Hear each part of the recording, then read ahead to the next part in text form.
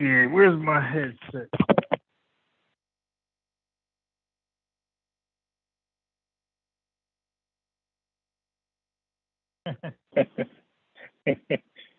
All right. Yeah, where's my headset? Oh shit.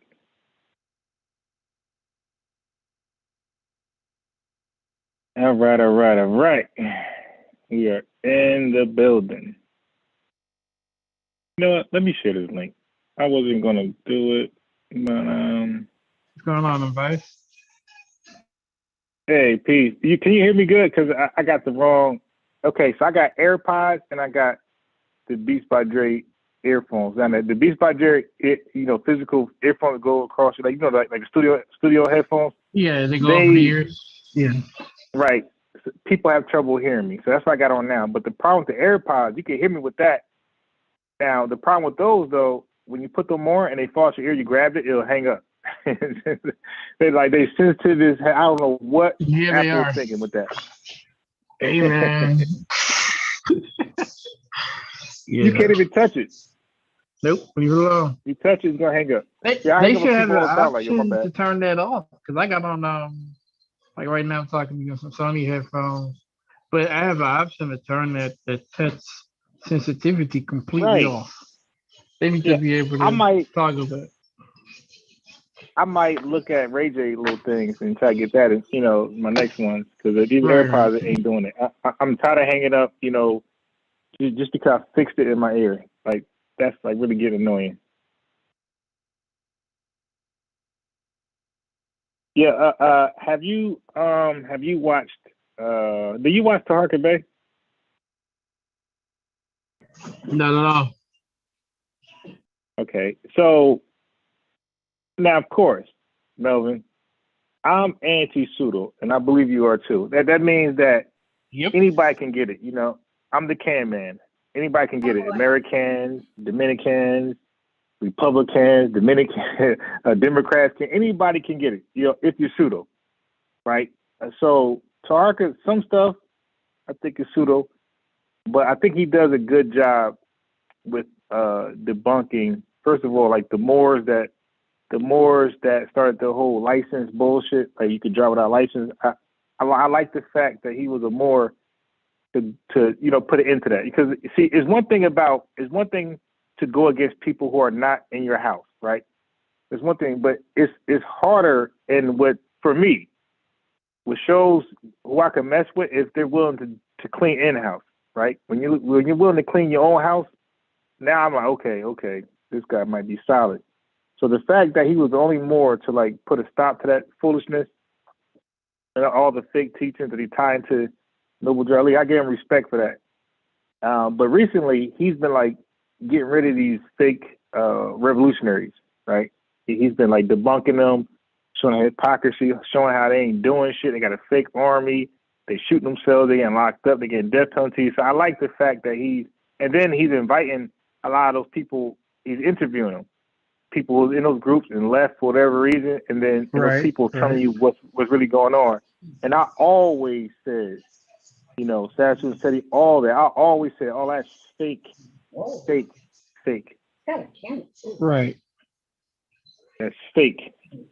All that fake. There's first of all, because I gotta. So you got fake racists, right? So Melvin, I got friends who are fake racists, meaning like in closed doors they'll talk about white folks to me, but they hate them. But Right, right. in public where I work, see, Melvin, I can't do that.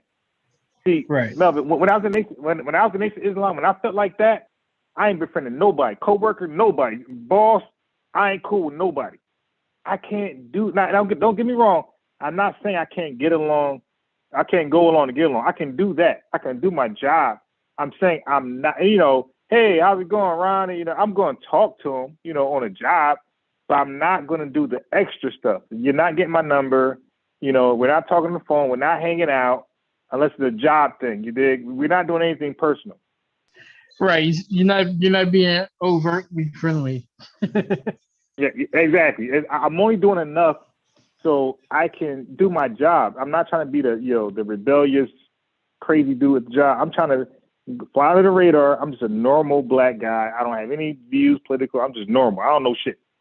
You dig? And that's how I do. So when they, and I'm going to be cordial, Melvin. I'm going to be cordial. I'm not going to be mean because I don't hate anybody. But I'm not going to be fake. If I believe the white man's the devil, I'm going to live by that. I'm not going to be a fake racist. So I got friends who are fake racists, and then I got friends who are fake revolutionaries.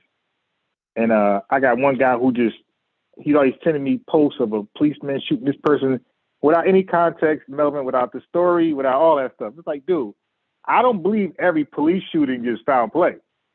I believe some of that shit is justified, you know, because people do attack cops. People shoot cops. So you can't just send me a regular link and have me all emotional. Melvin, I'm going to look into it. I'm going to follow the story, right? Gather the facts that's available.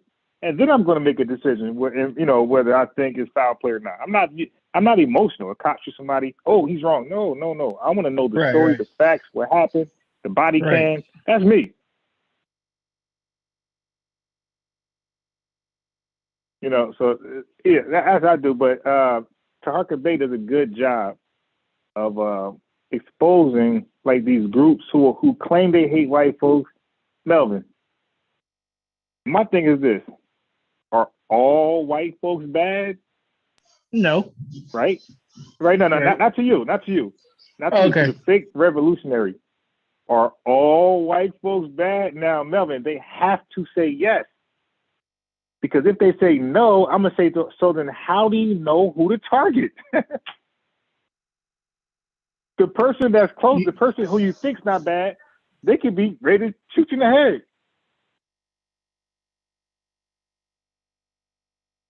Yeah, they assume that all of them are bad. So, yeah, they would have to say they're all bad. Yeah, but I had some that say no. So I'm like, wait a minute. So how do you discern who's bad, who's good? How do you vet that? And of course, it becomes silent, right? Yeah, because they don't have a vetting process. They just look at skin and say, hey, you know what? You're not looking like me. You don't look like me.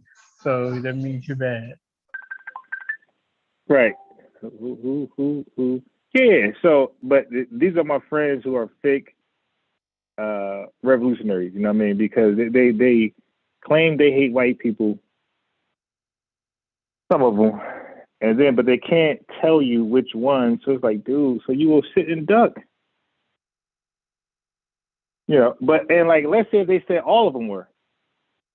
All right, let's go that way. How you winning that one? How are you winning?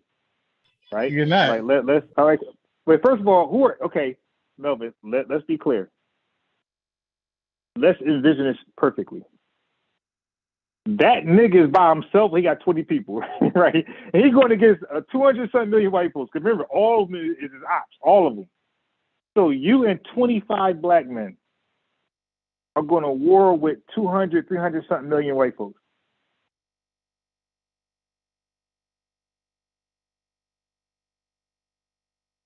And that'd be my problem with these guys. Like, dude, stop, man. Stop. Yeah, they be taking it too far, man. So these 20 people gonna do something Russia can't do, something China can't do. You know, 20 people with the most futile guns possible. You think ammunition bullshit, vest bullshit. They're gonna do something that no other country can do. Taliban can't do. These 20 niggas gonna do it. Like, bro, stop. Some vicious Sparta type shit. And, you know, but in their mind they believe this, but they'll never act on it. Now, Melvin, those mass shooters, the white people, those white mass shooters, they act on that shit. You know, when they believe something, okay, how crazy they are. When they believe something, don't they act on it? They go. It's them against the entire police department. Groups. They got groups that support their ideology, and although they may show up solo dolo, they you know, someone's convinced them to go all in on you know, that, but they do it. No, but they do it. They don't care about the odds. They don't care about living. They have a belief system. They believe they're right. They believe there's some ops out there who are detrimental to their well-being, and they go out there and they try to eliminate as much as possible.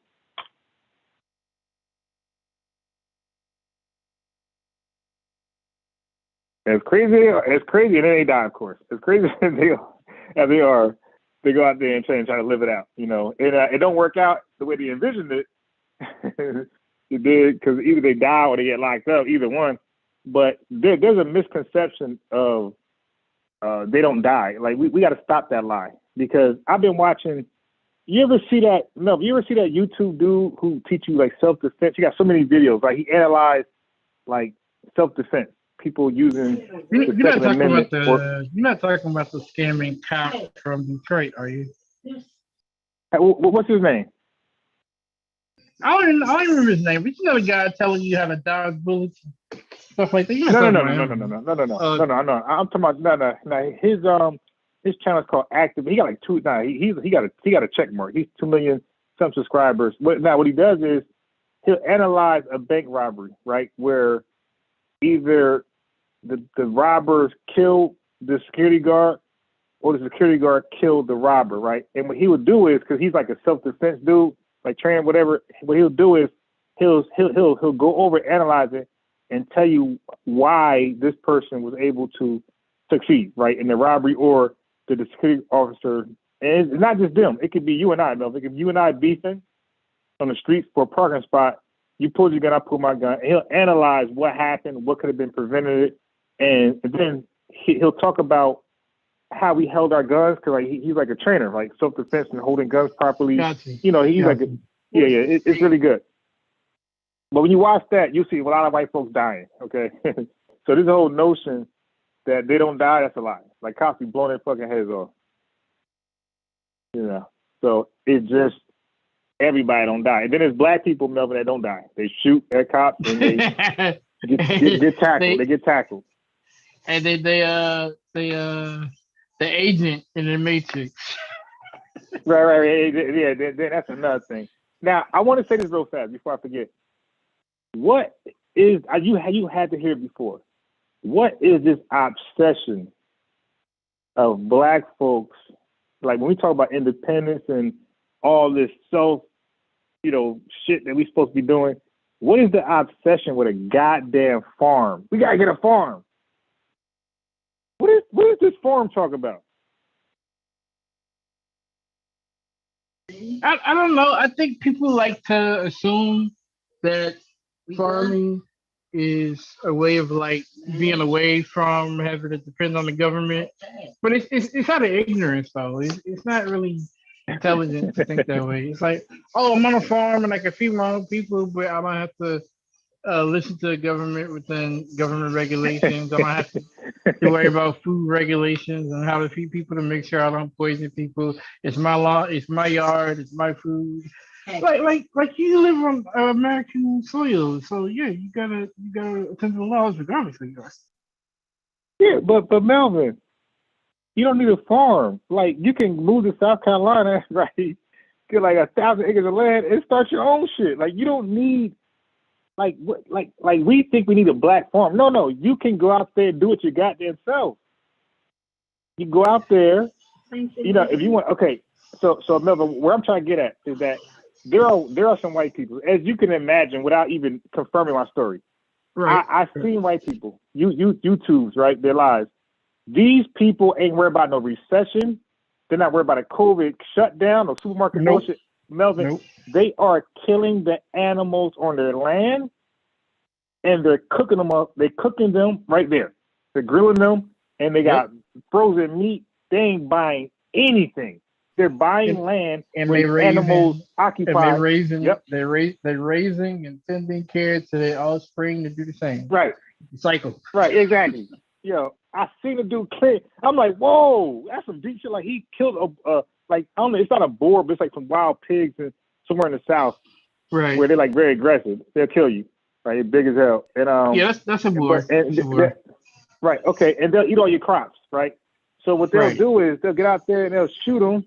A lot of coyotes try to eat them and things like that. And they'll shoot them, they'll kill them, they'll bring them in, and they will, fillet them, whatever, cook them, and they eat them.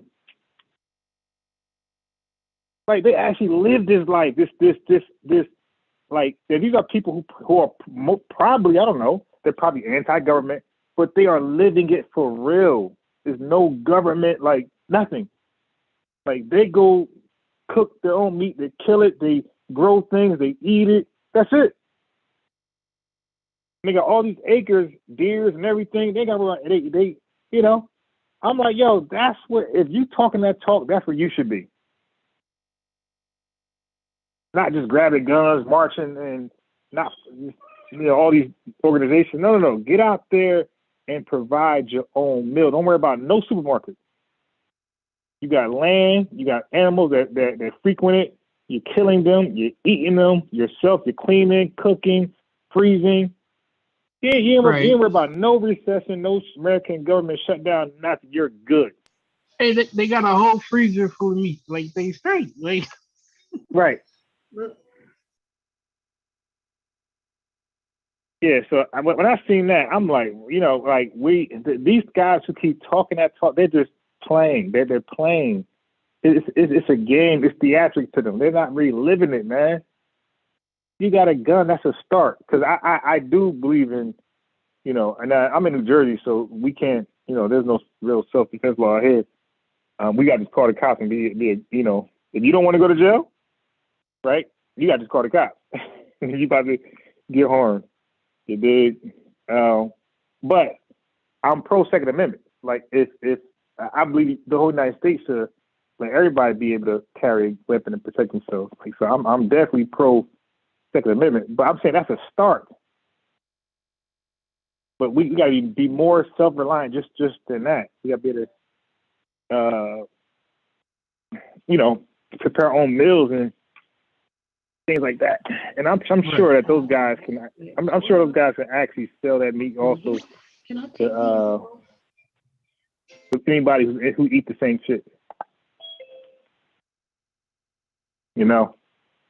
So I always thought they was like, because like you have the right wing and you have the alt right, and what I learned was the alt right is the extreme version of the right wing, right? They're extreme. They all black folks gotta die. Americans are doomed. Mexicans, they like a very extreme, and that's how I see black revolutionaries. I believe they're the extreme version of black people. And I believe the term was correct when they said black identity extremists. That's correct because they're very extreme and unrealistic in their ideologies. And they built actually nothing. No safe haven. So who just chimed in? I've seen that's name, Baruti. Yeah, he just chimed in. I didn't realize you gave me the co-host. So yeah. Yeah, I put it in the chat. Yeah, so that, if you want to chime in? Is it Baruti was his name? Doing? Hello? Peace. Yes, sir. Peace. How you doing? Doing good. I kind of caught in the middle of the conversation, so I'm just listening in. What's the topic really? Okay, so we got a bunch of topics. We're right now, I was talking about like real self-sufficiency. I was saying that you have people in this country who really live off their land. They're not begging. They're not collecting donations for a farm. They went and bought a house, maybe in South Carolina, because they got a lot of land out there. They went and bought a land and got acres for cheap because they know that certain animals frequent that land, right? And if it's on your property, you can kill it. And they kill these animals. They cook them. They freeze the meat. They do all that type of stuff. Self-sufficient. They're not worried about a government shutdown. They're not worried about supermarkets, COVID-19, none of that stuff, recession. They got meat stored in their freezers and everything else that they, for free, basically.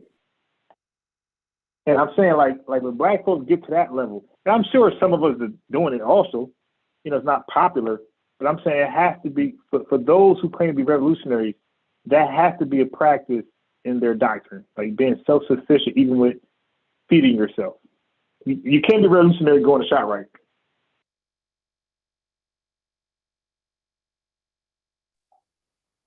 Oh, okay. Hey, Stu Pease just came in too as well, Unbiased. Yeah, yeah. So, brother, Baruti, his name is what? Baruti? yes. Yeah. Yeah, yeah. So you want to respond to that, you can, and then Stu Peace can chime in. Okay. I hear what you're saying. I don't know. I guess it depends on how you define revolutionary. You know what I mean? Because All right.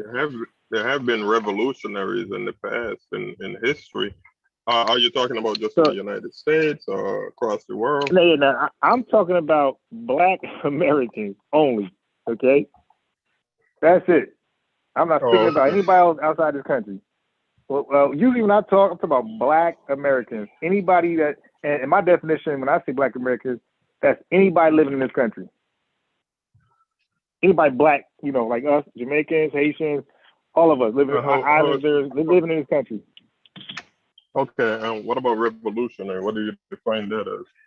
Okay, so what? Okay, so my definition of revolution. Well, I don't have the Webster dictionary, but I'm saying if you are somebody, well, my definition is a person who's bucking the system, is against the system, believes that the school system is foul and all that type of stuff. The meat is tainted, or there's some type of conspiracy with the fast food restaurants in the community. I'm saying somebody under that belief system falls under the revolutionary belief. Because so the revolutionary has a belief that's revolutionary as well. Because what are you revolting against? Like what got you unsettled? Oh, okay. And You know? it's interesting. I actually ran across someone on Instagram a few weeks ago called someone called Sovereign Off the Grid. I don't know if you ever heard of Oh that person. shit. Nah. And yeah, it's like someone who I think she used to live in New Jersey, and then she decided to basically live off the grid. Okay, I respect that because he's living his doctrine. Whatever. Yeah, it's actually a woman. Okay. And she basically packed her family up and moved to Jamaica. And I wouldn't say she 100% off the grid because she keeps posting on Instagram.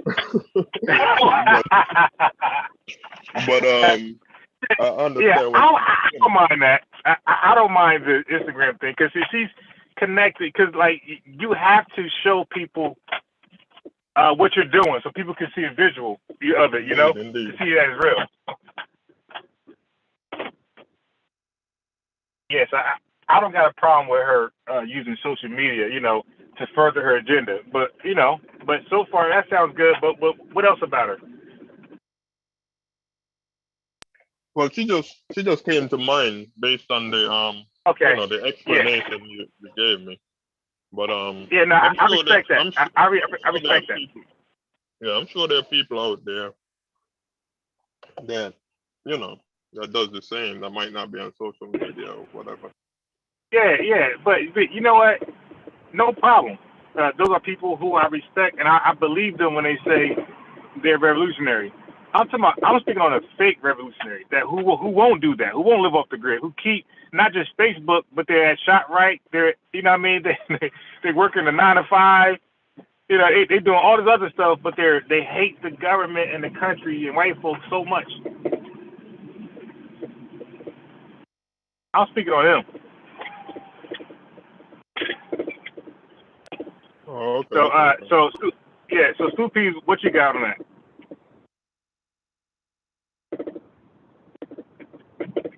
Stu Pease there? No. Yeah. So Baruti. So I was using Taharka Bay as a reference. I don't know if you ever heard of Taharka Bay.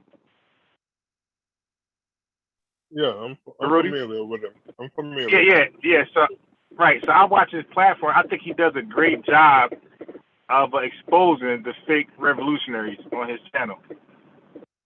And nobody else is doing that. So that's a great task for him. He found his lane. He's real good at that.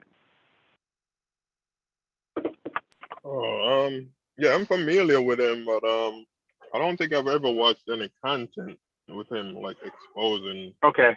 Revolutionary, but I've seen some of his stuff in the past. Yeah, he actually invite those members on his show. So he's not just lip talking and critiquing. He's actually inviting them on the show to have them speak for themselves. And certain questions he asks them, they really just don't have an answer for, and it's like embarrassing. It's like simple things. Go ahead. Yeah, so big up to everybody. Sorry about my delay. I'm still at work. I leave in like 25 minutes. But question, I Yeah. see you in terms like revolutionary and inside of the Americas. And when I'm using the term Americas, I'm referring to Africans in the diaspora. I'm talking about United States. I'm talking about Canada. I'm talking about Brazil. I want you to identify one black revolutionary group for me. Please identify one because you're using the term revolutionary. And I need you to identify a black revolutionary group. Can you identify one black revolutionary? No, one is a misnomer. Two. Identify two. All right, so I'm gonna name the Nation of Islam and the New Black Panther Party. Those are not revolutionary groups. The Nation of Islam is not a revolutionary group. Why not? The Nation of Islam is not a political group. The Nation of Islam is not talking about. Oh hell no, no. Their doctrine says come out of politics. But how are you supposed to be a revolutionary? A revolutionary is a political group. There's no such thing as a non-political revolutionary group. Explain that to me. How do we have a revolution without a political group? See, we definitely got to define revolutionary then, because yes, I think you can be revolutionary without being and not be political. Yeah, I think that's possible. No, you cannot be. Think about it. Let's think about it. Revolution is about change. Right? It's about developing policies. Complete constructive change. Policies to develop change. It's about unifying people in a group with similar ideologies. Okay, let's use the same example of Islam. You got the Nation of Islam, but you got Islam from 600 AD. Was that not when Muhammad and so forth pretty much took over and started an empire? Was that not revolutionary?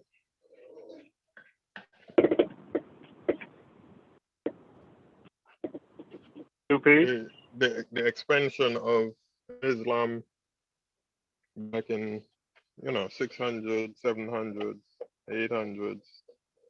That was revolutionary. Yeah, I think you mean like 70 AD. Yeah.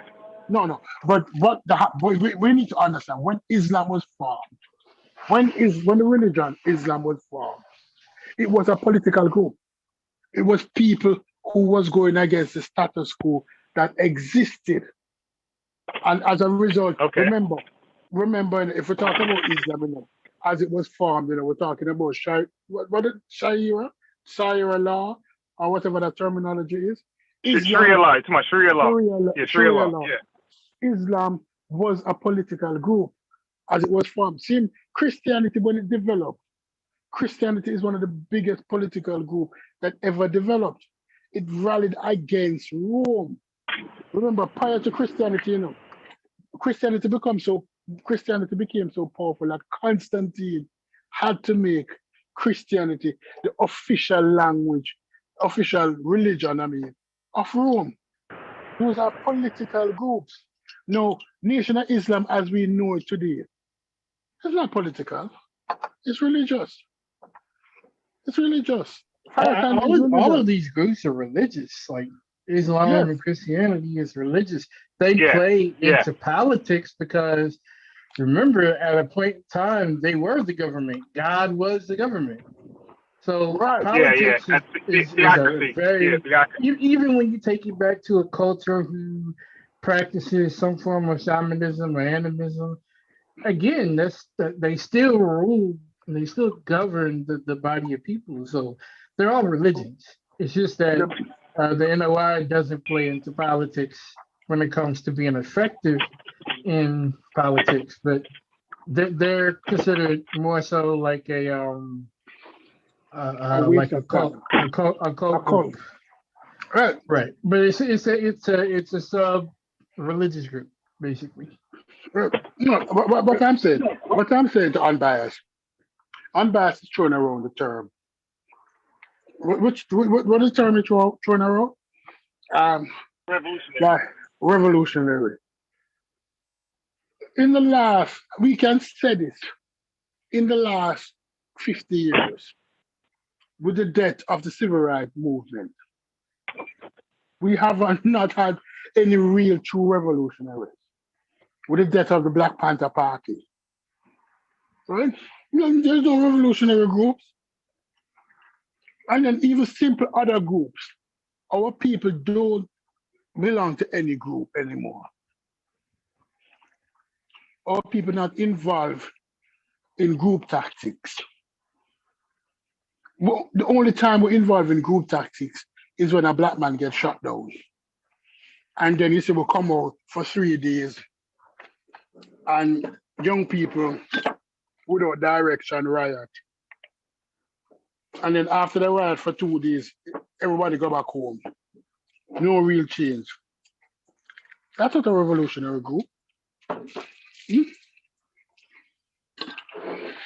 What direction? If all right, look at Tazariak. Those are not revolutionary. What the direction of But people? Stoopies, when you talk about Black Power movements being revolutionary, a lot of these organizations became revolutionary after somebody died. Look at the Panthers, for example. What happened with them? They went around pre-Malcolm, but when Malcolm got assassinated, they formed together. We've always responded to something that was done unjustly to us. We What, never what prepared for that. what have we responded to since the death of? Let's list off some names. Let's list off 10 names. I'm going to start with the first one. George Floyd, Abdiallo in New York, the one that the police shot 15 times reaching for his wallet. What about Sunday O'Neill, Castillo O'Neill? What about the young 6-year-old boy who was playing in the park and got shot down? What about this African now who got executed by this white police who his general approach showed a lack of training? Right? American police are the most equipped police in the world. Are the most equipped police in the world. When you go to other countries, the police might have a gun, but what kind of gun him have? Him have a 45, him have 6-shot revolver, and him have a baton. Right? And him not reaching for the gun the first thing. Him have him baton before him reach for the gun. The American police is the most equipped police in the world. Have you ever really looked at a police officer? Next time you see a police officer, look at it. Look at his equipment. Right, he has on a vest. Right? He has on this Batman utility belt. On that belt, he has pepper spray. He has a stun gun. He has a real gun. He has handcuff. He has so many equipment. In his car, some has dog, some have shotgun, some have AR-15. They have riot helmet. They're the most equipped police in the world. But yet still, when they fear for their life, the first thing they reach for is what? They reach for the gun. Somebody have a knife and you're reaching for the gun. Yeah. A bat. Somebody have a pee. Somebody has a young man have a thing picking up garbage and you reach for the gun. Yeah. But Stoopies, that speaks more to the psychosis of these particular officers being hired to, basically police cities that They're charged with policing. A lot of these people, because there's a shortage on police officers, and because black people don't police their own neighborhoods, and none of us volunteer or encourage our children to, when they grow up, to become police officers to protect our cities. You have people from outside of the city come in. You have people who are ex-military come in, and they Yeah. have this mindset where they have to have their hand on the trigger because that's how they survived wherever they were at. That's how they survived Yeah. Afghanistan. That's where they survived Germany or Cuba or wherever they've been stationed at. No, And that's their training. That but training you is been not no. no, real That's quick. Let me also let me finish. Let me yeah. finish. That training is not how you would train for home. That training is in a hostile environment. Home is not a hostile environment. Home is where your citizens are. You don't treat your citizens like hostile people in another country, in a foreign country. And that speaks to the training. That speaks to the psychological makeup of those particular individuals. For instance, in my city, the new police chief that came in about a year ago, first thing he did was he made sure all policemen, whether they were old or young, had psych evals. They get routine psych evals every 2 years. And he makes sure that they Okay. live in the city that they police. Again, this helps Wow, that was good. minimize, yeah, this helps try to minimize the amount of corruption and the ability for an officer to be quick with the trigger finger in a non-hostile situation. Most officers do not live in the city that they patrol. Yeah. Period. Right. Right. Yep. No, and guess what? I understand what you're saying because you said something earlier. You said police shortage. There's not a shortage of police in the United States. There's a matter of over policing in the United States. I don't know about that one. I, Yes, and I disagree. How many blacks are patrolling in their own neighborhoods? no, no, no, no. I'm How no, many no, blacks within a neighborhood are no, no, are no, volunteering to become no, no. police officers? You're talking two different things now. If you're saying that there's less representation of black police, I will understand. But if you're saying to me that there is an overall shortage of police, I will not agree with you on that.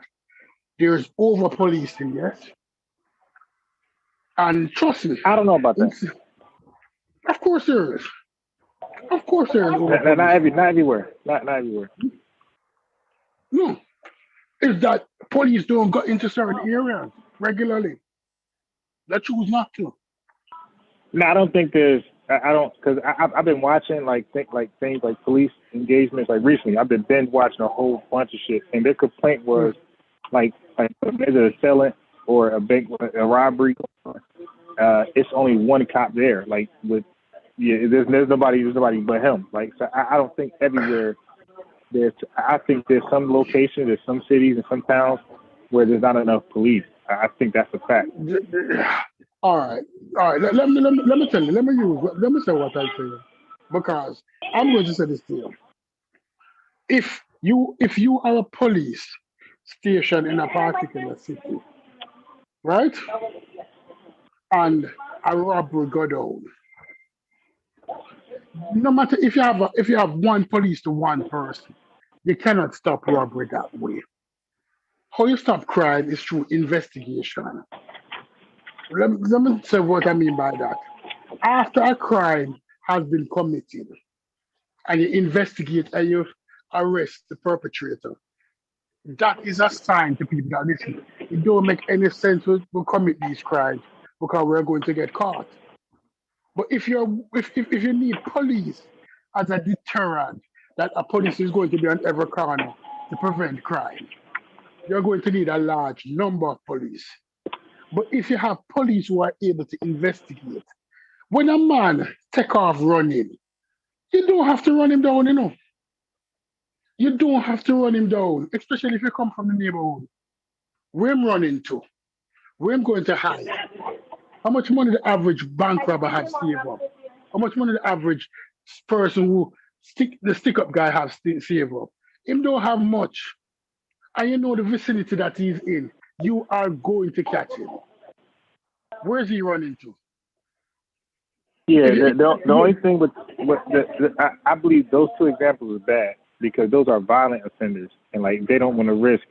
You know, when you're a violent offender, when you're armed like that, like you become desperate to escape. So any person telling, any person you believe is snitching on you, you'll probably use that gun to be free. So I'm with you with non-violent crime. No, even so-called violent crime. Any dude, most dudes just to become stick-up person. If a dude got into rob a 7-Eleven, you know that he doesn't have any money.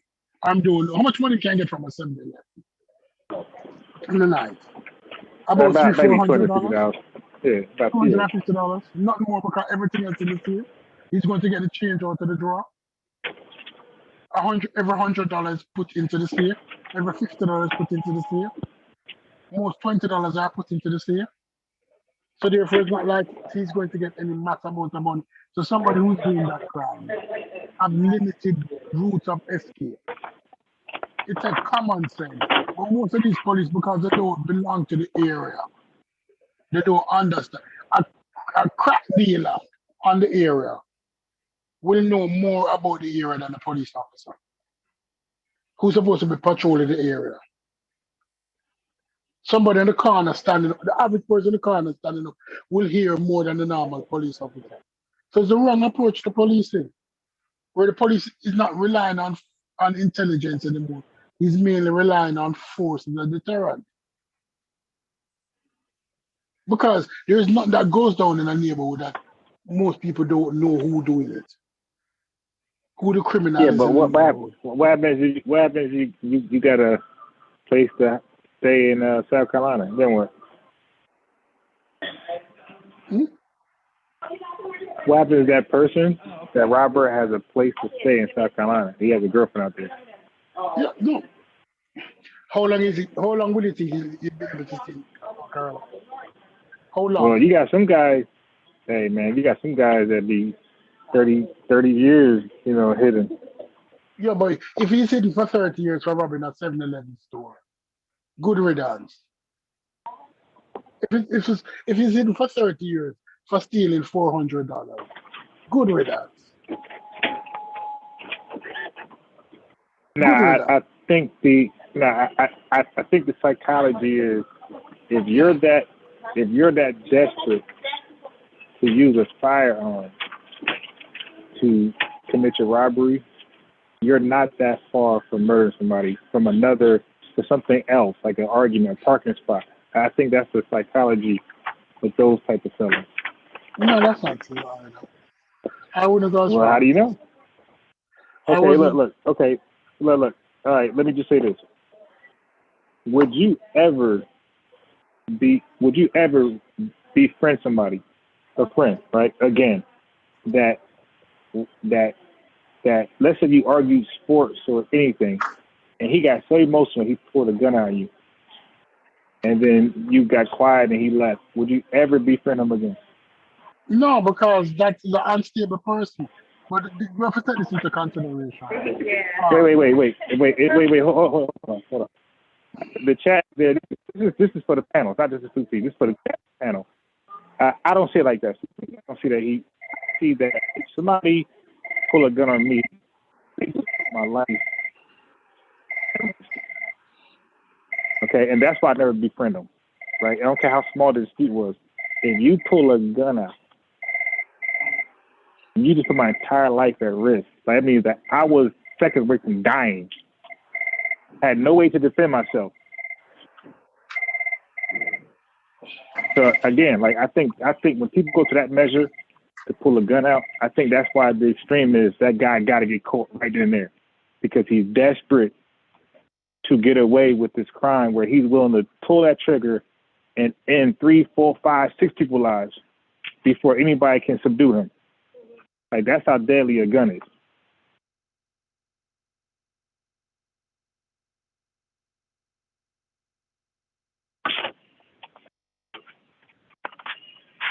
What do you think? I agree. I think a person that, for them to use a gun, for anyone to use a gun, um, especially if you aren't like a common killer or anything like that, serial killer, or even just someone who's been in the military who's used to firing off the gun. If you're just a civilian, um, a gun is like a last resort type of situation, but it comes with fear. Usually, Yeah. by the time you reach for a gun, you've lost all capacity to think you can defend yourself, and therefore you need something with enforcement to be able to do that. So Right. yeah, I think it's a psychological thing. Yeah, and that's why they feel like that person got to get off the streets immediately.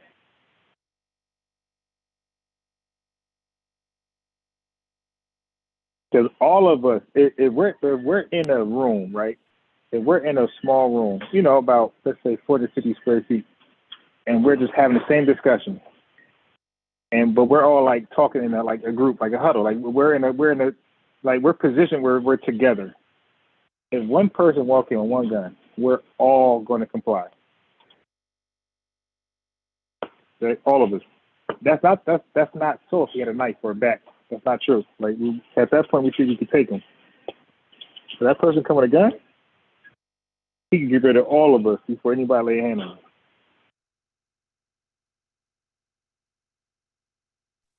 And that's why I approve, police officers that decide to draw a gun first when they should be focusing on de-escalating the situation.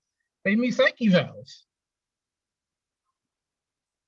Why can't you diffuse the situation, a non-hostile situation, without a gun? The gun is only for hostile situations. You taught that in the military. Yeah. So yeah, that's a psychological problem. Hey, super.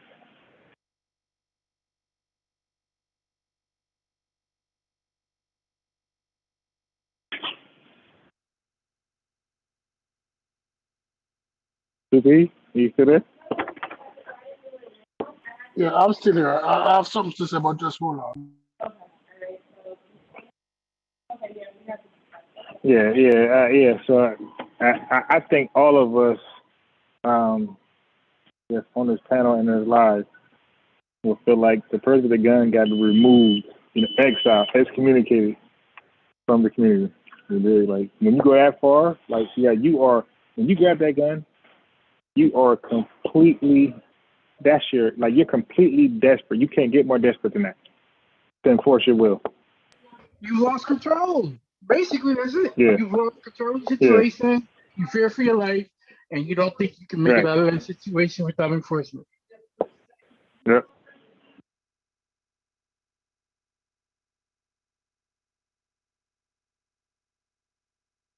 Yeah, and that's the problem with that tool.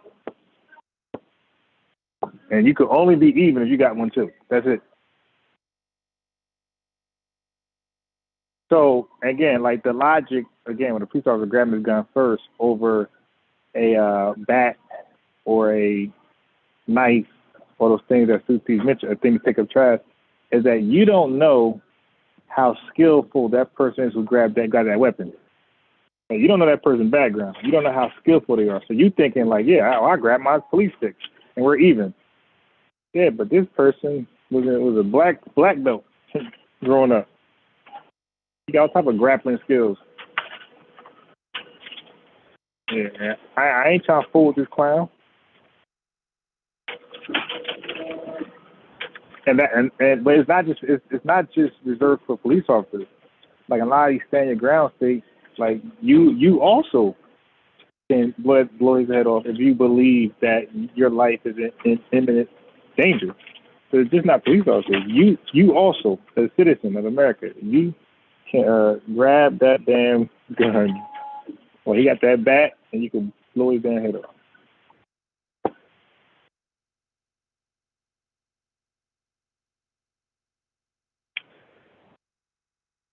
So that's an afforded right to most states that complies with the Second Amendment.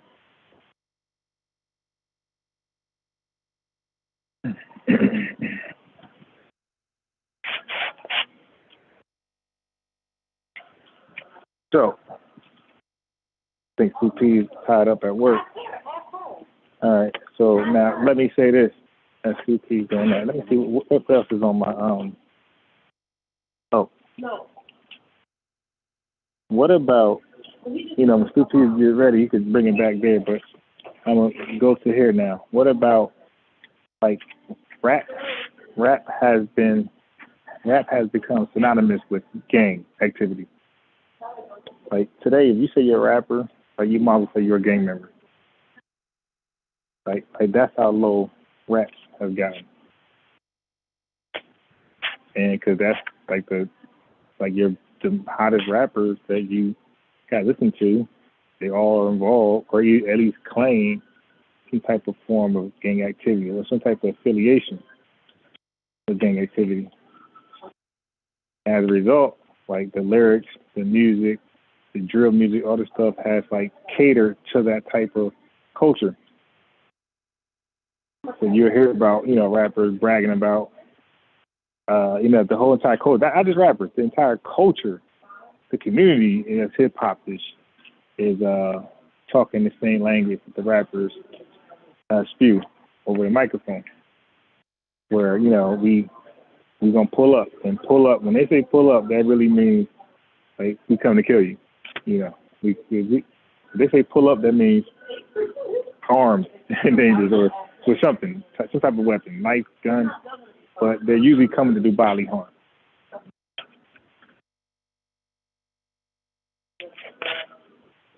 And so you can't even like a rapper nowadays. If you like one, he's in prison for something. And now the government throwing that RICO charge out there. Some guys predict this type of rap won't last. Well, I think academics said, based on this RICO stuff going on with these rappers, that this type of drill rap, this type of gangster rap, this type of gang rap won't last too long, because some of your best rappers be locked up. It's going to deter up and coming rappers. Well, it should. But it's really strange to see. It's really strange to see an A and B list rapper like Gunna and Young Thug out there allegedly actually hands on in criminal activity. That's not common. Rappers that reach that type of success normally leave the streets behind, and they go on their merry way with their nice house and white picket fence. So for an A-list, B-list rapper who's making millions, to still feel the necessity to get his hands dirty in the streets, the illegal activities, that's beyond me. That's I don't know, how to, rationalize that. And, what is the counter, and I don't know, counterintelligence, what's the counter to that? What are we doing other than letting it just flourish? What are we doing to counter that, to stop that, to influence kids? Nowadays, everybody rapping. Everybody is rapping. Okay.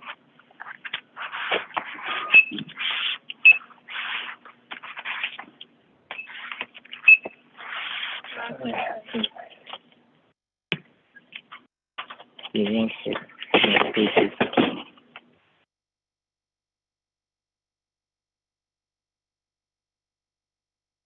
God damn it.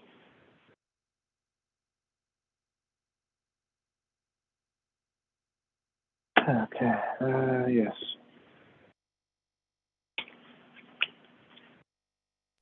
You guys still there? Yeah, I'm still here. I'm still here. I just something. waited 1 minute to Yeah. make a point. I'm over. Yeah, did you want to speak on that, Melvin? Yeah, I'm here. I'm just multitasking. I told you that earlier, so I'm still multitasking. Yeah.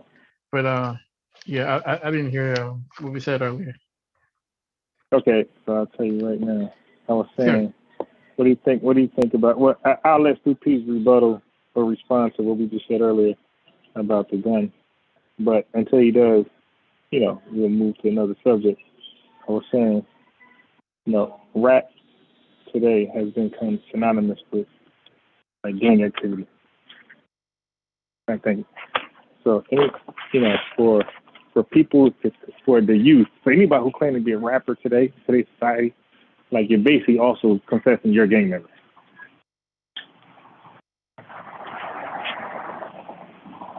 What do you think about that? Yeah, that's crazy.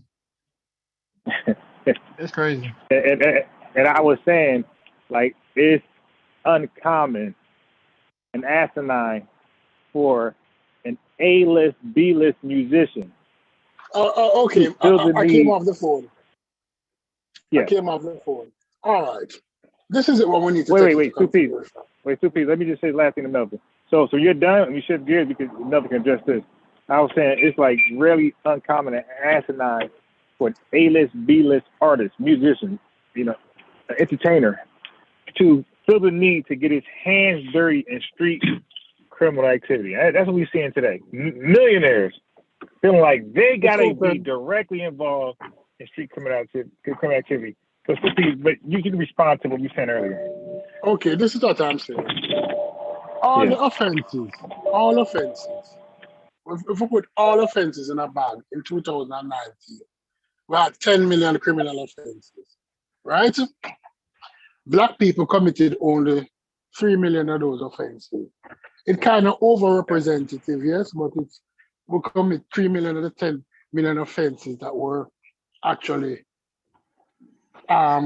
reported to the police, right? Some color under report. That's why sometimes our numbers might look high. But 3 million offenses. Out of those, 5,000 were murders, right? Murders are equal between black and white people. 5,000 black, 5,000 white. Right? But we must take into consideration that a lot of our murders happen because of gang warfare and drug dealing. It's not normal 9 to 5 square people most of the time getting caught up in these murders. Most of these murders are gang affiliated. Right? We need to take that into consideration. If you look at it, our problem might look higher because our problems are more identifiable. Right? So 5,000 black people killed each other last year with murders. But at the same time, 140,000 white people died from fentanyl overdose. Or 70,000 for a good year. Between 70,000 and 140,000 white people died from fentanyl overdose. But it appears that we're going to send 5,000 police into black neighborhoods to police black people. When if you look at it, when compared to the fentanyl deaths, it's minuscule, 5,000 to 140,000. I'm not saying a life is not important. This is what I am saying. I am saying that sometimes it appears that things look bigger than they actually are. Things look bigger than they actually are. It's not our problem in our community. It's not really the crime, It's the drugs and the gangs. If we can't clean up that, it might not appear that we have such a significant problem. Right? Because if you look down the line, we're not killing no more than anybody else. And who we're killing? Who died? Who died? I'm not saying that 1 or 2 9-to-5ers don't die, But most people who die in our neighborhood, it's people who want to live their life. People who glamorize the gang life. Like the rappers who come from the streets, who want to glamorize gang living. They're the ones who are dying. I am not going to say we don't have a problem. We have a problem, but Yeah, it's but not as significant as it looks. And it don't warrant police treating us that way. yeah. No, it does though, No, because it doesn't. It doesn't. look, look, Because look. I'll tell you why. I'll tell you why. why? Now, recently, the people, at least in the news, like at Mm. least in the news, the latest rappers dying. Like these guys been caught by themselves. But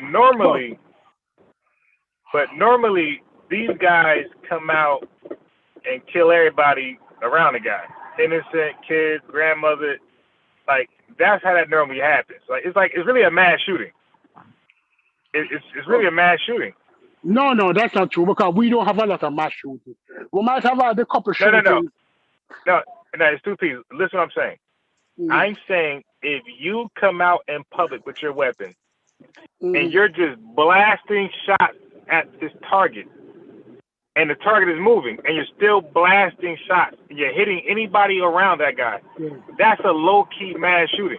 Yeah, but how many times that happened? How many times That's that all happened? time. Shit, that's normal in like black society. It's just that people are not around. Fortunately, a lot of times when they decided to do their little mass shooting, because don't forget, like these people are looking for a target. Like a mass shooter is not. A mass shooter is looking at a crowd.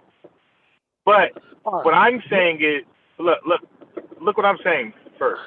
What I'm saying is that what I call mass shooters, these mass shooters are fortunate that a lot of times when they want to do their shooting, that the crowd is usually in the house. Okay?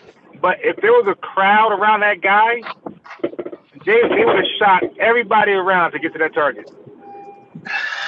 Yeah, but all right. This is what I am saying. Because I like to make myself clear. Because I don't want people to misinterpret me. Right? When you have gangland shooting and they go to another territory and you have people who group up and they shoot into that crowd, most of the time people who get hit is gang related. They're not going to. They're not going to grandma's house who don't have anybody who mix up and shoot up that house. They're not shooting up the church lady house, right? Whose house are shooting up most of the time? People who are affiliated. People who are affiliated. In every gang community, a lot of it's not everybody live in Compton. Is gang related. The gangsters know who the 95ers are and who in the game. 95ers don't get gunned down. Nobody don't go after 95ers. 95ers understand that, listen, certain places are out of bound. I go to work and I go home.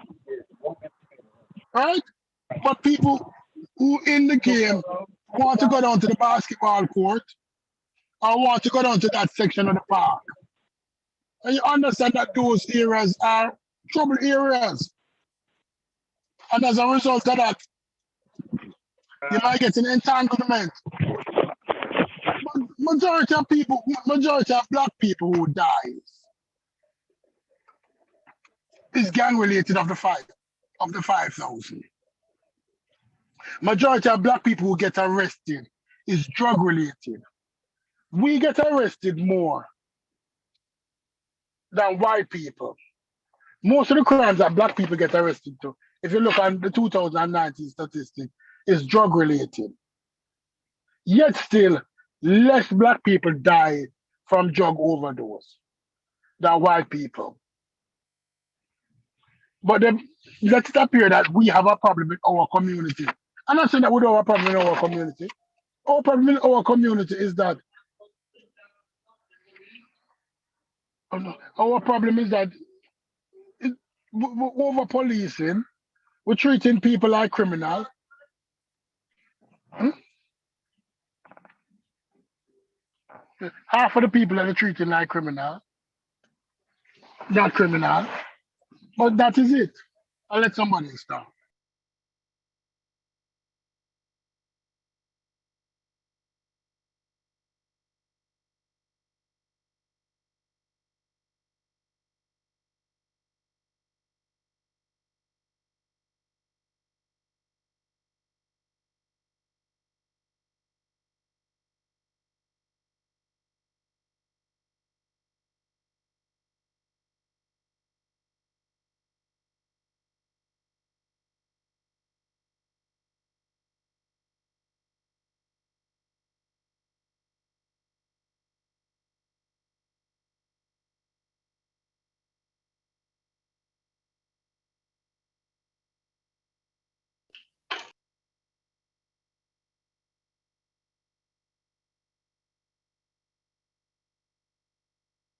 where did 2Ps go?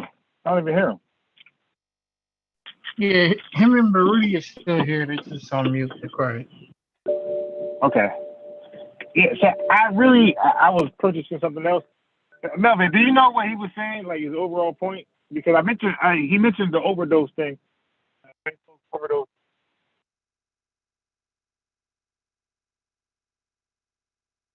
Do you know? No, I don't know. Okay.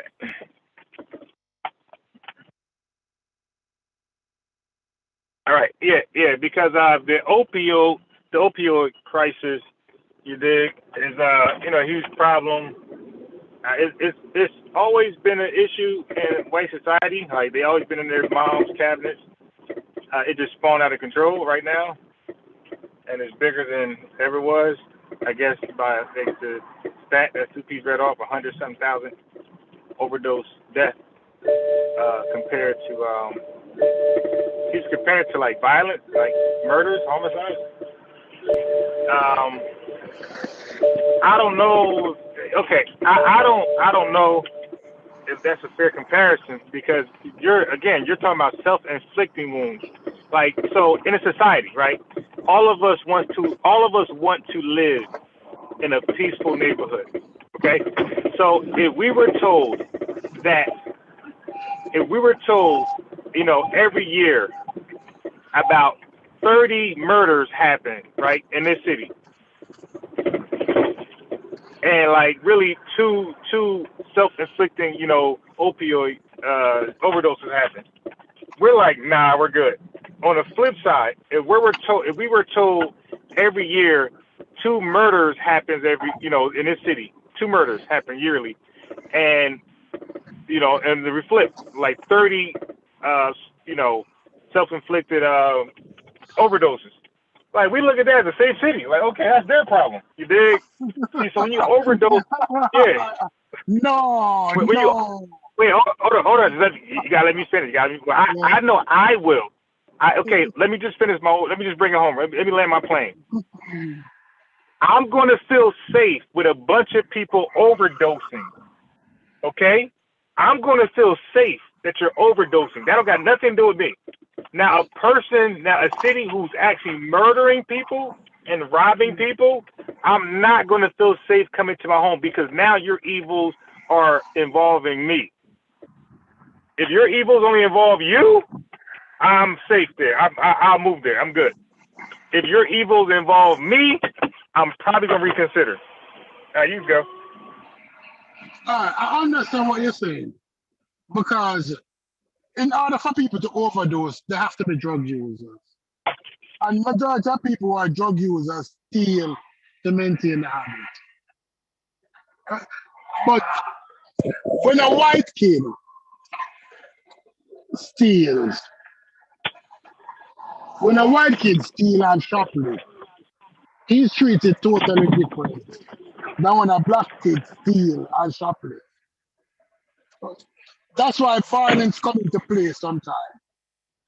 If I know that if I steal, if I rob you, and the police catch me, all this going to happen is that I'm going to get a slap on my wrist. I'm going to get a slap on my wrist. I'm going to tell, do not do this. My parents come, they pay for the shit, and I go home. No marks on my record. I'm good to go. I'm going to react differently with interaction with the police. But if I shoplift, and when the police come, I am carted off to jail. My interaction with the police is going to be totally different. So once the police start coming, I'm going to think about getting away. And it might result in physical altercation with the police. It is unfair, but that is how sometimes it starts. When somebody have a expired license and then get out the car and start running with an expired license, and the police saying that he's resisting arrest, and he ran away from him and he shot him in the back 3-4 times. You realize the different expectation. Because the young man in the car realized that, listen, I am going to be treated differently by the police during the interaction. A white dude with weed don't have anything to worry about. Because 90% of the time, the police is going to take the weed from him and throw it away. A black dude with weed, he has to run because 90% of the time, he's going to jail. And that is what I call over-policing. It is not fair. The interaction is not fair, and it causes different results. If a white dude was acting like that black African dude the other day, he would not have gotten shot in his head. Guaranteed, he would not have gotten shot because he showed that he was totally unarmed. He did not have anything. His clothes lifted up. He had on his underpants. He did not have any weapons.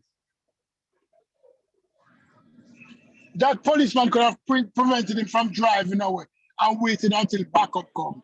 He was not strong enough to take down the man by himself, physically. He was not physically strong enough to take down this little 5'8" dude by himself. All right, so Supi, let me ask you this. Why would the white police officer take the marijuana or whatever drug, fentanyl, from the white person and throw it away, crush it, throw it in the sewage rather than lock them up? Why do you think they would do that? Because it has to do how you see people. How you see people.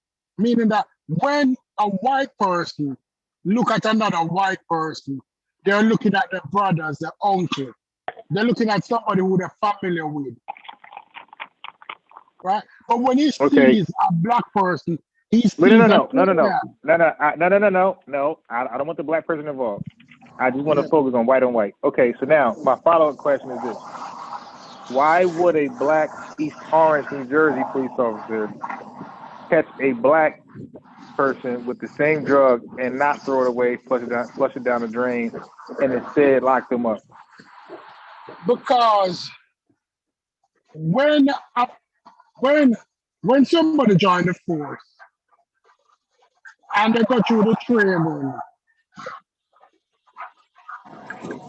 the identity is stripped away from them. They become part of the unit. They start thinking like the unit. They start acting like the unit. No, wait, hold on. Hold on 1 second. My brother. Wait, what state you live in? What state you I live in Florida. Okay. Yeah, you're speaking as a Floridian, right? I live in New Jersey. Okay. We have a lot of Nation of Islam police officers out here. Okay.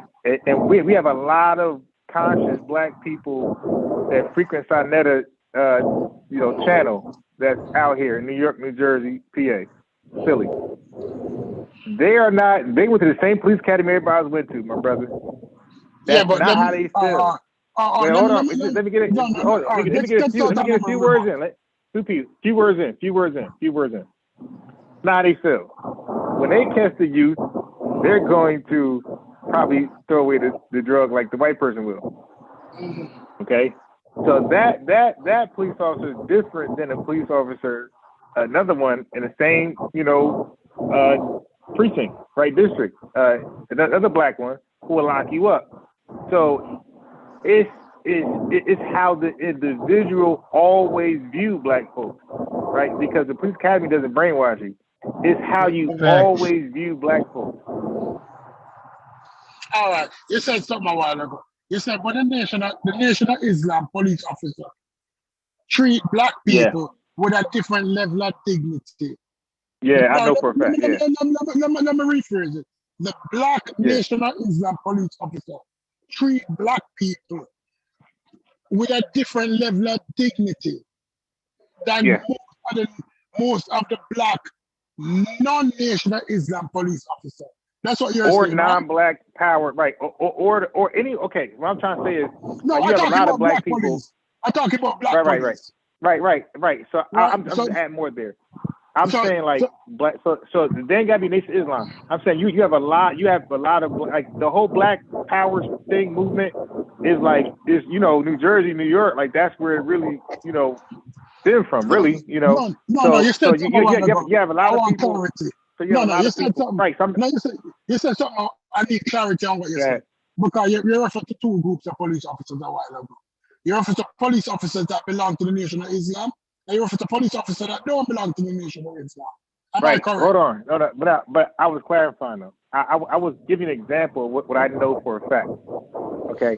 So, but I was also saying there's other police officers who have a strong affiliation with, like, the conscious movement. Dr. Ben, you know, they're not next to Islam, but they kind of ride with the conscious community. Yeah. Yeah, but all right. So therefore, you're saying that conscious, and we're using conscious as an umbrella term.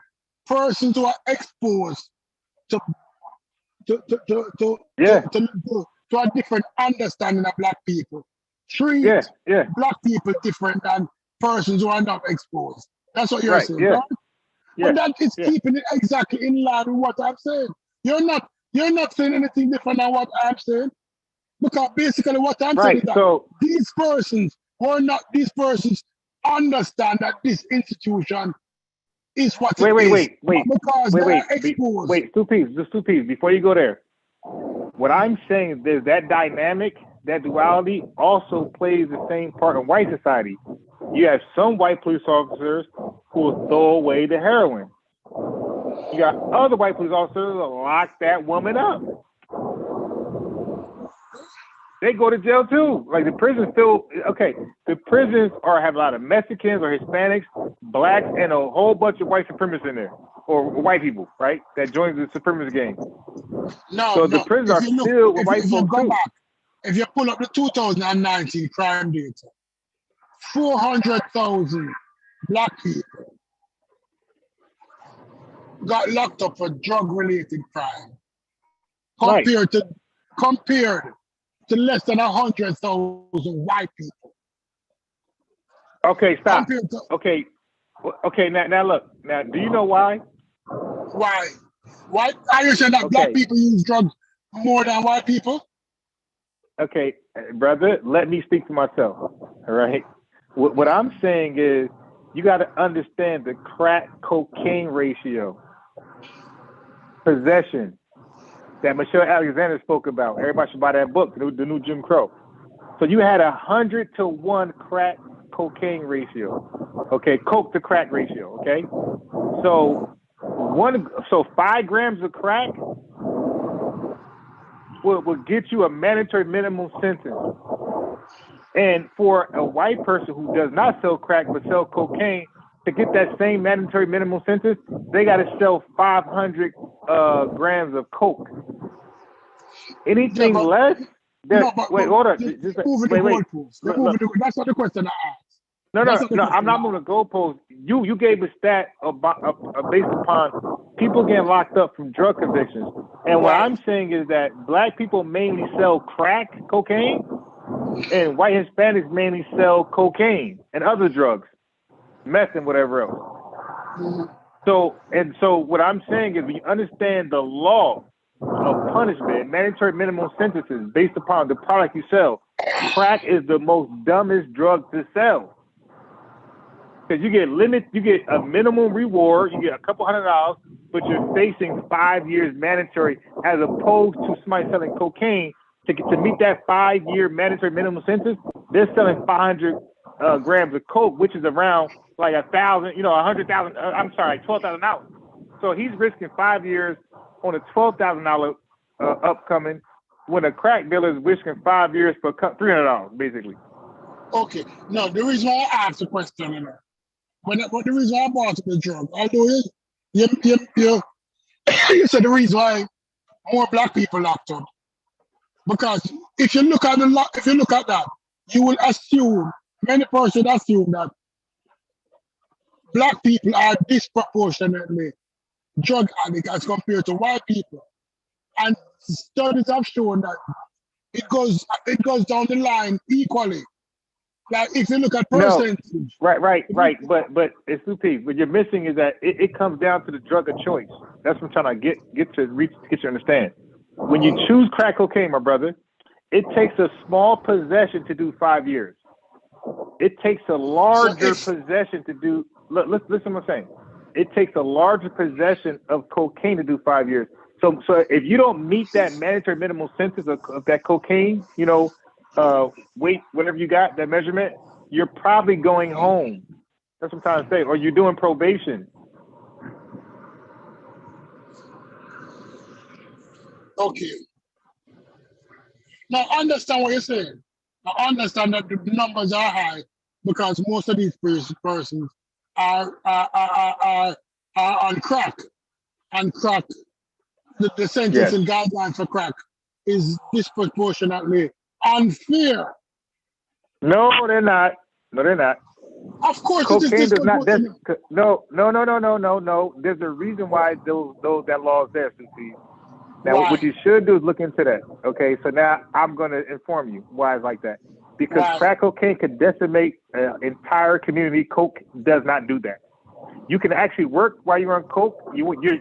Those neighborhoods are not going to be gang shooting each other, stealing, leaving their babies, selling their babies for cocaine.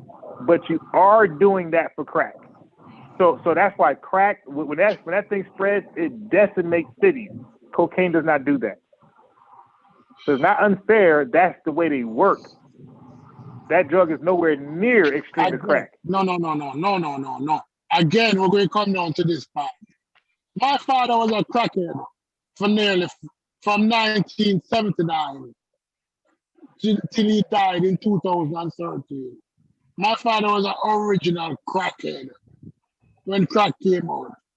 And he worked all his life. And he had an awful crack habit. I speak that all the time. I say it all the time. My father was a crackhead. Right? That is a misnomer. You have functional drug addict everywhere. Wait, hold on, my brother. Now, don't forget. Can I chime in a little bit, man? Yeah, but let me throw this little footnote first. Our panel go ahead. and the guests and the live viewers are listening.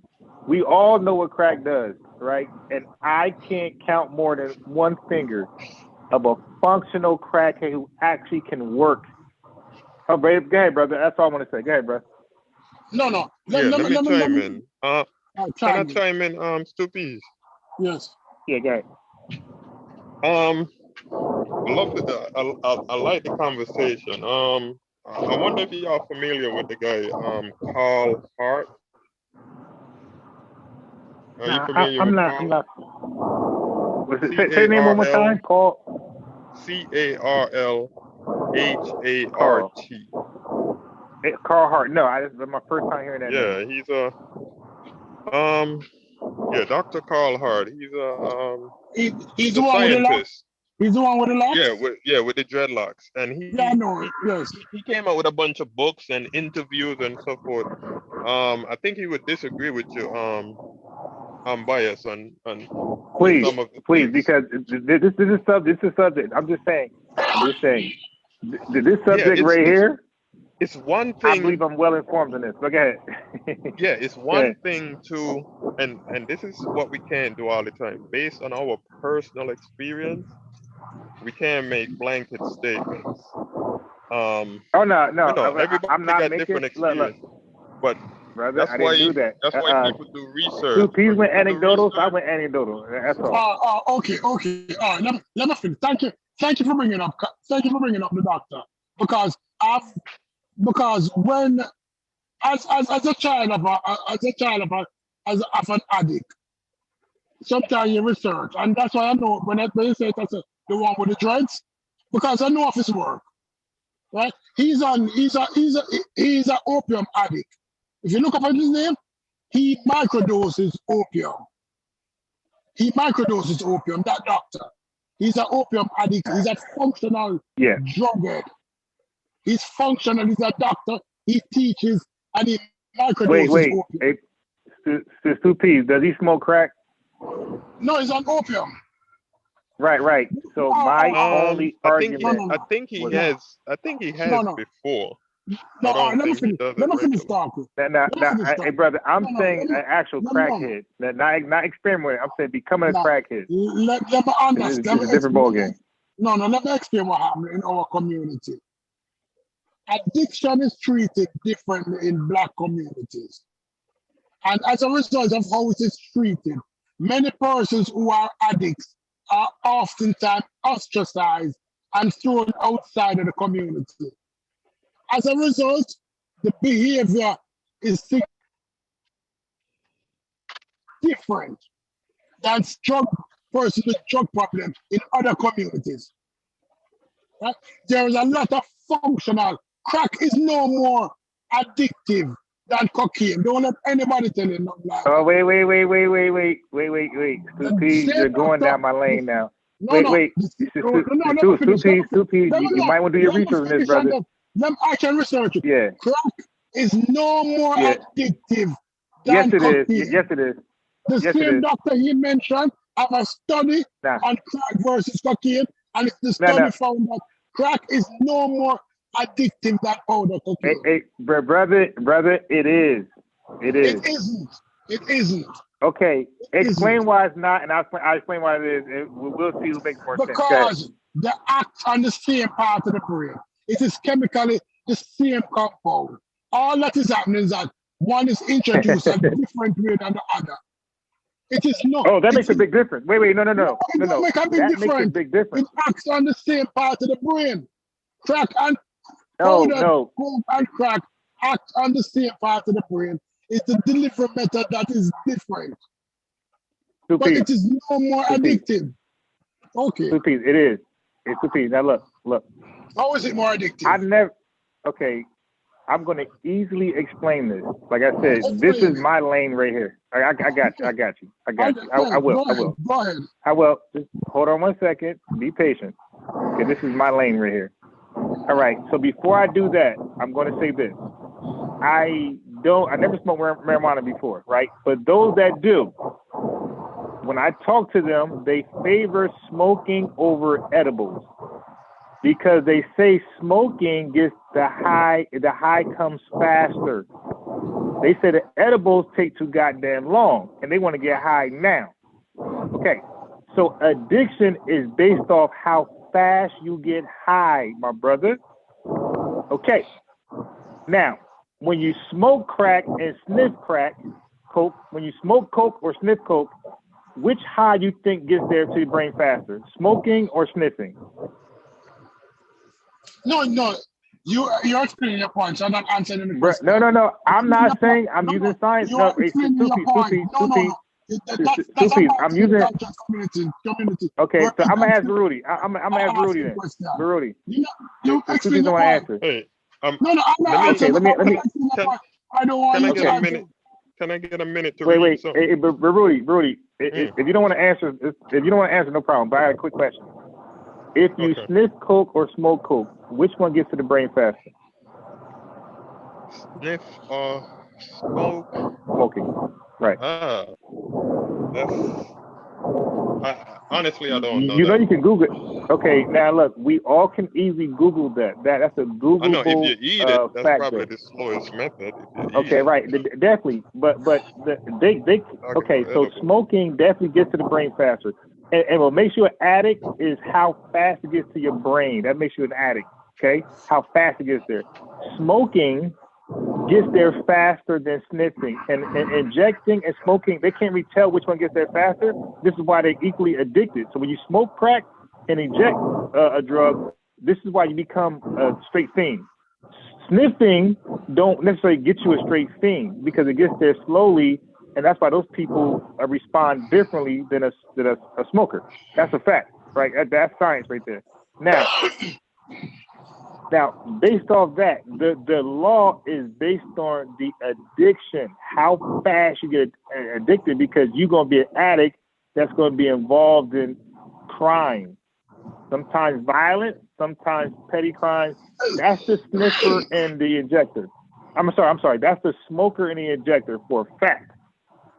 The sniffer, it gets there slower. Therefore, because think about it, like there's no really rehab for a person who sniff coke. There's no really rehab for that person. Can I say something? Wait, for 1 minute? let Rudy go first. Let the man go first. Let Baruti, wait, no. Let Baruti go first. And 2P's your second, and then after you go, I'm gonna go, and I'm going to stop freestyling. I'm gonna bring up my information. It's on my computer right now. So Baruti, go ahead. I just want to read something. I just want to read Yeah. something. It'll take like 60 seconds. Yeah. I'm reading off of Dr. Carl Hart's blog website. Let me see. 1 second. Give me 1 second. He said, over the past 14 years, I have given thousands of doses of crack cocaine to people. I do this as part of my research to understand how the drug affects the brain, behavior, and physiology. My findings are published in some of the most prestigious scientific journals, but rarely are they included in public policy discussions about whether we should eliminate the different penalties for powder and crack cocaine. Without these data, we run the risk of making policy decisions based on anecdote and misinformation, which in this case led to egregious racial discrimination. The human cost of this mistake is incalculable, as hundreds of thousands of men and women, including my own family members, languish in prison as a result. I'm gonna scroll down to that part where you guys were talking about. Yeah. He says, so why isn't there real progress? From a scientific perspective, any sentencing disparity for crack and powder cocaine makes no sense. Based on my studies with all forms of cocaine, there are no pharmacological differences between crack and powder cocaine to justify the differential treatment under the law. Both forms of cocaine produce identical effects. These effects are predictable. That is to say, as the dose is increased, so are the effects, whether they are blood pressure or heart rate or subjective high and addictive potential. The way the drug is taken differs based on its form. However, crack is smoked, whereas powder is swallowed, snorted, or injected. More intense effects are observed when the drug is smoked or injected. Told you. But the drug itself remains the same. To punish I have no argument with that. But you last BC, he agreed with me. He agreed with me. The last sentence. He agreed with me.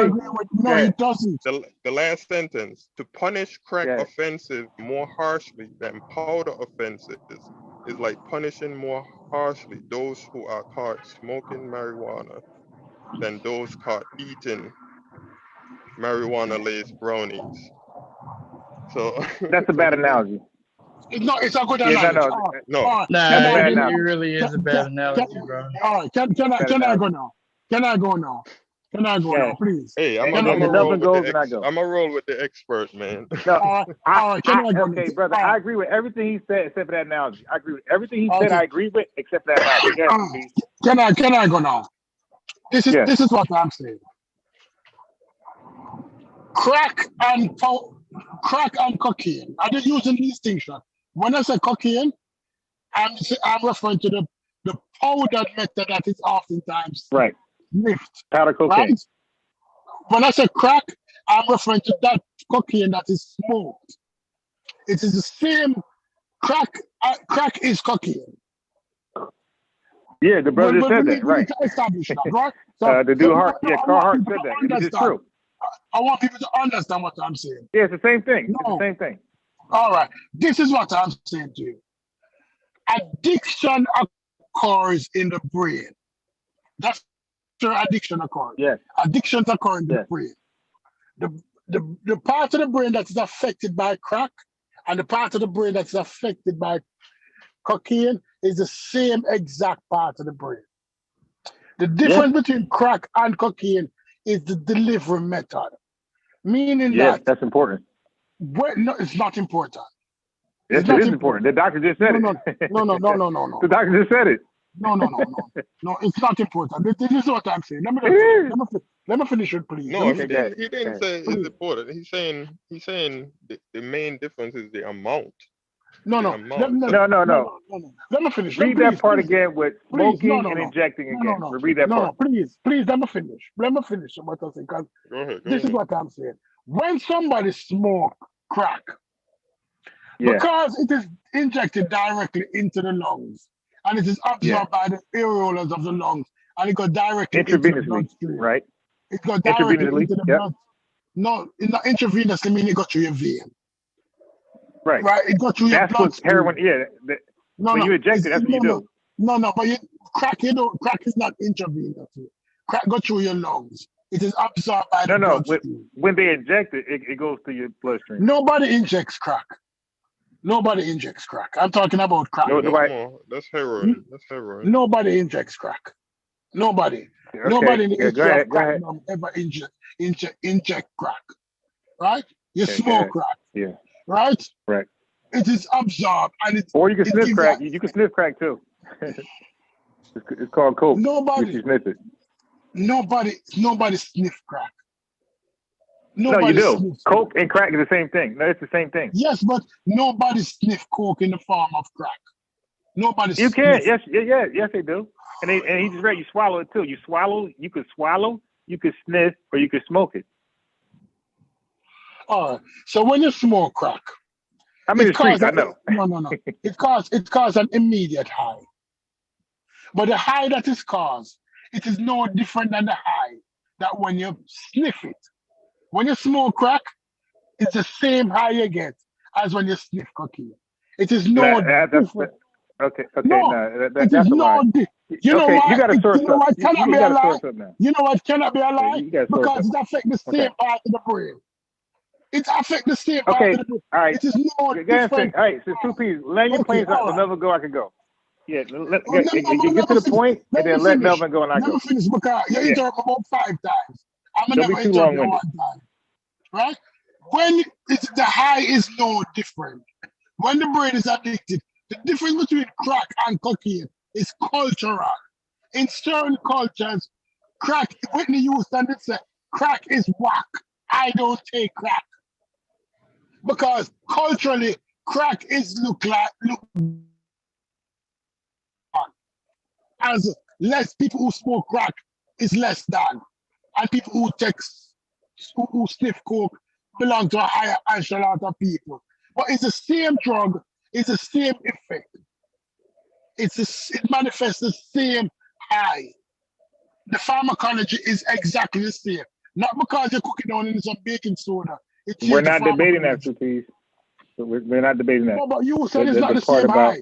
You said it's not the same high. Hey, brother, it's 2Ps. What you got to do is like the brothers did, Baruti. Baruti read something, he landed his plane. What you got to do is land your plane so Melvin can respond and I can go. I'm using his source. Read the source and realize it's the same. Can I read something else? Read it, brother. Read it. The next paragraph after that, it says, not only have I learned valuable information about cocaine itself, but I have also learned that much of what we think we know about crack cocaine users is wrong. A common misconception is that virtually all users of the drug are addicted. This is simply inaccurate. The overwhelming majority of users use the drug without problems. This is not to condone cocaine use or encourage illegal activity. I am simply stating the facts. Another persistent stereotype is that most crack cocaine users are impulsive, focused on getting another hit of the drug. Demanding schedules are imposed on research participants in my studies. They are required to do considerable planning, inhibit behaviors that may be inconsistent with meeting study schedule requirements, and delay immediate gratification. Most meet these demands with no problems. So basically, he's going based on his functional study participants. Right. Yeah. Wait. It's 2Ps and Baruti. Yeah, I can't be Jada Kiss and Styles P. We got to talk. Now, the chat, apologize because you said nobody's swallowing crack. Go look at my screen. All right. Now, you're not going to source up on you. Come on, guys. You know better than that. Melvin, now, the chat, well, you guys are saying nobody swallows crack. Okay, look at my screen. to get high. Okay, no. You know, Don't. Okay, who you know snorting crack to get high. Stupies. Don't base a scientific fact on my limited experience on drug addicts. Don't do that. Let's go with the experts. Some probably do. Some probably do. Right. Yeah. So we're not gonna do that. We're not gonna base it off what unbiased sports knows. Because in that case, everybody's wrong. All right. Because I don't know a lot. But Melvin, you want to go before I read my stuff? Wait, no. Stupies. We got to. You know, land the plane and share the microphone. Melvin, go ahead. Did you want to add anything, Melvin? If not, then I'm going to read what I got. Okay. So I'm at drugpolicy.org, okay? What is the difference between cocaine and crack? There are no pharmacological differences between powder cocaine and crack cocaine. That's what the doctor said. I said that. This means that, but here's where you're going to be wrong at, because let me ask you a question. Does the high last longer for sniffing coke, sniffing crack, sniffing coke, or smoking crack? Or which high lasts longer, Stupies and Brody? Do you know? Did the doctor explain that one? Which one lasts longer? The high sniffing coke high will last longer than smoking crack. Wait, hey, brother, I'm asking a direct question, right? Sniffing coke will last longer. Okay. So, you said sniffing coke. Okay, good. So that's the problem. When your high lasts longer, you're not looking for it again. If your high doesn't last long, you're looking for it again and again and again. It means you're out there. That's wrong. You're a wrong. worse addict. Okay. No. Okay, cool. You know why you're wrong? Okay, wait, no. No. Stupid. It's my turn, Stupid. It's my turn. So now I'm going to read my source, because you didn't read the source. The brother read the source. Brody read the source. I'm reading the source. You didn't read the source. So I'm reading something that I didn't make up. The brother read something he didn't make up. You just going off Stupies right now. Okay, so you're the expert. But what is the difference between cocaine and crack? Quick? Wait. Let me just get this off first, because I'm going to back up what I'm saying. And then if I'm wrong, give me something to say I'm wrong. If you can't do that, then I'm right. That's how that works. It's called sourcing up. What is the difference between cocaine and crack? There are no pharmacological differences between powder cocaine and crack cocaine. This means that chemically, they are nearly identical and hence produce similar results. However, there is a difference in the way that drugs are taken. Powder cocaine is snorted, injected, or swallowed. It goes swallow again, while crack cocaine is smoked. Thus, crack cocaine tend to be cheaper, faster acting, and the high lasts for a shorter period of time comparing to inhaling powder cocaine. How quickly, now look, here's the key last sentence. How quickly the effects are felt differs based on how it's taken, as do the ways in which the associated harms can be reduced. So when your high is not there, where does he say that's a solar crack? Again. Where does it say that's a solar crack? In what you read a while ago? No, you read something. You read something. Look at my screen. Look at the screen. Look at the screen, Stupies. Look at the screen. I'm sharing my screen. And you know what the website is? Look at the website. Very credible. It's NIH. Okay? So I know how to source up. Like I said, this is my lane. Can I ask a question? So anyway, let him finish. And then we'll go. Based I'm done. Based on what you just read. Yeah. Based on what you read, are you saying that gives justification for the difference in sentencing? Because a high is real. No, don't go there, sir. Please, no. Please don't go there. That don't make sense. Don't go there, sir. Don't go there, sir. Can I make sense for you? No, makes sense for me. Let me rebut him. You ready? Please. No, you say finish. You say finish. Let me rebut. All right, go ahead. Rebut. Ready now. The reason why the crack high is shorter than the snorting high. Oh, shit. No. This is it. When somebody snorts cocaine, the purity of the cocaine is oftentimes higher than the amount of cocaine in crack. Let's put it, because if you were supposed to make crack with the amount of cocaine that an individual snort at one go, you would have a significant amount of crack. Because the highs are the same. The volume of cocaine in crack is not enough to sustain a long high as the cocaine that you snort. That is why people who smoke crack have a shorter high than people who sniff cocaine. Because when you sniff cocaine, you sniff a larger volume of pure cocaine. When you smoke crack, you're smoking a small volume of crack with baking soda and other shit in it.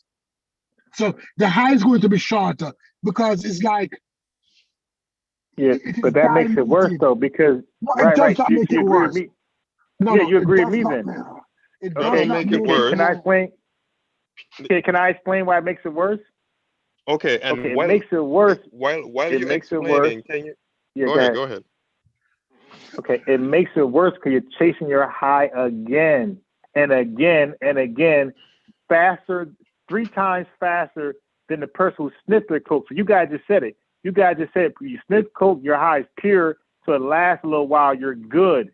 While the crackhead is constantly chasing that high that you got on one sniff, that they got to smoke 3-4 times. Okay, so they're constantly. I don't know if you guys ever been around crackheads. Okay, crackheads are always smoking and smoking and smoking and smoking. That's another assumption you make because what you don't understand that's you're making some assumption there on that. You're making some assumption. How addicts are treated in the black community is totally different than how addicts are treated in any other community. Let me say something. Pure black. Wait. Let me say something to pure black. Wait. Let me say something to the audience. Pure black, you are right. Before you do that, other than methamphetamine, what drug in white society got them robbing and killing for it? The rob for meth and the rob for fentanyl. I just said you didn't hear me, stupid, because I don't know. You're not there today. I said other than meth, what drug in white society are they robbing and killing for?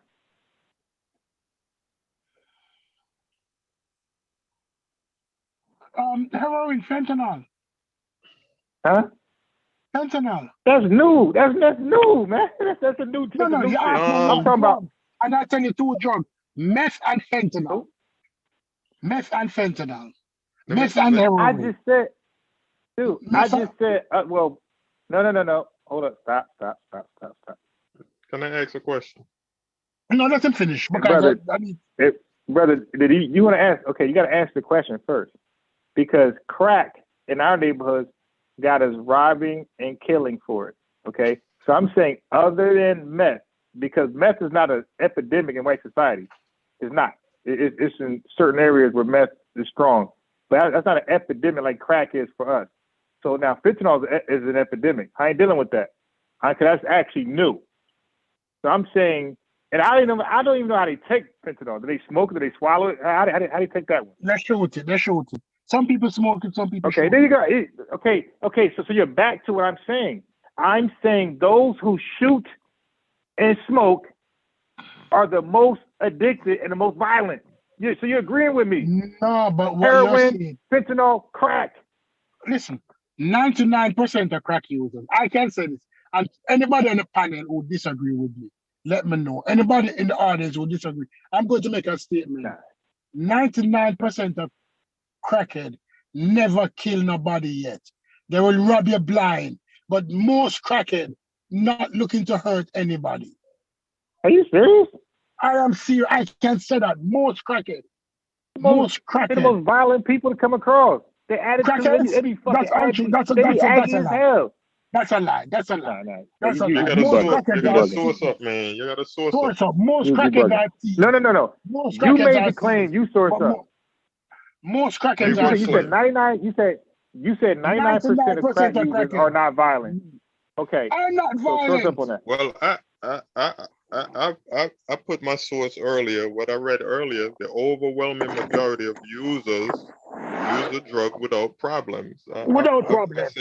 I said that wait. So are you telling me that these people don't go boosting? That they don't boost?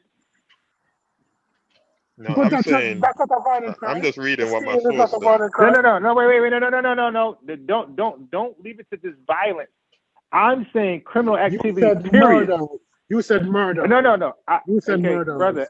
Okay, if you want to quote me correctly, I emphasize on murder because you Right. got a lot of killings over. You got a lot of killings over crack. Okay, But it's so not crackhead killing people over crack. Hold on. Relax. I'm saying criminal activity, period. But I said earlier, it's just a lie, just recorded. I said criminal activity, period. There's more crime among crack users that smoke crack than people who sniff coke. Okay, but that Because again, is it a the socio-economic condition. The is it because of socio-economic crack? condition. People who sniff coke more expensive primarily than crack. People who sniff coke have means to afford coke. Crack came into a poor neighborhood. That's Yeah, just you can't excuses just right look there. at You it need like to that. understand that. Yeah, Crack came that is excuses. Something can be No, you need something to can be an understand that. association, but not a cause. It could be Right. it could be associated, but not necessarily the cause. Is it the cause? Is it the crack? The cause? Okay. So let's You go gotta back. source Let's it, go man. back. Right. Well, it's easy for me, but you guys are making claims. You ain't source of shit. All right. No, because it's I common read. sense. I have I a source, sourced up and I everything use I this. did I was use a this. No. I use a news source. Actually, you did no. That's not proper sourcing. You actually read somebody's anecdotal experiences because he needs the footnotes, right? Because he said, Who? according to his the doctor you read. Yeah. That is his anecdotal experience. Okay, No. what he needs, You what I can't say need, anecdotal. He's a researcher. yeah, it's based anecdotal on his research. because right, which is anecdotal. Okay, How what is I'm that saying is that anecdotal? because his findings should be shared amongst other people. Because when you do a study and it's true, it's repeatable. That means other people did the study and it lined up correctly. And So he has done the study. you're making the assumption that you're making the assumption that only him has done that study. Are you is that the assumption? No, because he concluded with an analogy. He said locking up or putting a harsher punishment on crack cocaine as opposed to coke, raw coke, is the same as marijuana smoking as opposed to eating it. Give me another expert. Wait. You actually Let me land the plane. You actually made that Let me argument land the tonight plane. too. Let me land the plane. You made that same argument. No. Okay, Go ahead. no. All right, listen. Okay, All right, let you me come guys right are just behind you. you guys wrapped up in this. I'm saying he spit a bunch of facts, and then his conclusion was that analogy. What I'm saying is, give me another expert who made that same analogy with smoking weed and eating weed. Okay. It relates to crack cocaine, smoking, and stuff. Okay. You're not gonna find that. That's his bias. Let me say this. Based on what you said tonight with respect to snorting cocaine and smoking crack, having highs at different intensity, you are making that same analogy. That's what you're doing. Okay. Because edibles, when you take an edible versus smoking weed, it's the same analogy. It's a different intensity. No. Wait, you get a it's the same analogy, right? It's the same analogy. It's a different dynamic. Okay, so now watch this. Who is most likely to keep using weed over and over? The smoker or the eater? I don't know. I don't know the research. I don't know the research. You guys can't answer an honest question. Now look, the chat. I want the chat to answer. Wait, hold on. The chat, because they probably how would I know chat. That? I gotta see the research. Okay, hold on. All right, I got you. All right, so you don't know. Cool. So I'm gonna ask the chat. The chat. Who is most likely to keep abusing marijuana? The smoker or the eater? Chief X sellers. Chief X, I gave him the link. He's put out for it. He actually sells, edibles and things like that. He can tell you best. The smokers will tell you that they rather smoke than eat, and they smoke the blunt. Nobody, and like somebody said in the chat, they said the edibles last longer. Exactly. The high that lasts longer, that person is less likely to abuse again in a period of time, compared to the person who's smoking. If my high lasts shorter, doesn't last as long, that means I'm going to keep abusing it to get to your high. So you're saying if I have someone who's a smoker and someone who normally does edibles, both of them consume the same amount of weed day to day, one through smoking, one through eating. You're saying that the smoker is what? Is more dangerous to society? No. That's your bad analogy and miscomprehension. I don't believe weed is a dangerous drug at all. I don't believe weed contributes to violence at all, unless you selling and you a big drug dealer. But anybody who's partaking in weed, I think that, in my personal opinion, that'll drop the crime if people were allowed to just smoke freely and eat freely and drink freely. I think the crime would drop. I think they would be at ease. It's cocaine. Less addictive than crack. They're the same addiction. No. Depending how you use it. Depending how you use it. No. That's a tricky question because crack and cocaine are the same thing. Right. The thing about it is that what you're arguing, unbiased, is the preference of delivery. Which is very important. No, it's not important. No, that's not important. Okay, to you is not. To you is not. What is important? Study. What is important? What is important is whether or not the individual is addicted. It is not important. If you keep now look, let's go off that. Wait. So let's go off that. The person who keeps doing it 5 times compared to 1 is going to be most likely more addicted than the person who does it 1 time. So if your once of a use of this drug lasts equally to my 5 times, I'm going to be more addicted because I did it 5 times, you did it 1 time. But that's not how drugs work. Yes, that is. That's not how drugs work. All right, okay. Let me pull something up for you then. No. Let me say something. All right, go ahead. I'm going to throw something you do that. How people become addicted to anything, whether it wants to be marijuana, alcohol, cocaine, or any substance, is through socialization. Meaning a persons are in certain social settings where the drug is regularly used. 90% of people if somebody got introduced to crack 1 time, they go home and they never get introduced to it again. They will never crave for the stuff because it did not immediately form an addiction in the brain. It did not one go or 2 go to rewire the brain. What rewires the brain is constant use of any substance. Somebody who drinks alcohol, right? 1 glass or 2 glasses don't rewire the brain to depend on the substance. It is not about the delivery method. It's about whether or not this person has become an addict. That's false. So, you gotta give me some on that because I'm not taking Stu P's word on that one. You got to get me a scientific article that's saying that the delivery doesn't matter. Delivery doesn't matter. The addiction matters. Okay, yeah. I mean that's your opinion, but you got to give me something concrete on that. And the internet is there. Use it. No, I'm using the doctor. I've watched the doctor. I can't bring up his word. It's because the thing about the doctor, I don't know the doctor. I can't say nothing. But what I will say is this: whatever somebody says is written somewhere and is documented as a fact. So get me the articles that he sourced. Because I don't believe, the human can say what they want to say. Research. He's a primary researcher. He is a primary researcher. Look, I got you. And the thing about science, I said earlier to Baruti, is retestable. So his finding is somewhere else. All right, can I read something else then? I'm on the OxfordTreatment.com American Addiction Center. Gotcha. Yep.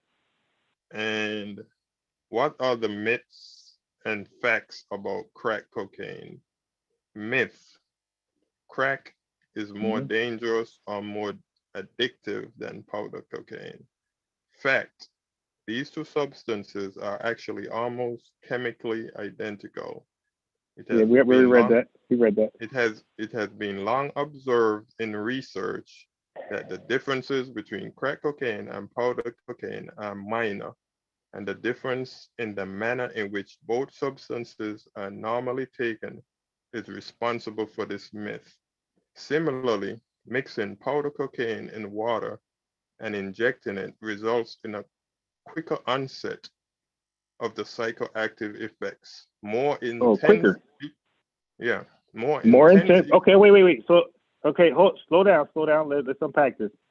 All right. More intense than what? All right. Wait. Slow down. All right, I'm gonna read the sentence again. I'm gonna go back. Wait. Okay, go ahead, because you're done right there. Go ahead. All right. Similarly, mixing powder cocaine in water and injecting it results in a quicker onset of the psychoactive effects, more intense effects, and a shorter duration of these effects. Individuals who snort powder cocaine get essentially the same psychoactive effects as individuals who smoke crack.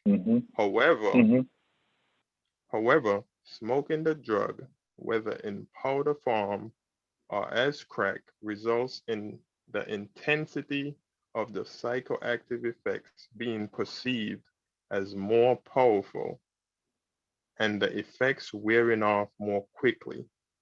The difference is due to the way the drug is taken, smoked, or injected. Debunked you. Let me finish. Supees, you got debunked, Supees. And smoked or injected versus snorted, and not due to the chemical composition of the forms of cocaine. Last sentence.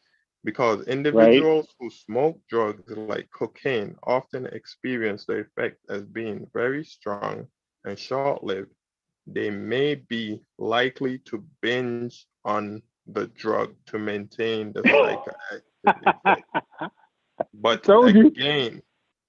But again, this is due more to the method. No. That's a mic drop. This is due more to the method. Come on, let me finish. What do you guys say now? Okay, go ahead. I want you to finish. Let him finish and let me respond to it. That's a mic drop. Go ahead. But again, this is due more to the method of administration and not to the chemical differences in the forms of which cocaine. I agree. So Supees, you're wrong. So what the brother just read is that it does matter on. Wait. Wrong. Wait. So the question. Rudy, wait. Yeah, go ahead. Wait. Did it not make a distinction on delivery? It said, all right, listen to what it says. Wait, Supees, you're jumping the gun. Supees, I'm asking Baruti a question. No. You cannot do that. Supees, you're too excited, brother. I'm asking a question. No. He read the Supees, you gotta relax. He read an article. I'm asking him a question. You can ask a question too. So I'm saying, Baruti, based upon what you read, it's the same goddamn drug, but it matters on delivery, correct?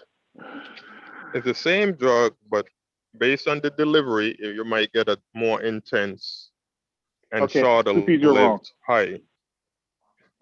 Wait, let me say something though. Based on that fact, and I never disagreed with that fact. The question is now, does that justify? No, we're not going that. Harsher sentences. I think so. Does that justify harsher sentences? I don't think so. Yeah. I don't think that justifies harsher sentences. Can I rebut? Yeah, I think so. But now wait. Wait, can you ask the question to Baruti? I think so, but I disagree with the ratio that they provided. The 100-to-1, I disagree with that. So what you think is a better ratio? Well, Obama brought it down to, I think he brought it down to like 13-to-1 with his with his policy that he brought to existence. Yeah, so he brought it down to like 13-1. I might disagree with that too.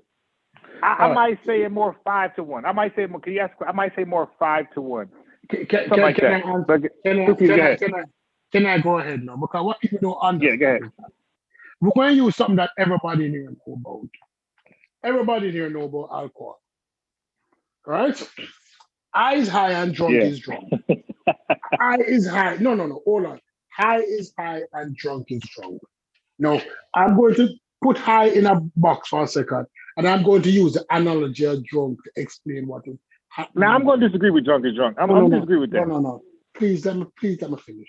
Please. I had some liquors I would never touch again. It had me gone. Please, let me finish. Please. Let me go ahead. Okay. Let me go. Can I come after you? Go yes. ahead. Let me explain what I'm saying. Because I already won. Yeah, but you got. No, we're not winning. Let's say we're drinking whiskey. Let's say two of us in a room, and I'm drinking whiskey, and you're drinking Bud Light. Right. The alcohol content in Bud Light is 5% by volume. The alcohol content in whiskey is 40% per volume. Right? When I take a shot of whiskey, boom, it's almost instantaneously because of the high alcohol content. Yeah, 100% proof is worse. No, yeah. But let me finish talking. Right? Yeah. But to get that high that I got from the whiskey, I need to drink 8 Bud Light. But as soon as I drink 8 Bud Light, I am going to achieve the same level of high as the I don't think so because you be pissing that thing out before you get to that. I disagree. You got to drink more than 8 Bud Light. You be pissing that thing out like crazy. Well, you beer makes you piss. No. So you drink 16 Bud Light, but at the end of the day, if you get shit faced on whiskey. Okay, yeah. Okay, I got you. Let me finish. If you get shit faced on whiskey and you get shit faced on Bud Light, at the end of the day, guess what they get? You get shit faced on both of them. Is that the delivery of the alcohol is different, but the end product is the same.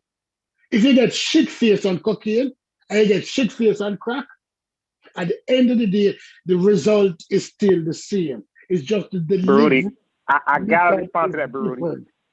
Right, let me come right after. No, wait, Baruti. I got it. It's my turn. It's my turn anyway. You win. He wins. My turn. Anyway. Let me finish. Let me finish. Yeah, finish. But you gotta land your plane though. Make the point. Land the plane. I land him up here. What is happening is that the delivery method of the crack is more potent than the delivery method of the cocaine. But the two of them will still end up you having shit face. And if you get addicted to the feeling of being shit face, it will affect you the same way. It is not the person taking the crack is the problem. It's the person who's addicted to the crack is the problem. His addiction is not the problem. It's not the way how it is delivered, it's the addiction. So if somebody is addicted to cocaine, and if they reach a stage in their life where they are no longer able to afford to buy the powdered cocaine, they will shift over and start smoking crack because the need to get the shit face as a result of what the drug gives you. Is that people need to understand. Okay, got you. Now, Baruti read something else which agreed with my entire argument. So that's all I was saying. It did not agree with you. Because I said that this is my lane. I've been reading stuff for a long while. I know about the 100-to-1 crack ratio. I know when Obama amended it to 13-to-1. I know about the different 94 crime bill. I know about stop and frisk. I know about all that stuff. I'm well prepared to handle all of it. Okay, you guys are freestyling. You're Googling stuff on the fly. I ain't Google shit. I'm off the top. So, because this is my lane. Now, he read that. So now you just said that one shot of whiskey gets you messed up. Let's go with the 8 beers. Here's the problem though, Supees. Here's the problem though. That one shot of whiskey, you ain't going nowhere afterwards. Okay? You're not hopping into a car.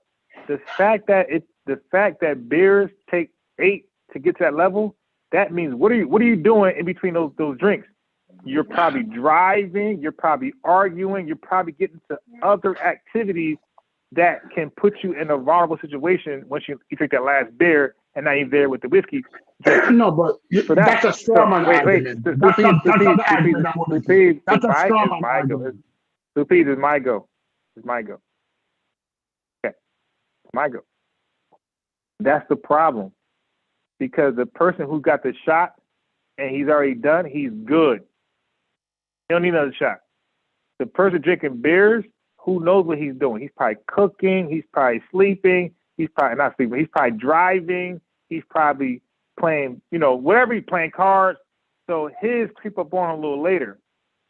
And who knows what position he put himself, what vulnerable position he put himself in when it finally kicks in. And that's why that's more dangerous. Because the person who's already there, he's good, he's in the house, that's over. The beer drinker, he's trying to get there. And by getting there, he's doing other activities getting there. It could be just on the grill. But the bottom line is that he got to consume 8 goddamn beers to get there. That's a lot of liquid. That's a lot of liquid. Anyway, Baruti, go ahead. I'm short. All right.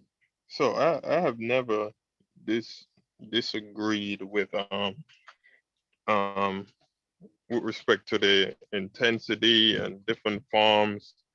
What I have disagreed with is the idea that because there's a difference in intensity from smoking to snorting, then this person should get locked up for more time than someone who that's always been my disagreement, and that's actually why I kind of jumped in again. But I'm gonna use that same website. I'm gonna read. It has a section dealing with myths and facts, and yeah, I'm pulling this stuff up. It's not that I haven't read. I've read a lot of stuff over the years, and I've already come to a certain conclusion. But this is my passion, though. This is my passion. I like to bring stuff up and read it rather than Right. But let me read these myths real quick. The next myth on the website is African American individuals are more likely to use crack. In fact, this is another myth that is the result of a social construction. As it turns out, now, I know white people. Wait, hold on, Baruti. Wait.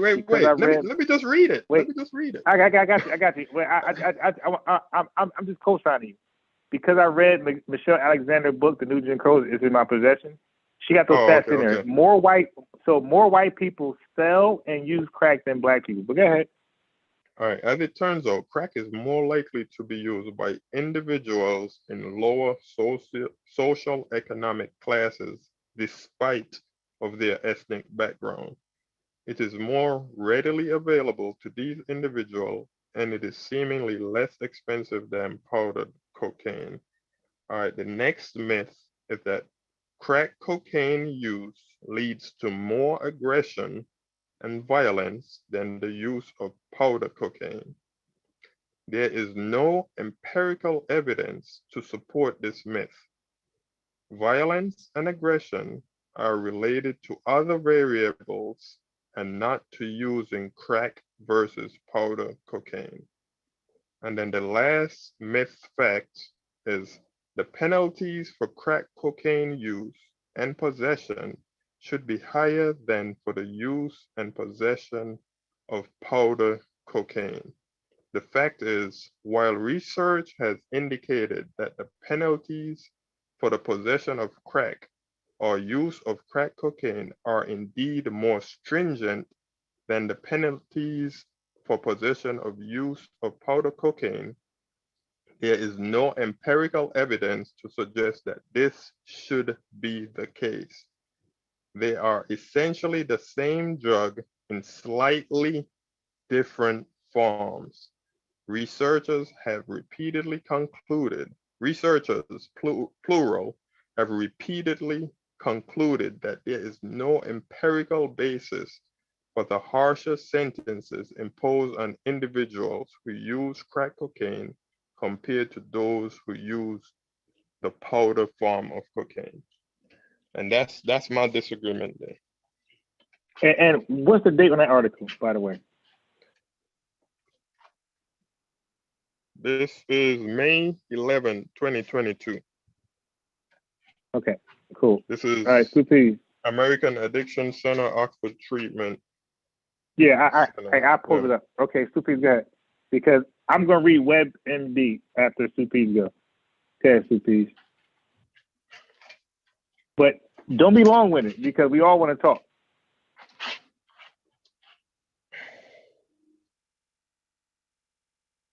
Hello? Yeah, I'm waiting on Supi's. All right, so maybe he's on mute or busy, but let me read mine. This is WebMD. Is crack more addictive than okay? Go ahead. Is crack more? You read this? I think I read it earlier. Okay, this is. Go ahead. Is crack more addictive than coke? We asked experts. You read that title right there? Yeah, I read that. Well, I didn't read it online, but cocaine is a white. Is the reason why you didn't read it on the live. Cocaine is a white powder that comes from the leaves of the cocoa plant. Most users snort it. Some rub it into their gums. There are also ways to inject it or smoke it. Okay. Crack is cocaine that has been combined with other substances to form white crystals resembling small rocks. Users heat and smoke it. Is one more addictive than the other?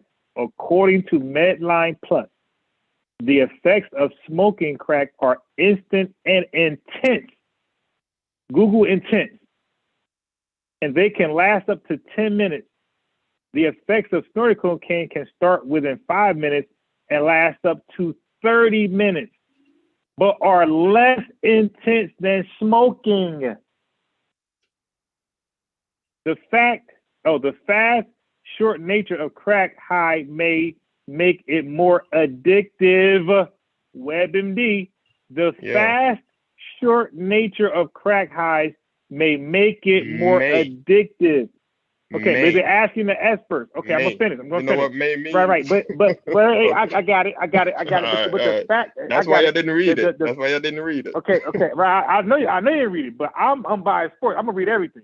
So now, crack is inhaled through the lungs and spread through the body, producing the high much more quickly and lasts for a shorter time than snorting cocaine.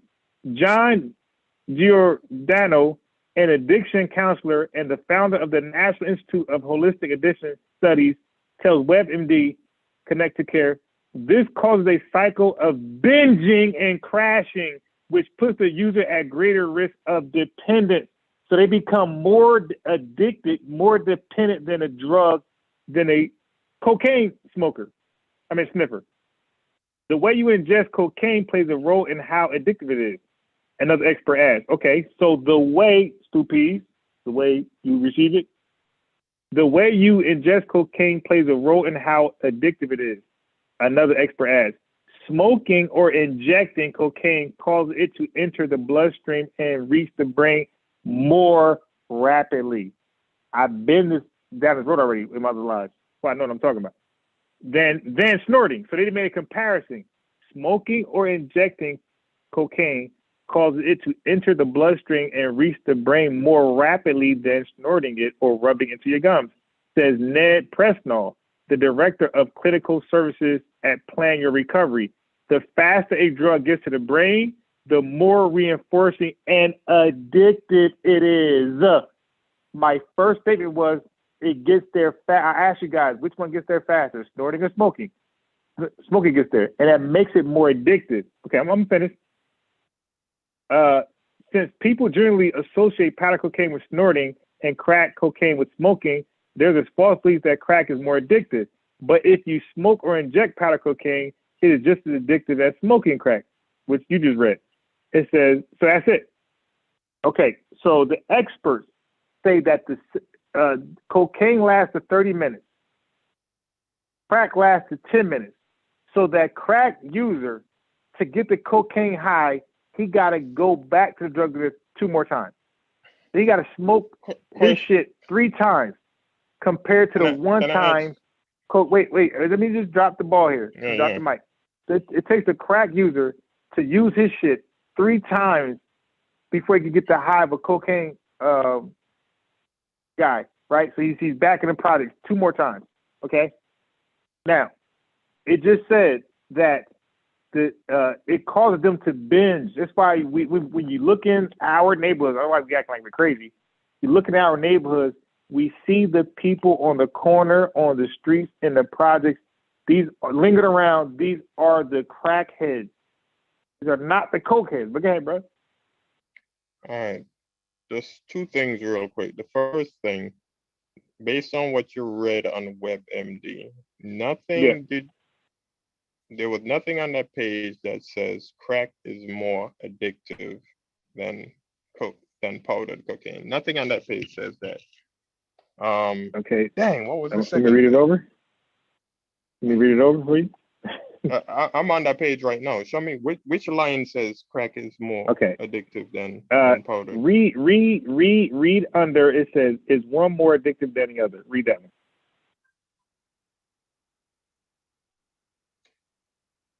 You want me to read the last sentence? No. Read starting from the top. Read is one more addictive. According to Medline Plus, the effects of smoking crack are instant and intense, and they can last up to 10 minutes. The effects of snorting cocaine can start in 5 minutes. Okay, I remember the second thing I was gonna say. Yeah. Let me just say that real quick. Right. The first thing I said was nothing on this page says crack is more addictive than cocaine. The second thing is Can you read that first before you make that assumption? Can you read that line? No. Let me finish what I was saying, and then I'm gonna read it. Because it says it right there.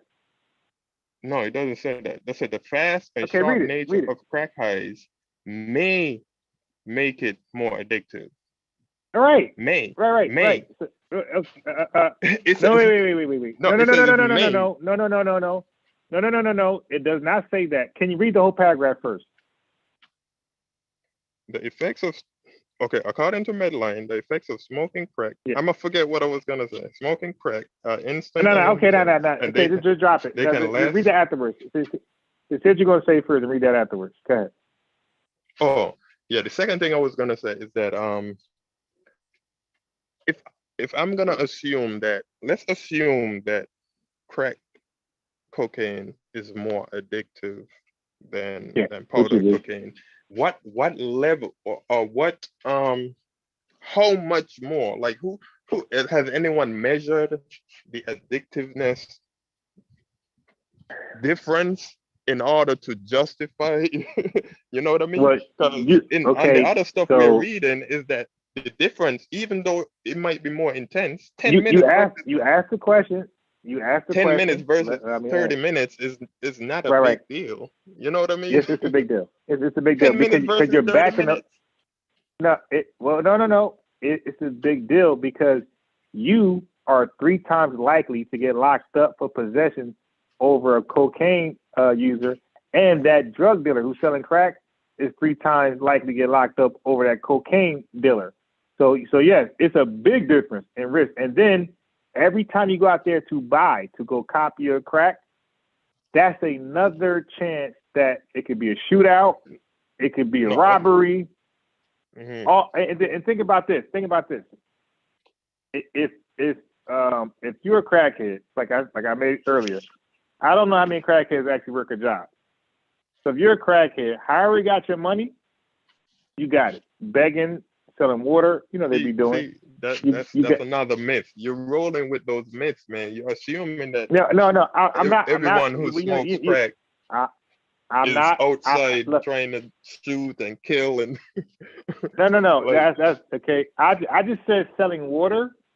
Selling water. I said begging for money. I never said the stuff you just said. Never said that. I said selling. I said positive things. I said begging for money, selling water, some type of scam you got for people, that type of stuff. I never said violence. Okay? But I know the drug dealers. I know if you want to compare crack dealers, cocaine dealers, the violence, it's hands down. It's hands like we could look at all type of documentaries about crack, the drug dealers themselves saying, the matter of fact, gang activity folded when like the gang imploded amongst themselves when crack came into the picture. But is that related directly to the drug, or is that related to the fact that it's a cheaper drug and the socioeconomic conditions of the users? So got it. Yeah. Got it. It doesn't. Listen, what I'm trying to say to you. It doesn't matter. The fact is, and that's why the law is there. The fact is, crack produced this element of crime that coke never did, and this is why they punish crack more than coke, because of the crime, the violence that came with it, as opposed to coke. So the high stuff doesn't even matter at this point. They're looking at violence. And let me say this before, I don't know if you notice or not, but most of these laws, when it comes to law enforcement and involvement, is based on violence. When laws are written to address these things, it's not based off selling drugs or that type of stealing. All these crime bills are called violent bills. The 94 crime bill was it's called the real name is the Violent Act. Stop and frisk was to address violence. So when they pass laws against these drugs, it's to address violence, not stealing, not vandalism, breaking into cars. It's to address violence. So the fact that violence came with the wave of crack, that's why it's held to a higher, penalty than cocaine. Because violence comes with it. Not necessarily the users, but violence comes with crack. According to it's not because it's more addictive. It's not because it has wait. That's a step. Okay, now you talking about you're arguing apples and oranges. If you're arguing violence, that's one thing. If you're arguing addiction, another thing. I'm going to experts. The expert, with your article, my article said that crack, the high is more intense, the shorter high. These people are likely to come back to buy more, right? Because it don't last long and it's cheap. So they keep buying. Cocaine is expensive. So the average person can afford the shit anyway. Okay, the average black person, like you read earlier, that crack caters to people in low income. So there you go. So if you could keep buying it, your addiction grows. Your addiction grows with, constant usage.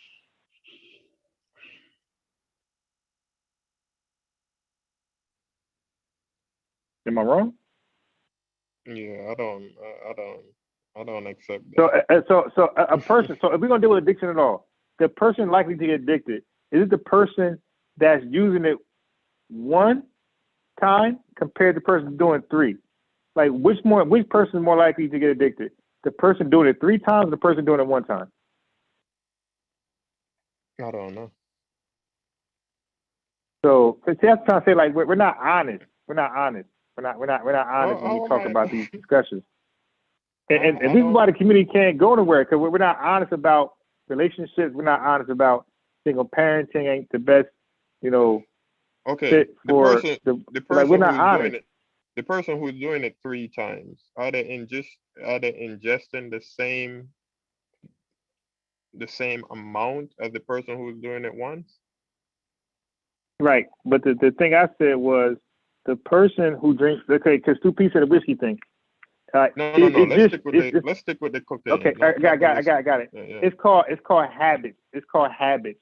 When you're doing something more often than somebody else, it becomes habitual, and it becomes, it becomes a habit where you're doing it because you're always doing it. Any habit you're always doing, it becomes an addiction. It could be watching porn. It could be playing soccer. Whatever it is, it becomes an addiction because you're always doing it. A person playing soccer 1 time to the person playing or practicing to the person practicing 3 times. The person 3 times is going to be more involved, more. It's going to become more habitual for him. Like where he see it as routine, as a person doing it 1 time. So, are you talking about something that people does as routine, or are you talking about the pharmacological effects of people being I'm saying, well, on a drug? Okay, based off the articles we both read, both of our articles said that crack being smoked. Okay, because I'm done repeating this. You know, you can take it how you want to take it. You know, I'm done with this. Let me crack ask my being smoked is more intense than if you snort it. So but we all read that. I'm trying to answer your question. The question that you said, I'm not being honest.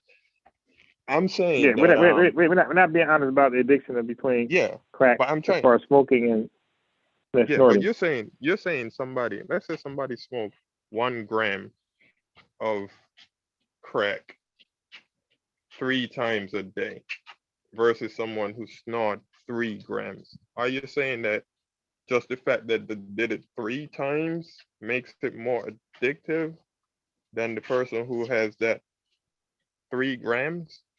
That's what I'm trying to Good question. Good question. So I'm going to repeat what your article said. Your article addressed that. Your article said when you smoke crack, your high becomes more intense. Mm-hmm. And based on that, they concluded that this is why it's probably more addictive, because the intensity of smoking it rather than snorting it.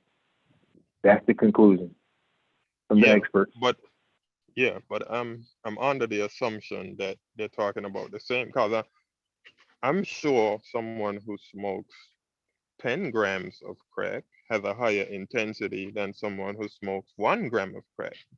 All right.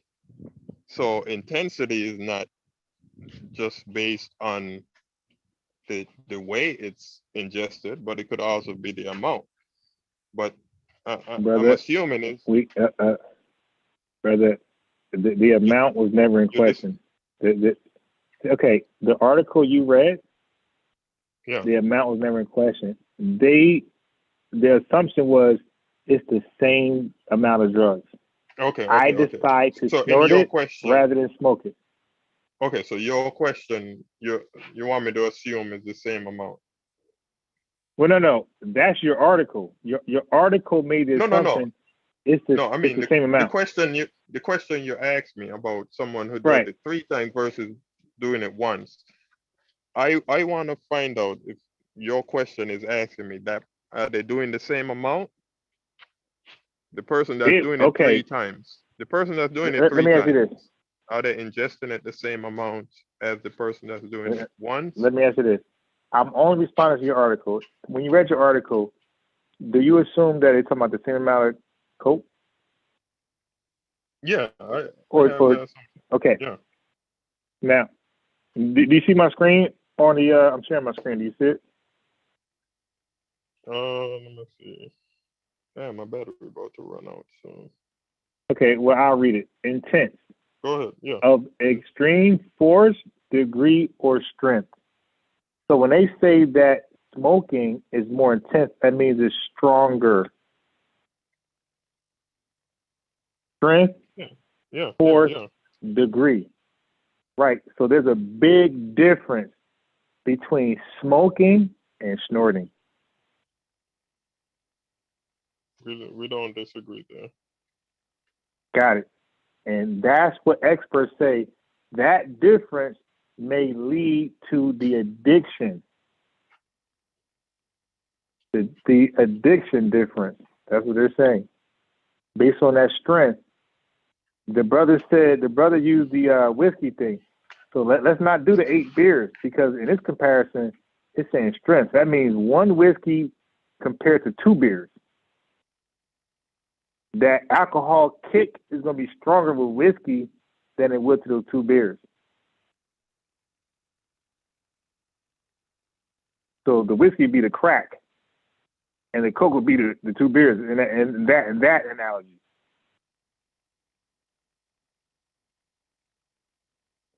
All right.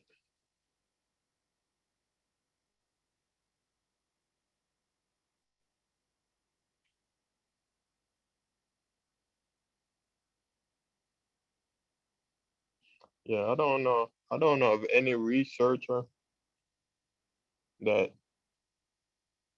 says, hey, based on the research we have seen, I think it's justified for crack to have partial penalties. I don't know. Do you know of any? Okay, I got you.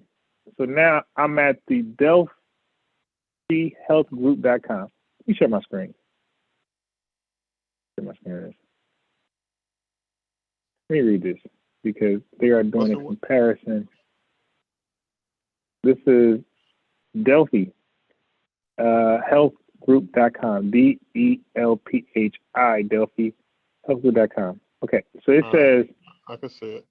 The impact of snorting cocaine, right? So let me go.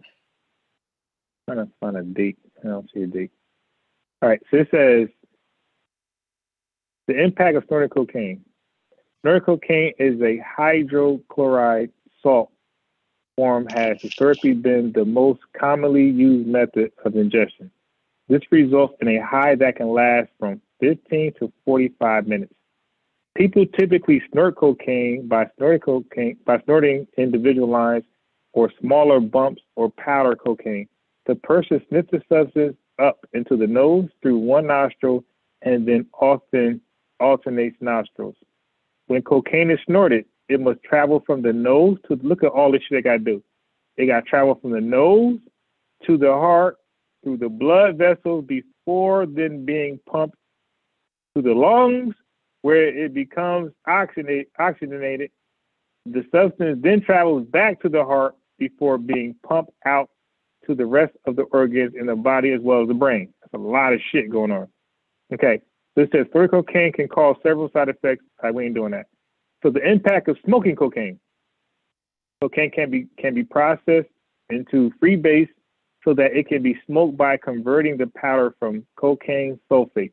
The rock form of cocaine that can be smoked is commonly referred to as crack cocaine. This form is processed using baking soda and heat until a rock is formed that can be smoked. Smoking the drug affects the brain more quickly than snorting. We keep going to that fact. Nobody disagrees. No expert disagrees with that. When cocaine is smoked, it goes directly into the lungs. They don't do all that heart shit to be oxygenated. Directly to be oxygenated, rather than having to travel through the blood vessels to the heart first. Oxygenated blood can then go directly from the lungs to the heart and brain. The high achieved by smoking cocaine also dissipates quickly, so individuals may want to quickly use another dose to maintain the original high. That's the fucking problem. That's the addiction. The high for smoking rock cocaine lasts up to 10 to 15 minutes. This is why people can end up smoking large amounts of cocaine in a short period. So that's the addiction. They smoke large amounts in a short distance. Smoking cocaine also creates a more intense high. So you are getting higher in the person using the substance because it is more concentrated. The intensity of the high is elevated. This further contributes to the addictive qualities of the substance. We keep reading that. Oh, no matter what website you go to, when you compare the addiction from smoking and snorting, they're all going to conclude whether they say may do, or they make an absolute statement like this person right here. They're all going to give the edge to smoking as a more addictive form of the use of the drug. There's no way out of that. All right. My question still remains, though, despite the fact that you just read all of that.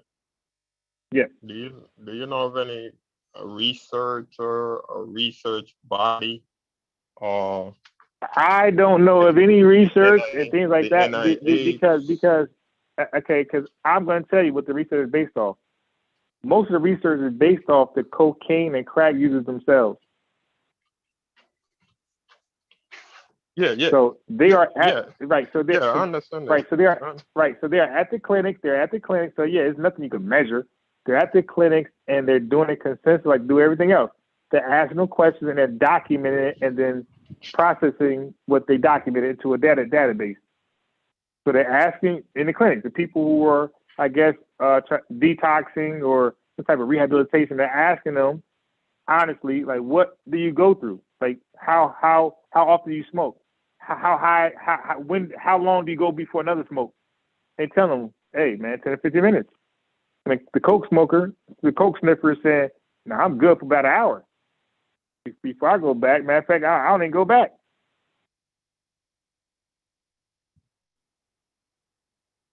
So it's clear that the crack user does it more often. And so that's just the scientific part about it. Now, when it comes to the laws, as I explained earlier, the laws are dealing with violence. The laws don't give a fuck about high. The laws address violence. And the laws have acknowledged the crack wave has produced more violence in cities, and definitely the inner cities, than coke has ever done.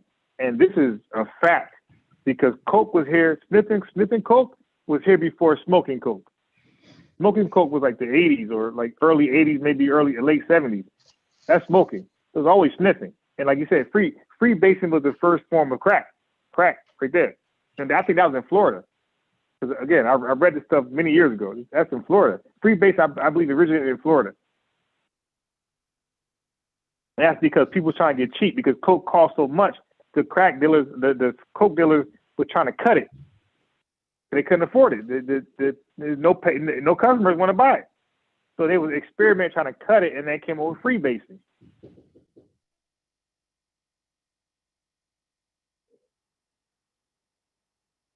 And then you cut it, you made it cheaper. Now the lowest people can buy it, and the violence came with that wave. So it has nothing to do specifically with addiction, but more so the wave that came with it. The wave of violence came with crack, way more destructive than cocaine. So the law said, "Yo, we gotta deter people from smoking crack and selling crack." Go back to coke. You're saying that in 2022, right now, where there's so many. I ain't say shit. You're saying that. Yes. Wait. Right? I'm asking. So just ask the question, but don't say I'm saying it though. No, I'm saying, but don't say I'm saying it though, because yeah, go ahead.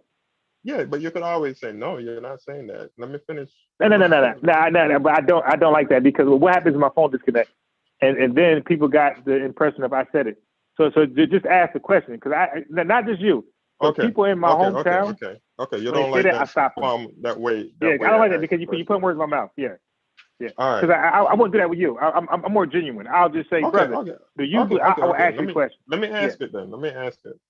So in 2022, right now, where there is a lot of push, not only from scientists but from politicians, and you mentioned Obama earlier.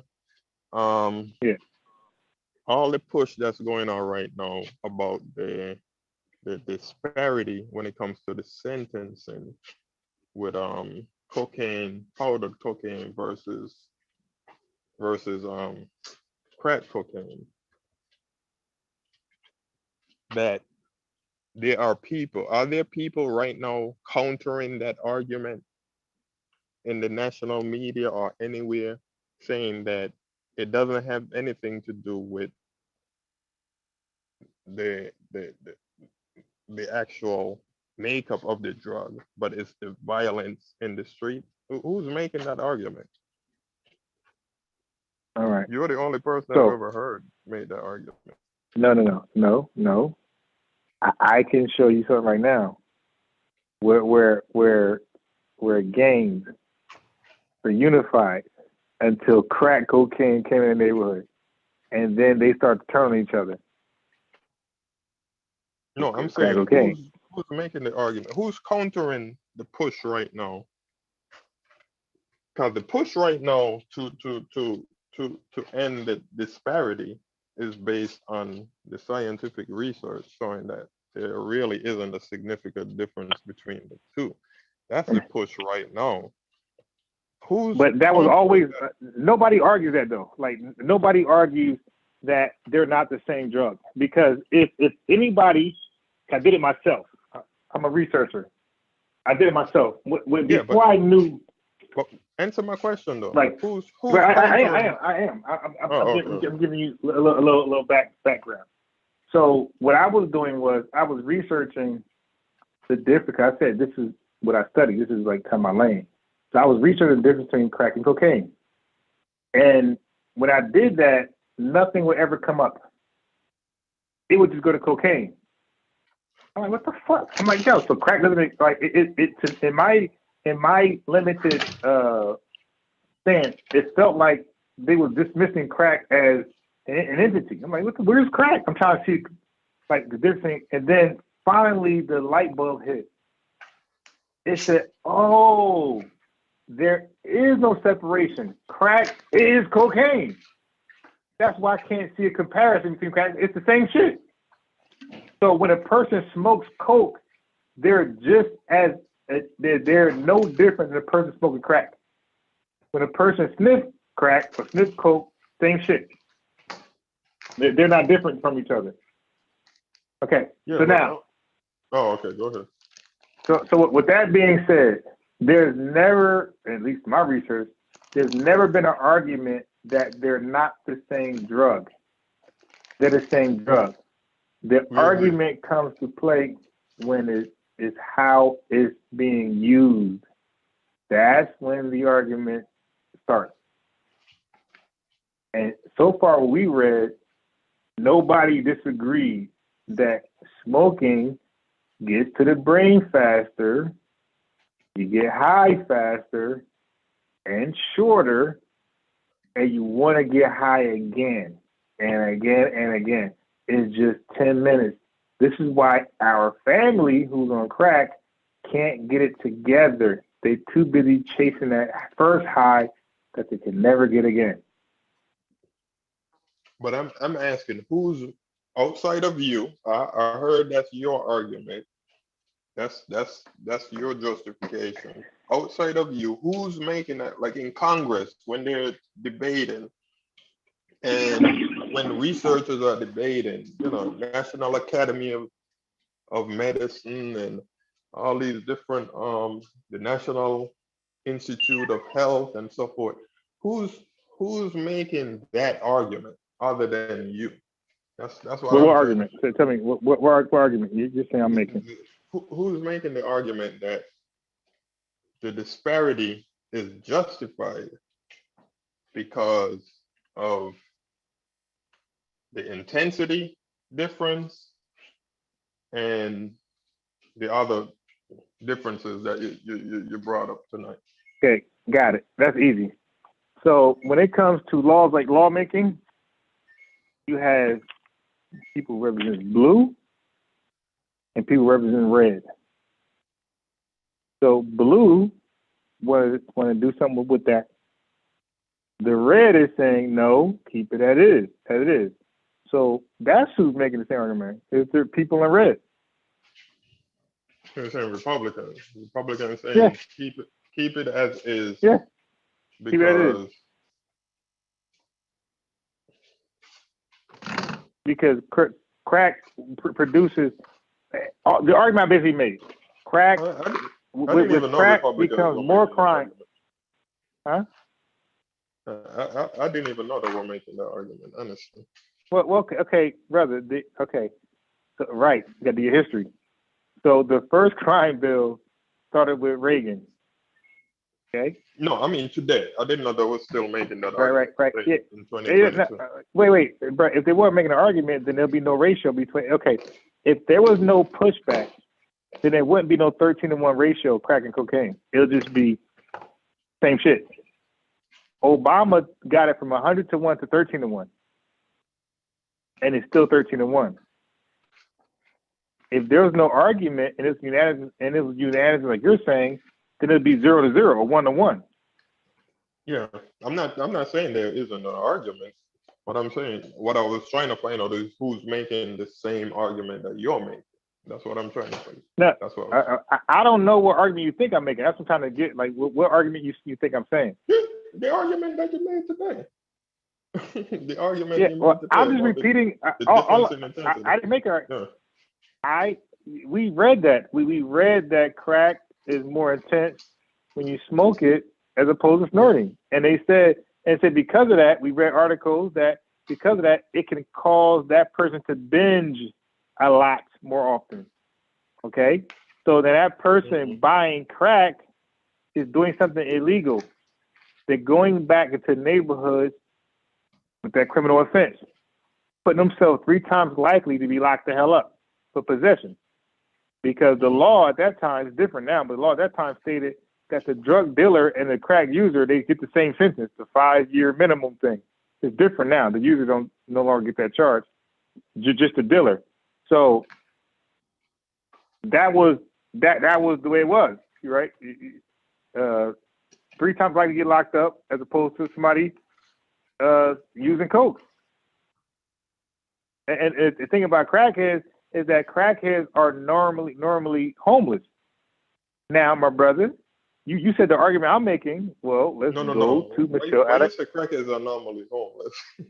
Yeah, homeless. Yeah. What do you is a crackhead someone who uses crack, or what do you define as a crack? Use crack. Yeah, you use crack. Smoke crack. But I read earlier that that's not the case. Normally. Okay. Can you read that where crackheads are housed? Who's housing a crackhead? Because they definitely ain't working.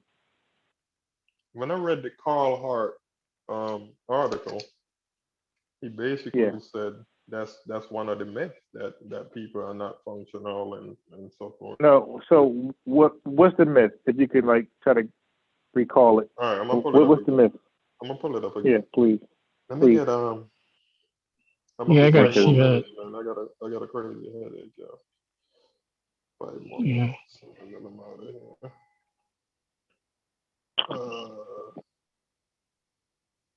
All right, going back to Carl Hart's article. Not only, this is drcarlhart.com. The article is called No More Crack Powder Disparities. And the second to last paragraph, it says, not only have I learned valuable information about cocaine itself, but I have also learned that much of what we think we know about crack cocaine users is wrong.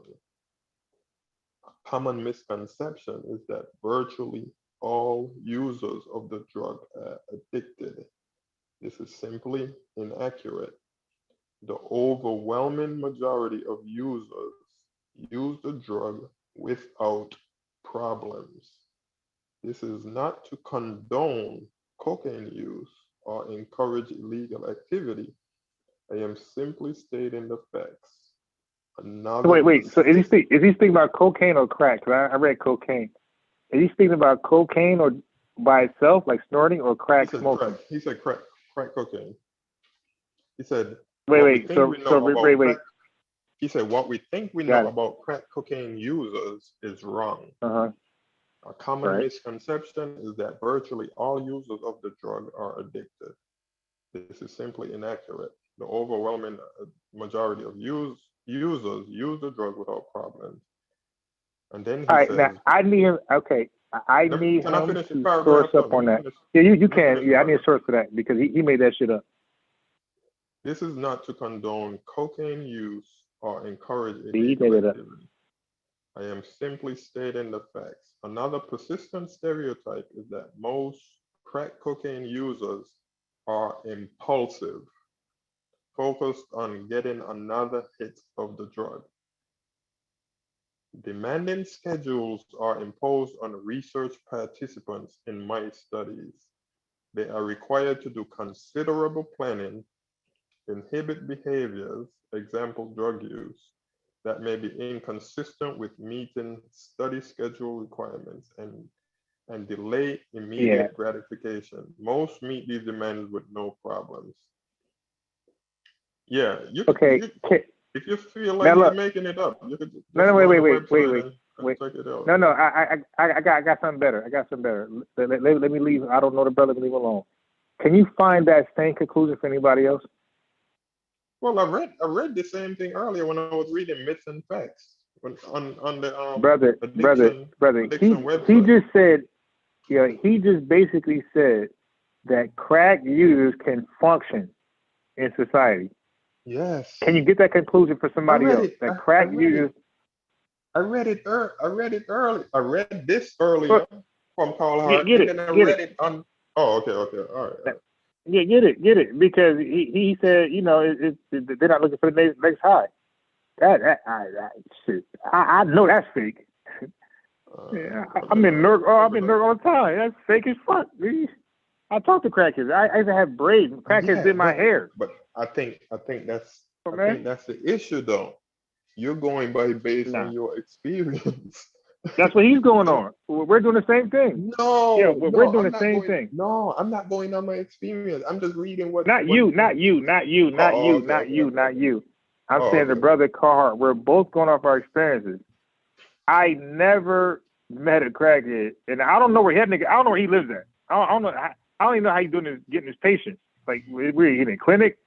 Brother, because I'm in the street. Check him out. Check him out. Now, I'll check him out because I'm a researcher, so I'll check him out. But I'm saying I don't know where he's getting. Dr. Carl Hart. Now, I got you. CNN, I got you. He's on MSNBC. I got you. But my brother, you need to know something. I got what you're saying. My brother in my city is a police officer. Okay. So my brother locks people up or resolve issues. My oldest brother, he's a police officer. He deals with crime, okay? He deals with criminals. And my brother is proactive. So he's one of the officers that don't do what Supi said, that my brother was more likely to throw away the crack. My brother avoids, matter of fact, he's in hot water because he won't do what they expect black officers do to black criminals, right? My brother is not, as a matter of fact, my brother is beloved in my city by the crooks because he would testify in court on behalf of the crook if there's a legal search or any illegal procedure. My brother's the only cop who would go to court for the drug dealer, the crack user, whatever, to expose the bad cop and call internal affairs, right? So I get my brother alive easily. And we can talk about the crack thing again, about addictive and who is functional. Because a person who could be more equipped to talk about crackheads is somebody who's dealing with them on a regular basis. See, okay, and myself, because now look, the last thing is this. When I say I'm in the streets, I'm not saying I'm doing criminal activity. I'm saying I'm amongst the people. I consider myself a so-called journalist. So I ask questions. Like he did. That's what I do. Like, I will, what I'm going to do one day? I'm going to get my video recorder out, and I'm going to be with the crackheads. Right? I'm going to go live and show you, talk to them. Brother, this is where we disagree. This is where we're going to disagree.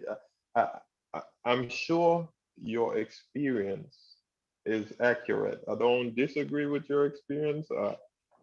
I'll take your word for it. I don't think you would have a reason to exaggerate or anything. But this is my disagreement, not only on this topic, but on a whole lot of topics. We can't go based on just our experience. That's what research is there for. Somebody might, let's say for example, somebody might say, hey, you need to take this herb, let me think of a herb. You take this ginseng and it gives you more energy. And your grandparents come over and say, hey, yeah, we've been taking ginseng for years and it gives us more energy. And your cousins and your brothers and even your neighbors say, yeah, I take ginseng and it gives us energy. And then when you look at the research now, and scientists set up the, a randomized controlled trial, and with 5,000 people to find out whether or not it does give energy, and then there's no conclusive. Like I personally, I'm gonna go with the research because that's my job. That's what I'm in. That's what I'm into. So I gotta go and tell my clients, hey, this is what the research says, even though they might have anecdotal. What job are you into? I didn't get your job. What job are you into? I work in dialysis. I'm a registered dietitian and I work in dialysis. Okay. All right. So now let me get some background about me. I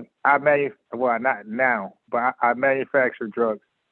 So I have a large 6-7 year background, maybe 8 years in the pharmaceutical industry.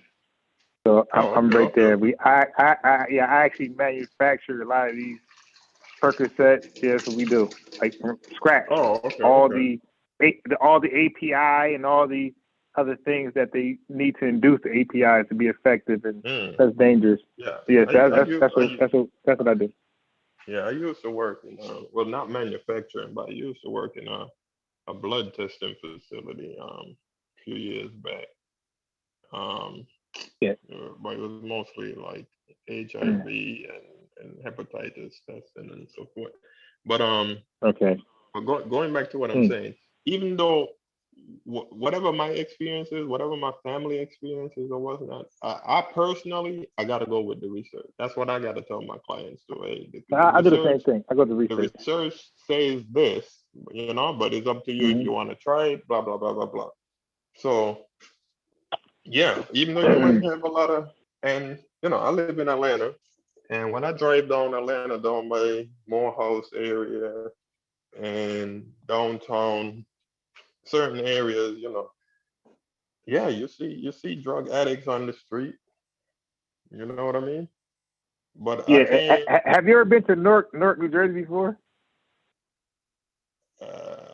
I don't think I have, but I don't think I came out. I don't think I came out. Let me ask you this. All right, let me ask you this. Have you ever watched The Wire? The Wire with Marlo? Yeah. Another Wire. Okay, you remember when the commissioner or whatever he was, chief of police, whatever the fuck he was, when he directed all the crackheads in one location? Remember that? Yeah. Okay, now I don't think Atlanta's doing that. In Newark, they're actually doing that. Like they have locations where it's just only crackheads. Oh, for real? Oh, so in that vicinity. Yeah. Right. In Newark, they got that. And guess what? Nobody complains because that's the best solution. They're not immersed amongst working people. They're in their own location doing their drugs and buying drugs, and all that criminal activity doesn't affect any hardworking American. Okay. So ain't nobody complaining. They're like, yeah, keep your ass over there. Yeah. I remember on The Wire. I think the mayor gets some. And look, my brother. And guess what? They're crackheads. They're not snorting coke. They're smoking crack or using heroin. All right. Now, what I can do, because I said I consider myself a journalist, and I'll let Amber talk in a minute. What I can do, because crackheads doing people money, I can go there, pay them some money, and interview and actually have them if the need be. I can have them on a live, not live, but a recorded video thing where I can have them tell you what drug of choice they use and how addicted it is, and have they ever used coke and what's the difference. I can do it myself. What about thing though? What about who? Not only what about asking people you work with? Is that something you would do? What you mean? What do you mean asking my work with? Well, you mentioned that you work in the pharmaceutical. Yeah, pharmaceutical, right? Yeah, but I'm saying, but not anymore. Okay, well, the reason I asked because when I was in college, I still communicate with my coworkers though. By the way, but go ahead. Yeah, when I was in college and stuff, like some of the people in my class did cocaine, like straight up. You know what I mean? But guess what? If they did crack, they wouldn't be a classmate. All right, and that's my argument. If they did crack, they would not be a classmate at all. They'd be in the street somewhere begging for money, trying to sell water. That's not what Carl Hart is saying. He's saying it's people who are functional who do cocaine. It's people who are functional who do crack. Is nowhere near the same. Is nowhere near the same percentage. Like because we can, that we could easily Google. We could easily Google who's not working. The people who are not working, unemployed, what drug they use. We could easily do that. And I guarantee, I'll bet money that the percentage weighs heavily on crackheads, crack addicts. But the reason I brought that up is because, like, we only see we only like it's blaring in our face when we, go downtown and see. No. Hey, bro. But a lot of times crack there are people around us, but that's not a topic you bring up in the break room. You know what I mean? Yeah, Like, I got you. But look, brother, look what I'm saying. I met functional crackheads, but bro, these are people who've been on crack for 20-something years, and now they off. That's possible. You gonna give me no 5 year? Find me somebody on crack for 5 years, and then now they off. Dude, you're not doing that. For 25, 48-year-old woman, 48-year-old man off crack. One of my boys was an ex-crackhead, but he was 50-something years old. Find me a 20, 30-year-old saying, I used to smoke crack, now I'm clean. On average. You might get one, but on average, you're not doing that. Bro, appreciate the conversation. It was real fun. Definitely. It's educational because no, but I got a crazy headache, man. I'm biased. I hear you. That works for all. Let me say this before I go. Yeah, go ahead. Yeah, great conversation. I'm gonna chime back in again on another day. But I would encourage you to check out Dr. Carl Hart whenever you get your free time. I'm gonna check him out. I'll check him out. But it's definitely a good conversation. Is he a blackologist? A blackologist. I don't know what that is. Yeah. I don't know what that is. But check. You can judge for yourself. Check him out. When you come back on live. Listening. Good conversation. I was listening. Yeah, definitely. All right, I gotta go. I got a crazy headache, man. All right, bro. Go ahead. All right. Yeah, thank you for hopping on. Thanks for joining us. Yeah, man. Peace. Unbiased. You said something a while ago. Yes, sir. Yeah. You said that, honestly, they're alcoholics also. It takes years to break an addiction. Most people don't break it when they're young. You start young. Show me a young heroin addict who will come off heroin in 10 years. Most people is after they reach 50. It's after the past 45. They come off the drug. They beat the addiction. Most people don't beat the addiction when they're young.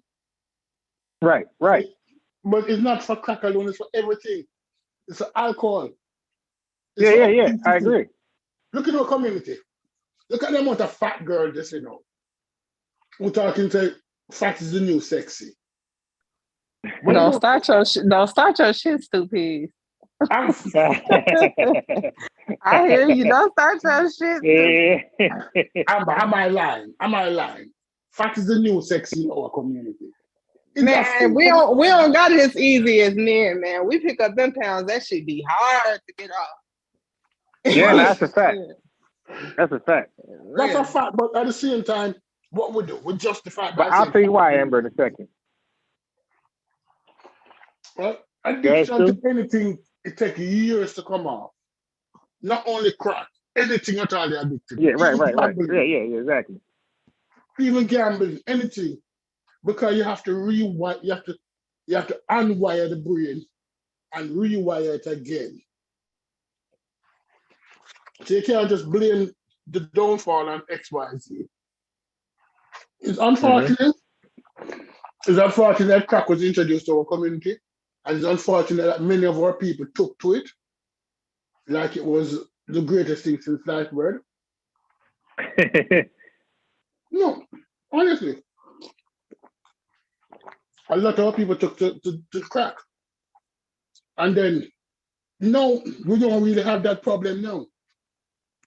Young people now taking to something else, but crack is not the big drug it was that back in the day. Because people see the effect.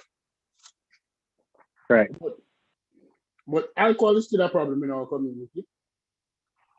We have young alcoholics.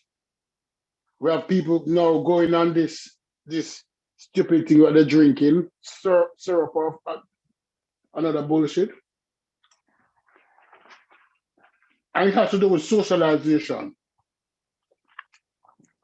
It has to do with the need for acceptance. A lot of people got into groups. And if that is a part of the group, they become a part of the group. I don't smoke weed. I'm not saying that I've never tried weed, but I don't smoke weed. And most of my friends back home didn't smoke weed. We weren't in a group that weed smoking was a big deal. We drank, but it's not like we drink to get drunk or went to the club.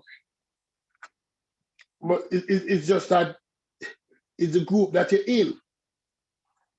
If the group that you're in choose to partake in a particular substance, you can find yourself partaking in it.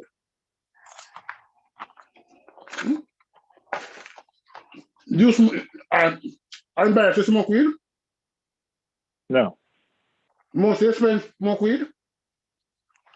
Your close group friends, they don't smoke weed. Friends in your group, your tight-knit friends, they smoke weed? Oh, yeah, my friends, yeah.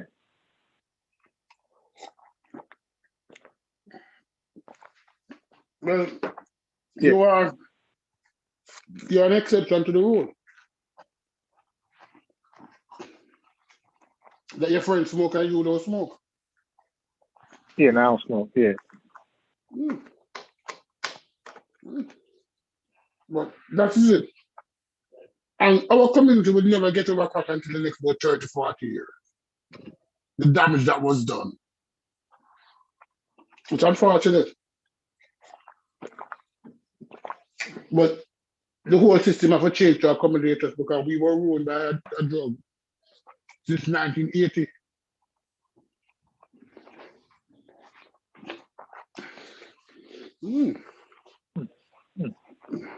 Okay, so now let Amber, you had anything to add in on a previous conversation? I really was just listening. I couldn't quite nab down what you all's contention was between you and the fella previously. I couldn't quite understand what the argument was. Like, so what was your position? What was the reason you all were having that mild debate? Like, what was the whole? Yeah, so it's actually a good debate. It don't start with me and him. This is an ongoing debate, in that field. So crack cocaine and coke, like powder coke, is essentially the same thing. So like, people can literally just say it as one. Like you couldn't even you can't even research, crack cocaine versus and cocaine. It's going to only say cocaine. Like, as a matter of fact, you can't research crack without the word cocaine. It'll always be there. That's why I call it crack cocaine. So coke when it's added with baking soda and other things is now crack, but it's called crack because it's crystallized. It's no longer in powder form, but it's really just coke. It's just crystallized coke. That's all it is. Like crystallized cocaine, same shit. Now, but when it becomes crystallized, the use, you can't sniff the crystals, of course, it'll fuck your nose up. So the thing about cocaine in a powder form, you have a couple options to use it. You can put it in your gums, you can snort it, or you can smoke it, right, when it's in a powder form. But once it's crystallized, the really only option to use it at that point is smoking. Okay, and that is a problem with it at that point because there's no option to snort it. When you snort it, your high lasts long and is less intense because of the process it takes to get to the brain. So all, drugs that get, that cause a high reaction, right? Your endorphins, whatever, it has a process, it has to get to your brain. So the faster the drug gets to your brain, the more addictive and intense your high is going to be. So of course, intravenously, you shoot something up in your veins, it's going to get to your brain fast. And when you smoke it, what is smoke? There's nothing. So it gets to your brain fast again. Okay. But when you snort something, it's a long process to get to your brain. So that means that it takes a little while to get high. But once you get high, your high lasts a little bit. And the analogy was edibles and smoking marijuana. When you smoke marijuana, your high is faster, right? You get high quicker. When you eat an edible, the chat was saying that it takes longer, but once you get high, it lasts longer, like things like coke. So I was saying the smoker of marijuana is going to be smoking more often than an edible eating edibles for that reason. So the same thing with crack and cocaine. the fact that coke can last up to 45 minutes sniffing it, and crack only lasts as long as 15 minutes. That means that for a crackhead to get the same high as a cokehead, he got to go get that shit 2 more times. It's the same amount of coke, 2 more times. So it's a 3-to-1 process. So I was saying, just off that, if I'm using crack 3 times as much as you are doing coke, my habit becomes stronger. I'm more active chasing the high. Crack, and then the fact that crack high don't last long. So you're chasing the high continuously. This is why most crack people can't function in their non-functional society. They're usually just doing everything just for crack. Cocaine users can actually work, play basketball. As long as they got the money, they're good. When you're on crack, you less functional. With money or without money, you're done.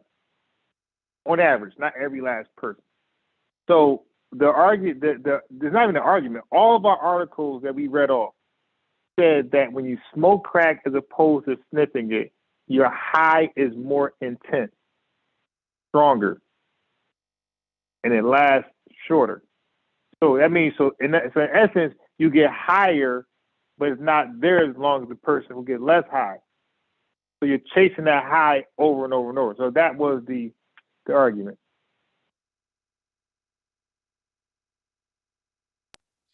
Oh, I can agree with that. I don't see what the contention would be. Yeah, every article agrees with that, but I get it though, because Amber, so here's the argument. So there is like a separate argument in that.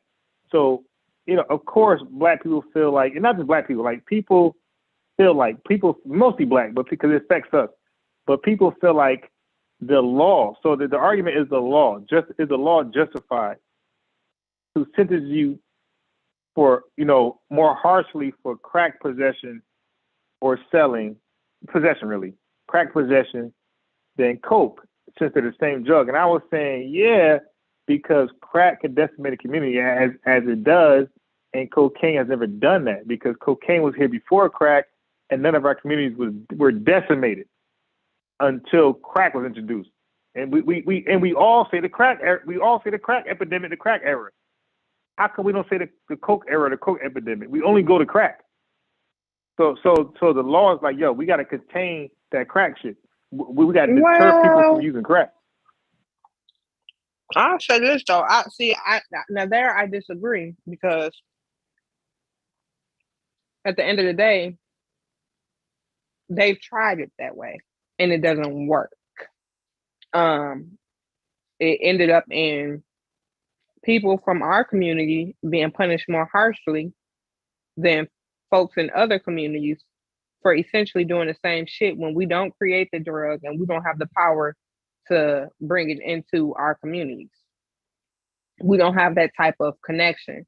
So all of the people, so it wasn't really getting to the root of the problem. It's just punishing people who are essentially pawns in the grand scheme of things, while all of the key players continue to get away with doing it. It didn't really curb any of the addiction.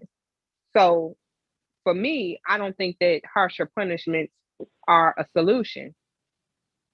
To me, it's just an imbalance, yet another imbalance in the justice system, especially when you look at how other,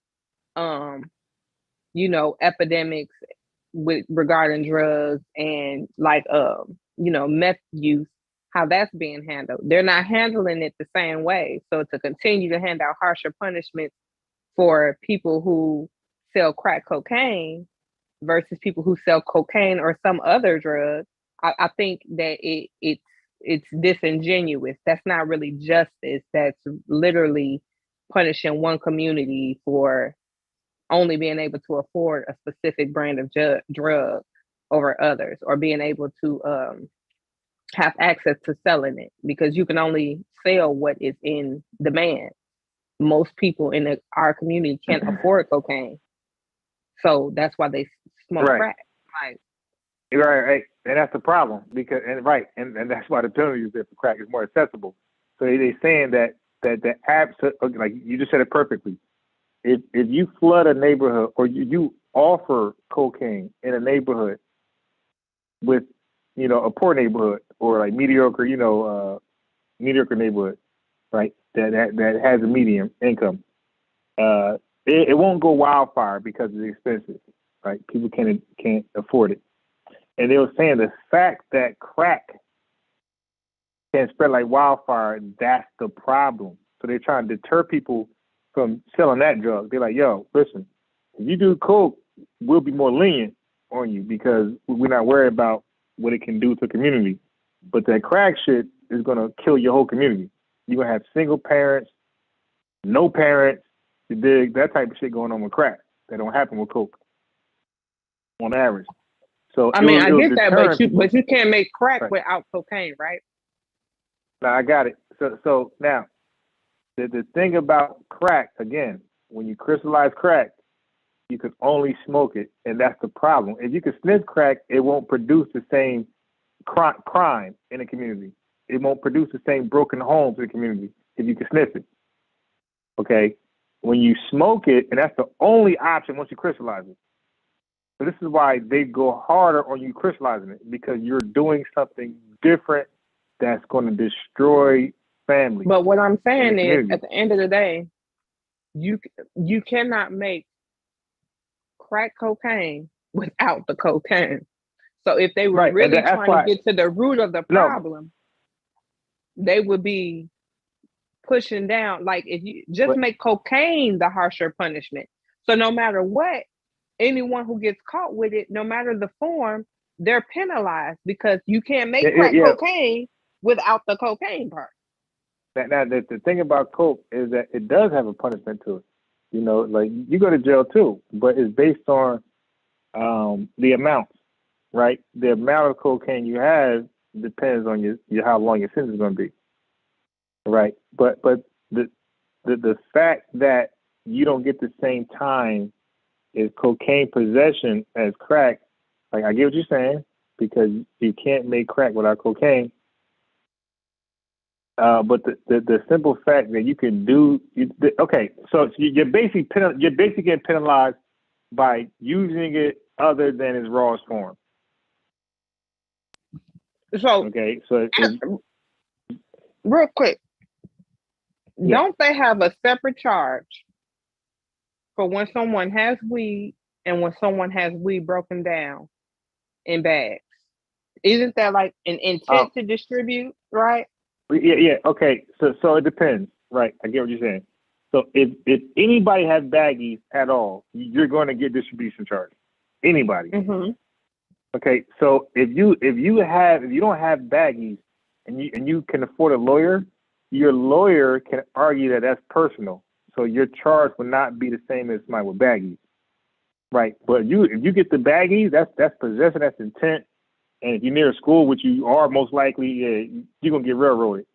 But if you, like I said, if you got a lawyer and you're caught with like a certain amount of weed, you can argue this is personal uses. I smoke a lot. But at some point, they adjusted the law to accommodate for, okay, motherfuckers ain't just smoking all this weed. Some of these people trying to sell it. I don't care if I caught them selling it or not. I can charge them with intent based off of certain things, right? So my thing is, if cocaine is the root of the problem, I don't give a fuck how I find you with it. I can charge you with the intent to create crack cocaine. If they wanted to make that a law, they could. That's all I'm saying. Anybody that's caught with cocaine, I don't know if you're going to use it in its purest form. I don't know if you're going to turn it into crack cocaine. That ain't up to me. The law say if you caught with it, period, our assumption is that you were going to do this with it. Right or wrong, can they make that a law? Yeah. And that's my point. Yeah, I mean, like, that's a good argument. They don't because it only affects certain communities, and that's my whole thing. So it's never about a justice. And I'm not even disagreeing with that. I'm not even disagreeing with that. That the simple fact that crack proportionally only affect black people, it's not seen as an urgency to something that you got to correct. It's more of a lock people up, and that's what I'm trying to say when it comes to this political realm. Like, you have a certain party, which I believe is the Republican Party, that's most likely want to see black people locked up in the harshest way, And the Democrats is like you. Like, nah, ho. You know, lock everybody up that use cocaine. Not just anybody with the possession of it can potentially turn to crack. So so the Democrats, that's pretty much their position on it. And Republicans are gun ho. So when you have a Republican that wins, you know, a seat, mayor, governor, whatever, they're gonna be, you know, they're gonna make that law. Just like that. You know what? Nah. You got crack, you're done. So yeah, so what you're saying is true, and now it's left to constituents, it's left to voters. You know, I mean not voters, politicians. You know, they got to get on board with that. You know, we not doing that because not every state is harsh on drug addicts. Like there's like 3 states that's like that don't allow companies to do a background check. 0. Can't do a background check on nobody. Okay. It's illegal. Yeah, you got about 3 states that don't allow background checks. No, don't do that. It's illegal. So go ahead and just either he's qualified or she's qualified or not for the job. You got about 3 states. Yeah, motherfuckers definitely need to move there and get them a job. That's a fact. But Amber, the fact is, I keep saying that America is divided. You got, I mean, we should know since the Civil War, you got half of America who got it in for black folks and half who ain't on that type of time. And being that they the same complexion, same religion, same, you know, we don't know who is who. You know, but we kind of get an idea when they line themselves up with a political party. You could like assume, like, okay, he's most likely, he's red, he's most likely got it in for us. He's blue, maybe not. You know, big, but that's not factual either. But that's the best we can do. And those people who we believe got in for us, you can't look at them and tell. Like you only know by their actions, but it's too late. So they become politicians, they become judges, they become law enforcers, they become the bank clerks, they become all type of people who can affect your life, make a decision, unemployment, you know, claims agent. They become those people. You know, they in like, you know, authoritative positions that can affect your life if you're black. Welfare, you know, all these government jobs, that's them. Motor vehicles, you know, and like what you guys, we had debate last time with the voter suppression in Georgia. Like that's them. They're like, yeah, that white person. They didn't have an ID, but we're gonna push it through. But you need your ID. You know, that's them again. Like they could find themselves these key positions that's like life altering. Mm-hmm. They're the gatekeepers. And right. And the thing about us that we don't do that in reverse. Like we don't get on code like that. Like we just so individualized. It's like, nah, whatever. Like that's how we can respond. Like, hey man, yeah, get your ID. But you know, Tanisha, no, you good. You can vote. And some of us do that, but it's not impactful. Some of us do that because I know you probably experienced that with my black. I have with unemployment, and I quit a job, and the sister's on the phone, my claims agent, and I got unemployment right away, and I quit. And you know, you ain't supposed to collect, you quit. So you penalized for like 6 weeks. So I collect right away. Big. So we do that too, but just not as often. It's not impactful. You know, where most black, a significant amount of us can reap the benefits from that type of, you know, coalition, and lack of better words. I mean, but at the same time, though, again, it's hard enough for us to find good jobs for our background, our experience, our skills, you know. So when people get one, can you really blame them for not really sticking their neck out and doing above and beyond and, you know, cutting corners for someone that may or may not appreciate it? No, you're right. It's a catch-22. It's very difficult. Like you just can't. It's no one answer because, like you said, it's diameters that plays a part. And if you're trying to be fair, you're like, well, you know, shit. You know, yeah. So it's one of those things where you like, man, I'm only helping people who try to help themselves. Like I'm not going all the way for a person who won't. I can add you in this program, but you're gonna waste a seat of somebody who can actually, be appreciative of the seat in this program. That happens too.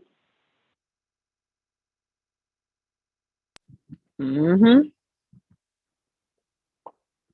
I'm sure. Yeah, but but that's the dilemma we're in as Black people.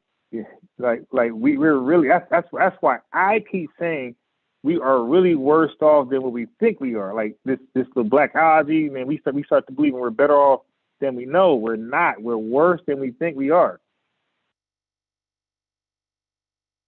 But we're really in a horrible condition. And because we can do A, B, and C, we think we can go to the store and buy clothes and a car. We think we are not in a tough situation. No, you are. Mm-hmm. I totally agree. Folks get a few positions and they think we made it. No, sir. Right. And a pandemic has bankrupt your ass. It has you unemployed, and are you looking for a job, something that you believe is beneath you? So, it's a recession, as they claim is coming.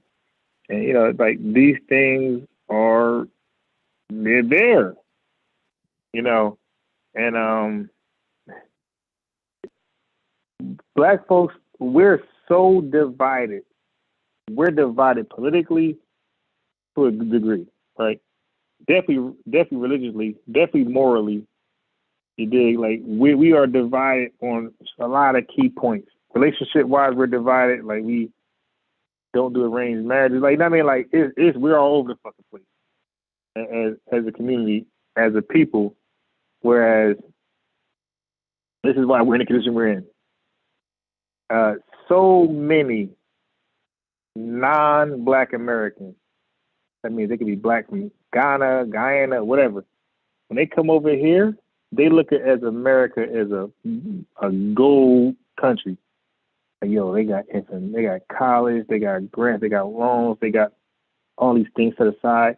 The same things they're going after, because they're considered minorities, is the same thing we can go after. But we don't, they do, and they are well off as a result. And then we look at them and we think there's a government conspiracy. No, my man, that same thing she and he took advantage of, it was there for you. But we're so wrapped up in what we're wrapped up in. And this is why, Amber, I get it why they look down on us. People from the Philippines, from Mexico, from Ghana, from Jamaica, they come over here, they see all the opportunities. They be like, yo, why did you do it? Like, I just got here a year or 2 years and I'm doing it. You've been here your whole life. You ain't do it. Like they can't get it. They're like, yo. But see, I think you just now. I'll say this. Like, I don't like kind of the trauma Olympics. Like I had it worse than you. Like to a degree, I do feel like we're more entitled than we know. But at the same time, there's a lot of things that people here that were born here, raised here, that are, quote unquote, African Americans. It's certain things that they won't do culturally that I can understand why they won't do because of the history. Whereas someone else may come in and do it without a problem. They're like, you tripping. This is an opportunity. But I can understand why some people that look like myself don't see it as an opportunity. We see it as demeaning or degrading. Like I can totally get it. Now at the same time, I can also see the problem with, okay, how do you turn around and have an attitude and say they're taking something from you that you wasn't willing to do? Because at the same way, a lot of them feel like they're entitled and look down on us. I also see a lot of, African Americans that look down on them or feel like they're a threat to their livelihood. And while I'll give them a pass for not wanting to do certain things, I also have to say, hey, now, you full of shit. They ain't took nothing from you because you ain't even want that job. You wasn't going to do it. But I try to understand everybody's story, I guess, you know. So I try not to lean too extreme one way or the other, because while I can understand to a degree, I can also understand that there's a lot of cultural and historical reasons why we shy away from certain things as African Americans, if that makes All sense. right. Cool. But how about this? Right. So that's a job he won't do. But how about the ones that come over here and get access to grants and college? You know, who comes over here for like they're not doing the jobs we don't want to do. You know, they also thumbing those things down. They're coming over here for education only. Like I was watching Shark Tank, and I think Chinese people, or either Hispanic or Chinese. No, I think it's Chinese. They're Chinese. Their mom brought to America and told them, you know, brought to America. They thinking like, yeah, we all gonna live here. The parents told them, nah, we're leaving. You're staying. You know, this is, you know, so to be great, not to sell oranges or that type of shit, clean houses. Nah, this is the land of opportunity where you're going to be living with another family, and they're going to get you in school, get educated. So a lot of foreigners are come over here for education, not to do the shitty jobs, for education, and that's something we thumb down as men. I hear what you're saying. I do. I'm not against that. But you got to consider a lot of these people come from places where they're not necessarily outsiders. Like, they may be poor, but there is a community of poor people, and maybe they've maxed out on opportunity, or opportunity isn't available to them in their immediate geographical location. So they look at America as being their saving grace, right? And this is just the community, this is the culture there. Everybody there has the dream of going to America and making something great of themselves. It's not a one-off. It's not, one family. This is the cultural attitude. So if we can get one person over there, we're going to put everything we got into them and make sure they make it out. How often can you say that for people in the Black community who live here? This is our geographical location. And you feel like your entire society is against you. You're the outsider. You have your small community where you navigate and you try to make a life for yourself. But as far as you're concerned, that world is a world that you're not accepted in, and you'll never be accepted in. It's a different dynamic for a foreigner who does not have the hope to assimilate. They come in here to get the bag, to make a way for themselves. And this is what everybody believes. Let me ask you this. Why don't Black Americans value the educational system? Why do they thumb? I think it's a lot of reasons why we don't. I think it's a lot of reasons why we don't. Wait before you answer. This same educational system that we thumb down, those foreigners gladly receive it, and they do very well in life.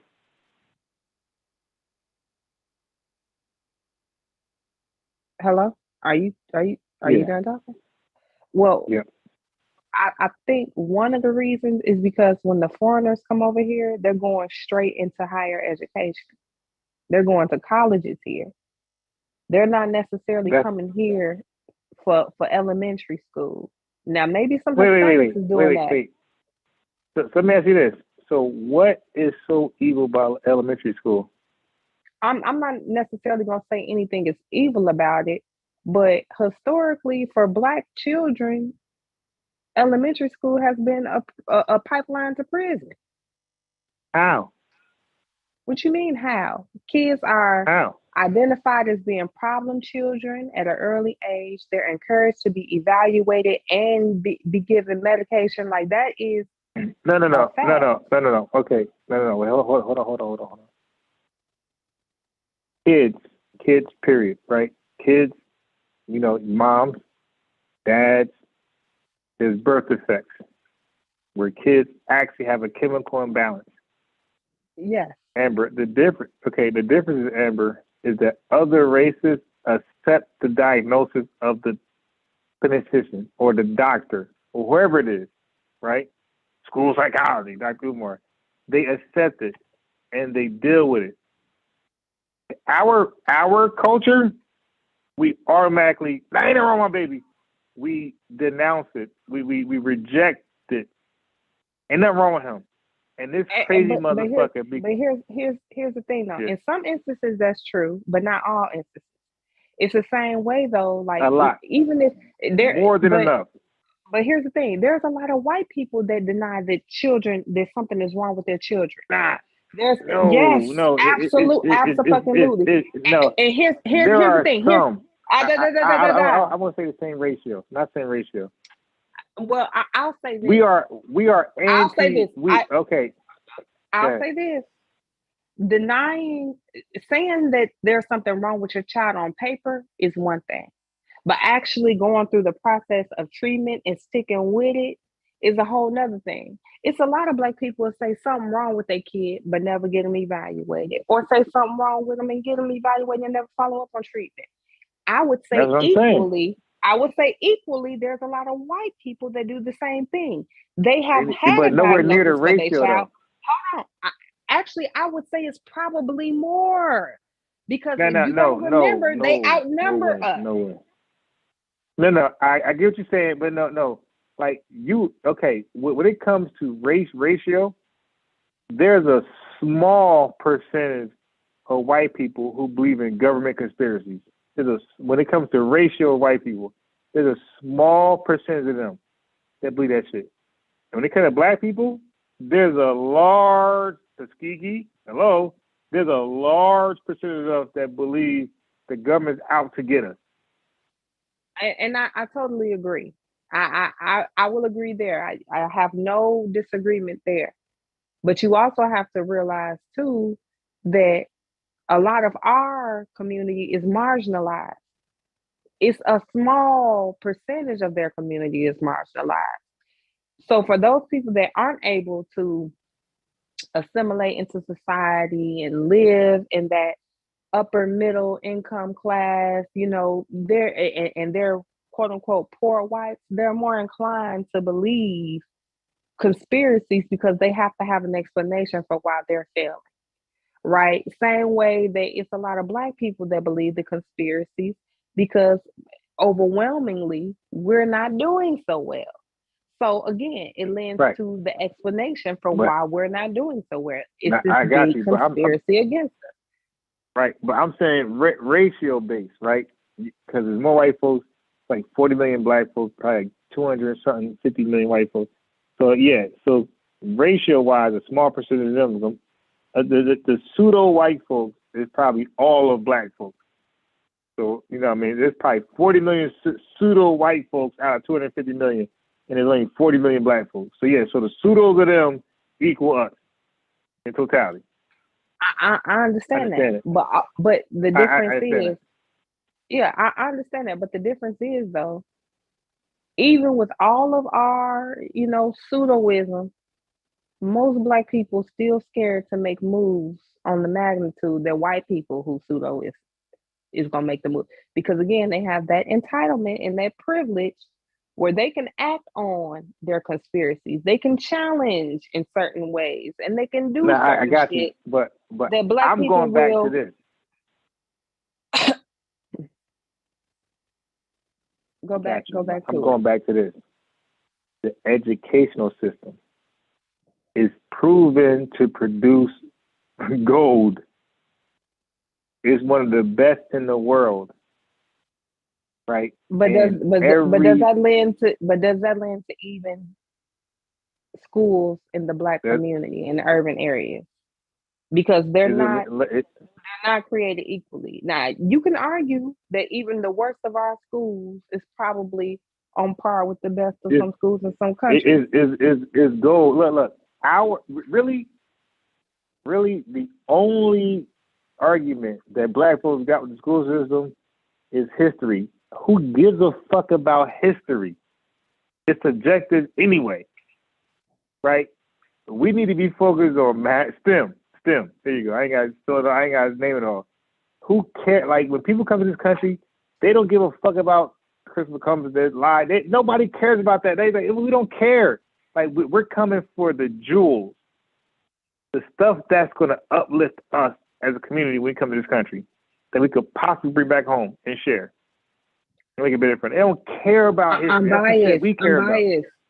I get what you're saying, but you're pretty much reiterating the point I made earlier, though. My point is, hold on.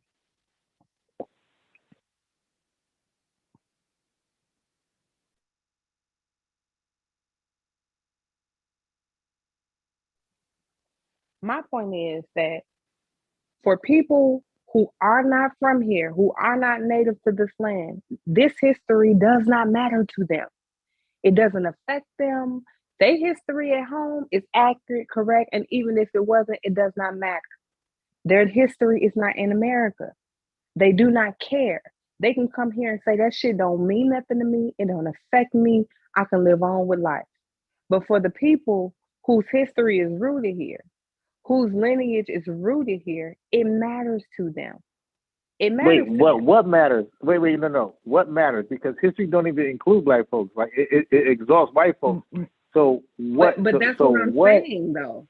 But that's my whole point. But I don't know your point. I'm saying, what in history is being taught in any level of education in this country, right? Schools, that we have a problem with? Like, what do we really resent that's being taught in history? But that's what most black people resent. The fact that they are not a part of history.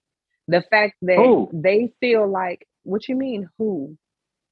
Are you talking about black folks not part of history? Yeah, because you said they, so I don't know who you're talking about. Yeah. I'm saying black people. A lot of the things that black people resent is that we are not part of history. And when we are a part of history, I come on now, cut it the fuck out. You know that. I'm saying no. I'm really being serious. They have I'm saying, look, if a black kid in school, first grade, second, third, eighth, 12th, in that school year, they're gonna learn about black people. But right, the rest of the school year, but that's 1 month out of how many? So they're learning about white people. No, they're not learning about how. They're learning about wars. Really, that's a history. They learn about World War One, Vietnam, Civil War. They learn about that type of shit. And again, I totally get it. And I'm not saying that black people should not persevere regardless, and that we shouldn't value education for this reason. I'm simply saying that there are people who really struggle with that. They struggle getting past that. They want to see themselves. But when it comes to a kid, here's my question. Yeah. Like, I don't understand why it's so hard for black people to understand. And I'm saying some black people, such as yourself, to understand the need for people to find something that they can identify with in order for it to mean something and add value to them. Because gays are making this same claim, which is why we're seeing an influx in LGBTQ relationships in our media and in our messaging. Because at the end of the day, they saying, hold the fuck on. What y'all not finna do is act like we don't exist out here and minimize and diminish our existence. That's what black people are saying. Hold the fuck on now. We not finna act like we didn't contribute and like all we was is slaves, like we weren't intelligent, like we're not the backbone and the foundation of what we now know as America. We're not gonna pretend to do that now. That's all a lot of black people are saying. And I'm saying, no, again, I teach my program in libraries, right? So I'm there where the information is there for little kids to come grasp. And when Black History Month comes, all black shit in there. Black, everything. Everything's there. From January to February, sometimes a little bit of March. It's black everything.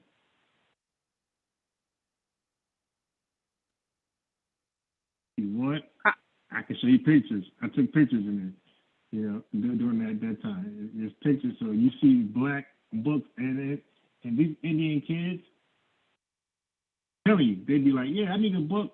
Talk to the librarian, whatever, and they'll mention black people, right? The whole time they mention black people, so they're learning about black people, and that's the best of us that they're going to get. They're going to get our best, and they're reading. I'm shocked. Oh shit! Oh, okay. Like their parents ain't objecting. Like they letting them learn about the greatness of black people. Well, I'll say this because to me, this is the better argument. Now, while I understand that there are some Black people that feel marginalized and they don't have a lot of faith in the system, as it stands, in my opinion, rightfully so. What I do take issue with is you cannot have it both ways. Either you care about Black history and you care about representation, or you don't. So if that is going to be the hill that you die on, there's no reason why kids should not be valuing education, the traditional public school system or what have you. If you don't value that, and it's because of a lack of representation in schools, then there's no reason why we should not see an influx in children who may not necessarily participate in that system, but still have that background and that knowledge and that information. To me, some education is better than no education. So if you're going to throw away that, then I need to see where the other some education is. And I'm not seeing that.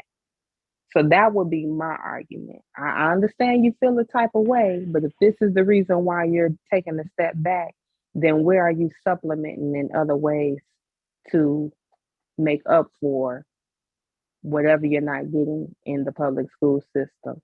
Or if you've turned your back on the public school system altogether, why are your kids allowed to drop out of school and not pursue any education whatsoever? So this is what I think. This ain't a random thought. I thought about it for a little while. I think that we put too much emphasis on history, the most irrelevant subject in the school system. Nobody's going to get a history degree. Ain't no job for that. You're not making no money. You're not impacting America. You ain't doing shit. Well, it definitely is jobs for that, but okay. No. But it's not impactful. It's not going to. There's no billionaire in that. You know what I mean? You're not making powerful moves right there. Okay. It's that STEM shit where you can impact the country and have it go a different direction. You know, you see it from, Elon Musk. That's STEM right there. He got in there and got the country going a different way. Electric cars, electric motorcycle, everything electric now. I'm saying that type of impact is that. That's not coming from history. That's going to come from STEM. So, and you got a lot of Black people or in STEM who's making these changes there. So it's already happening. But I'm saying that parents insecure about themselves or whatever they got going on, like they are overly focused on history. I'm saying the victor writes history or give the narrative. I'm saying let's first win. Let's first win with STEM. Let's become as educated as possible. We're inventors. We don't invent shit. Like, for example, not Black people. Let me only know what I'm talking about.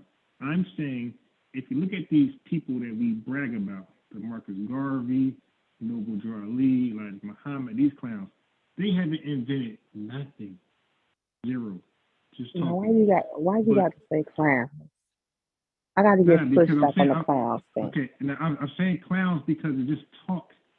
motivational speakers, but they actually have not produced nothing tangible for black folks to cling on to and pass the next generation. But you have black folks who didn't talk like them in history, who actually invented stuff, like George Washington Carver, Booker T. Washington. You know what I mean? This the Black Titan, A.J. Gaston. You got Madam C.J. Walker. You know, Madam, the other Madam. You know what I mean? Like, they actually produce things for this tangible that can be passed on. You got Reginald Lewis. Like, these guys actually did things and produced things in brick and mortar. We're not talking about guys who just talking and it sounds good. I'm tired of that talking shit. We need producers. You got black folks who actually produce things, and we don't talk about them. We talk about the talkers only. That's why I call them clowns, because they really didn't do shit for us. They just talk. What? And never did anything themselves. Well, here's the thing. It's flop. Like, I understand your frustration, because I've shared my frustration with a lot of, what we focus on as well. So I totally understand why are we so enthralled in history? Like, why are we obsessed? Why are we stuck there? Why we can't move past that and move forward to the here and the now and really make some real change in the here and now beyond talking and lip service. I totally get that. And so I'm on the same page with you there. My only thing is that, to me, you don't necessarily have to have a product to produce something. You could produce the next great thinker. You could produce the next, thought leader. You could produce these things by just speaking. You may spark something in someone. So I don't want to take away from the fact that during those people's times, I feel like they did produce something. They produced pride in being a Black person. They produced, thought leaders for that time period. I think the problem is that people are lazy now, and they want to just talk about what they did and regurgitate what they've already said and try to pass it off as them doing some real work in today's time period. I think that's the issue. Not that those people just talked or they were just motivational speakers, but the fact that people allowed the motivational speech to be the product, instead of them taking that motivational speech and turning it into something tangible. They try to then ride the coattails of, okay, I'm gonna be a motivational speaker and I'm gonna pretend to do some real work. When no, we're at the time where we can actually do shit and make change now. Versus then they had more limitations on them. They couldn't do as much as we're able to do now. So shit on them. Hold on. I don't know if you can still hear me. My AirPod went out. Yeah, I can hear you. I hate I got AirPods and I ain't put them in. I put the Beats by Dre on. Yeah. Cause the AirPods, I got them. They're piece of shit, man. I'm gonna buy that Raycon stuff. I'm gonna buy, what's that? Ray, what's the dude? Brandy brother. I'm gonna buy his shit. Probably need to take mine and get them fixed, because the one I'm using now, it be going in and out. And I hate it. A month and a half. This alcohol clean my shit. My shit a month and a half. Oh, you can have my shit. This shit's pretty much new. I'm good. You touch them, they hang up. I'm good with them shits, man. When you touch it? Huh? You know, when you touch it, I wish mine did. Shit. Yeah, that shit hang up. Yeah, when it's just come out your ear, you try to fix it, that shit gonna bang. It's gonna bang on the person you're talking to. Just by fixing it. I totally and the frustration. That's kind of why I stepped away, because I'm so tired of talking, arguing over nothing, talking, arguing over history. My leader better than your leader. Like, it's just played out. Okay. So let me respond. Right. So what I was saying with this, Amber, is that history is not that important. Okay. And I put deep thought into it. It's not that important because the victor writes the history anyway, and he's gonna cap. Whoever's winning is gonna cap on the history. Okay, when black folks, let's say if we go to black ideologists, black folks take over America as black. We're gonna act like slavery never happened. We're gonna water down chattel slavery. That's what victors do. They never gonna tell a story where they were compromised, they were losing, they're weak. They're gonna tell like, yeah, white folks came over here and they had us chained just for 2 years, and then we overcame it, and that's what victors do.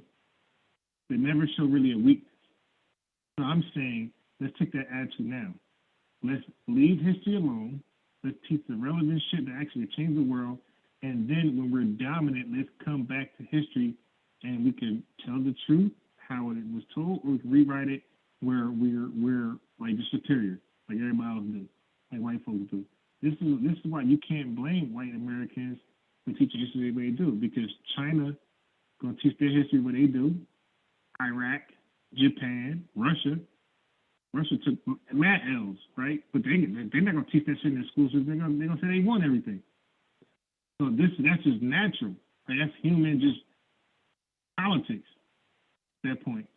So we should be so caught up in that shit. Like let's just listen. That's why I love like the ADOS or the SBA notion, because they like, man, fuck all that. Look, you're a black American, or you're a black Haitian American, black Jamaican American, black Guyanese American, black Ghana, wherever the fuck you are, like whatever you come from, you're here now, you're staying, then you're that an American, and that's all that's necessary right now. Right? That's good enough.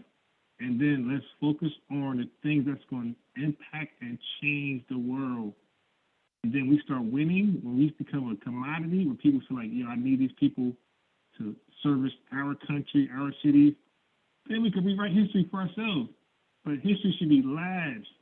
And that's why it's not really taken serious like that in academia. It's subjective. But we put more focus, like we give a fuck about Egyptians and all type of shit more than we do the shit that really matters. Math, science, engineering, creating things. So that's why I was going back to you by saying that that's why I call them clowns, Amber, because these clowns didn't invent anything. But you got soccer moms that invented some shit, got a deal with Shark Tank, became millionaires. And their product is actually relevant and is useful. People, the American society, the American public is benefiting from this soccer mom invention. So you say these leaders, these thought provokers, nah, it's not good enough because it's still not tangible. It's still just poof. It's still just talk. It's not tangible, right? Because for example, like black folks are not cool with the tricks of white society when they just say, okay, integration, poof, like Dr. Carl Anderson says, poof, there you go, integrated. But it's nothing I can see or hold. Right, but when you poof to white America, they can hold and grab something and see it. But when it's poof for black folks, there's nothing we can see and grab. So like, now we're done with that poof trick we can't see and grab. Integration, okay, fucking proof, yeah, integration. Like what? So I agree with that. Like, no, we're done with that trick. We want something we can see and grab.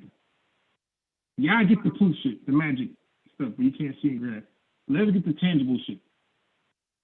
Like, that's where I'm right now. I'm done with the tricks. If I can't, I got to be able to see it or grab it, or I don't want it. Reparations, yeah, education. No. Now education is good, but that's last. You can't see education. Like, can you hear me? That's later. Yeah, I can hear you. So same way you're talking now. So you think one day black people gonna wake up and they all gonna be on the same page, and they all just gonna focus on. So what does it take in order for them to be on the same page? What does it take? Nothing. Dying being excommunicated. Like, we gotta stop fucking with these people. Like, the same way white society trash their weaklings, we gotta do the same shit. Like, listen, man, like China, when they had that drug epidemic with America over there, Mousy Tongue, listen, man, look, here are drug clinics. Get clean.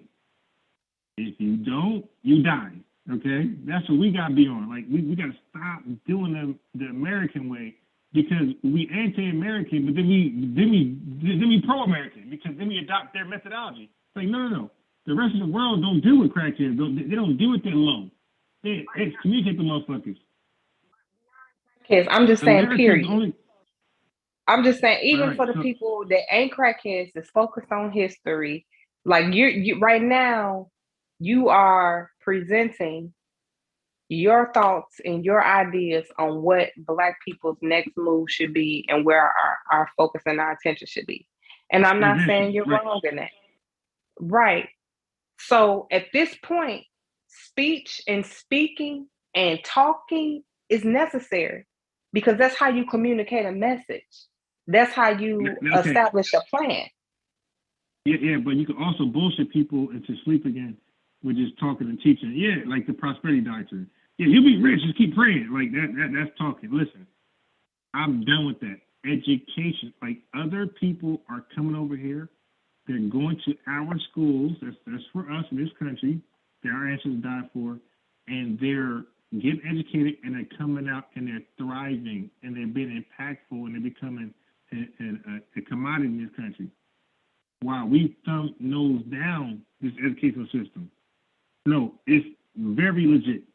It's sound. Okay, we need to stop that bullshit and go ahead and evaluate the way it's supposed to be. Okay? Like I said, do what history lasts. With the Egyptian, Nubian, who gives a fuck? Because that's not going to do nothing for you in your community. So we got to get back to George Carl Watson, where we're actually inventing things. And not every other Black person, when you buy those books, I got the book where it said what Black folks invented. We got to get back to that. Where your mind thought of something and it produced it and it's useful. So, you know, the traffic light, that type of shit we got to get back to, man. Have to talk. We don't need to talk. We need education. Because no other people care about it. They talk. They get educated. They come over here, education. Ain't no talking.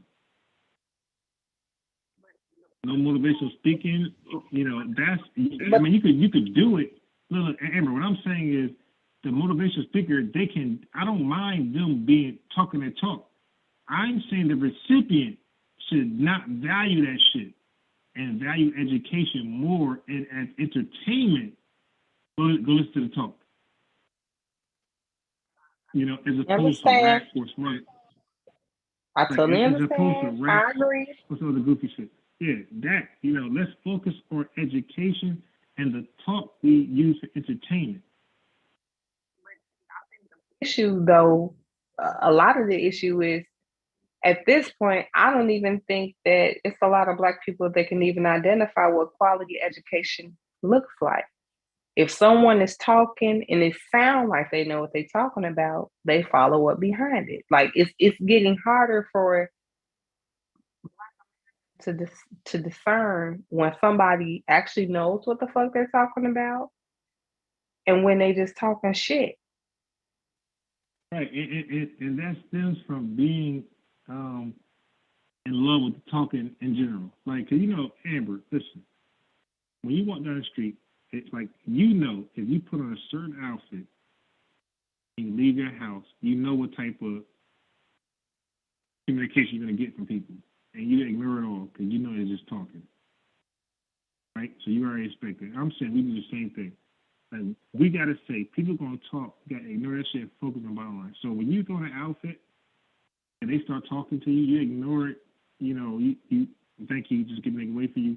But your bottom line is what you're going to do that day. Like, you're going to get gas, you're going to Walmart, wherever you're going to go, shop right.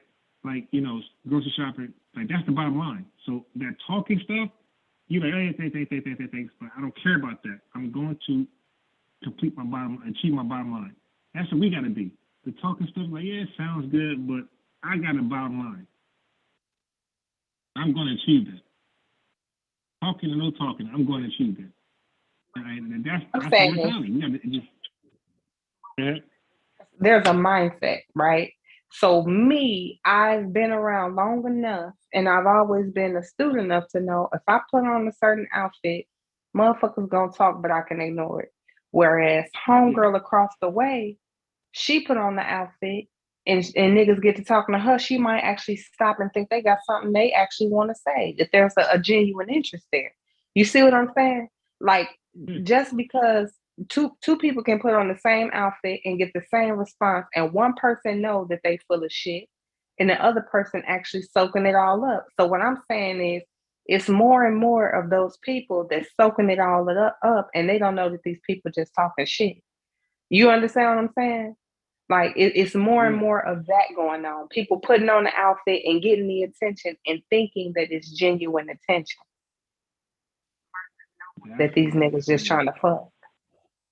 That's why I say, look at that all and just talk it, ignore it, and focus on the bottom line, which is education.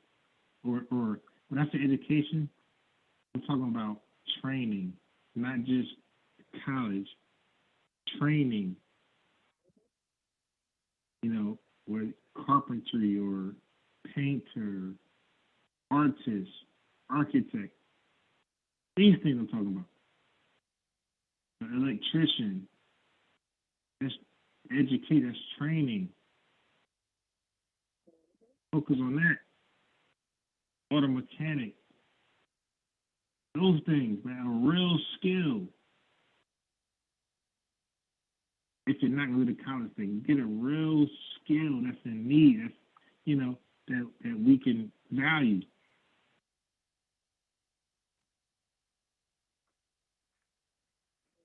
And if you're going to be a barber, then the education, the advice we tell you is be innovative, do something nobody's doing.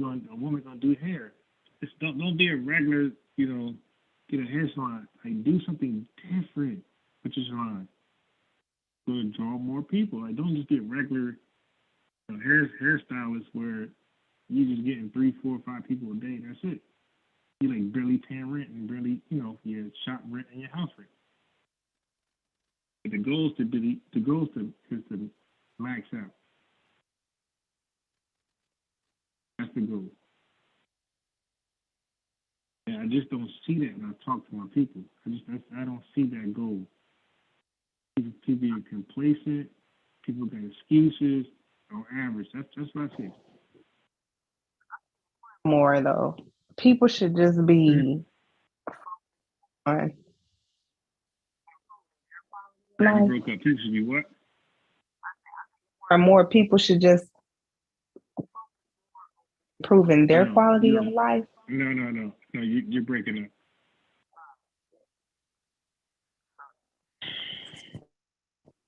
You're breaking up badly.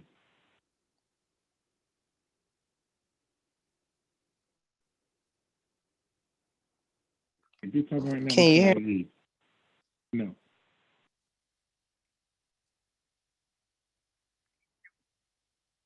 No, cannot hear you. I said I think more and more people should just focus on improving their quality of life. And if everybody was just to focus on improving their own quality of life, we wouldn't even have a discussion. Like, if everybody just focused on improving their own quality of life. Now, the reality is some people who just do not care. Like, and we got to be okay with that. But as far as I'm concerned, we're beyond the we and the us and the community and all of that. Like, I don't think we have what it takes to move as a unit.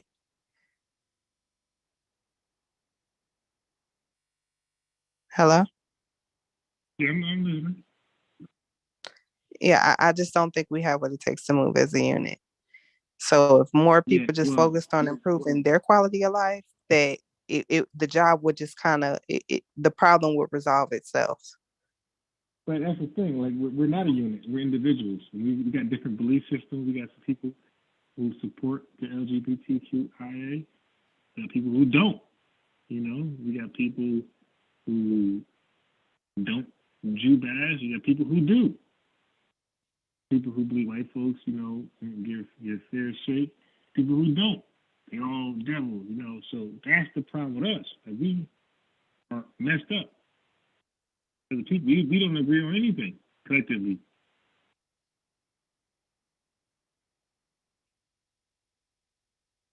Nope. And that's the problem. But do you think that most white people agree on shit collectively? Yes, I believe that they are sold on America is the best country in the world. Yes, they are sold on that. They believe in they believe the Constitution should be upholded. They believe that. Okay, they believe in democracy. Yes, they are united in many ways than we can imagine. Do you think that they believe that, or do you think that that's the narrative they sell because they need everyone else to believe it in order for them to sustain? I think they believe that, because I don't see the negativity in it. I don't see the pushback in that. I think they believe that other people need to believe it. Like, I think it's something that they recognize. It's a narrative, and if as long as we can get everybody else to agree and believe this too, then we're winning. It's like telling, huh? I agree with that because I was reading, recently the British Constitution. It's pretty much mirroring ours to a certain degree, right? They had a parliament, we got government, so they had like little things similar to ours. And I was seeing what made George Washington guys rebel finally, and I see what happened because they had like little nuances in their laws, their constitution, like who it protected. So it was like very, very vague, like a lot of gray areas. And that's what George Washington fought against, the gray areas. Because, okay, there's a gray area, but we always get the short end of the stick of every gray area. And then they were tired of that shit. So they said, nah, we have enough. The gray area bullshit. But a lot of the Constitution of Britain at that time, America adopted pretty much all of it. Pretty much all of it, So that means that they believe in it, They brought it over here because they believe this is the way. This is moral. This is the rules that can govern, society correctly. I really believe they believe that. They brought it over here almost fully intact. Well, I'm not talking about what the people who founded it believe. I'm talking about the people who uphold it and carry it forward. Now, as far as I'm concerned, there are some people who truly believe in the Constitution, but then there are others that recognize and know that I don't really give a fuck. It ain't really about what I believe, it's about what everybody else believes. Same thing with the pastor and the preacher or, religion. I don't have to live this as a pastor. But if I can convince people that this is what they need to do and put on the front that I truly believe this, then I'll have a congregation and I can live life comfortably based off something that I know is a lie or bullshit or that I don't even truly believe in. You understand what I'm saying? Yeah. I look at America as being no different. It's a lot of people that is, they're pushing the narrative because their survival depends on it. You're not going to have Americans, white Americans especially, walking around saying it's the worst nation on earth. A part of their power is in everybody believing that this is the best country on earth, that this is the most, like, that's a lot of their power. If people stop believing that and start to challenge it and start to say, well, hey, shit, if they did this, we could do that and we could do it better, then they lose their foothold. You understand what I'm saying? So in my mind, it's some people believe it, but a lot of this is just the narrative. It's who's telling the better story. I agree. Yeah.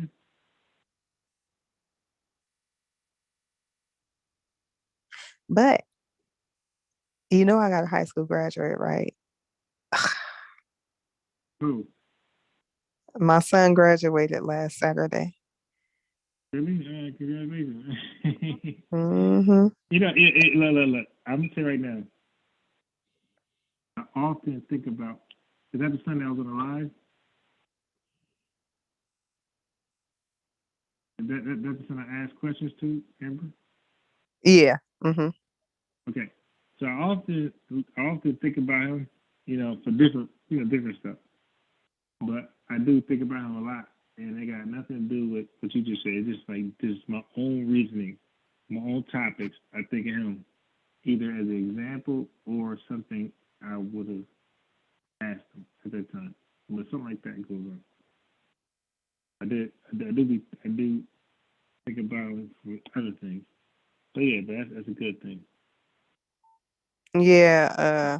Earlier when I first hopped on before I started talking, he said, "What you doing?"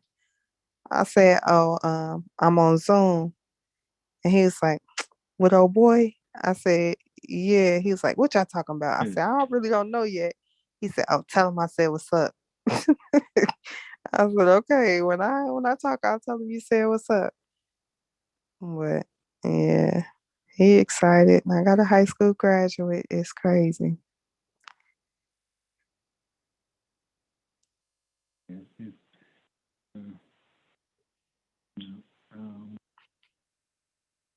You sound far as hell though.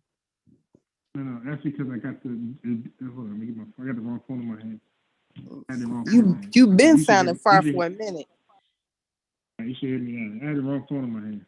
Because I got the Beats by Dre in my ear. And these are like real, like studio headphones. They're not meant for like phone conversations, But they don't hang up, and they don't leave my ear. Now, the AirPods, had I had them in my ear, you would have heard me very clear. Can you hear me clear now? Not really. Oh my God! All right, hold on. That experiment didn't work. Hold on. I'm not sure if it was my phone though, because I had my phone on speaker. I'm so used to having my AirPods. That was your shit. You made. I did this for nothing. That was your shit. Yeah, can you hear me now? I can hear you now. Yeah, you probably heard me before because I had the phone. I had the headphones on, but the phone in my hand near my mouth, so you were supposed to hear me clear.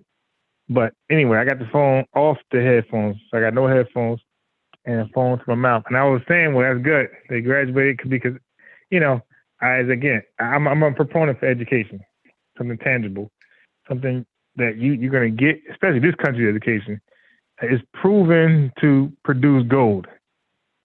Nobody can deny that. People come on, if it didn't, it wouldn't be this influx of people who's dying, who's swimming over here, boats and all type of legal shit to get to the educational system. Okay, they're getting over here for a reason, and that's my problem with black people, but not a real problem.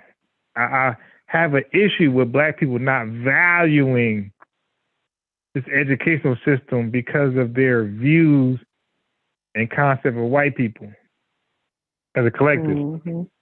They see them as like inferior. Jody Bree said, "Dog, I'm biased. It was your phone." All right. Well, you can hear me now. Thank you, Jody. I'm not. It was still the headphones because the phone wasn't in my mouth. It's in my mouth. I got it in my hand. I got it in my hand now, next to my mouth, so you can hear me clear. I know you can. Okay. I can hear you clear now. Because what I do is I don't use when I go live, I don't use the computer audio or iPad audio. I call in with my phone. That's what I normally do. Mm-hmm. I hardly use the iPad, microphone, which would be sufficient. So I call in my phone. The problem with the phone is that I don't want to hold the phone. That's the whole point, not using an iPad or computer. I want to be hands-free, so I use the Beats by Dre headset because I can't use my AirPods, even though they're great.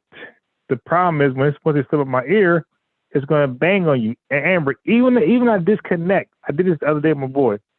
If I disconnect the connection and I grab the AirPod to put in my ear, once you touch the AirPod, that should automatically connect back and hang up.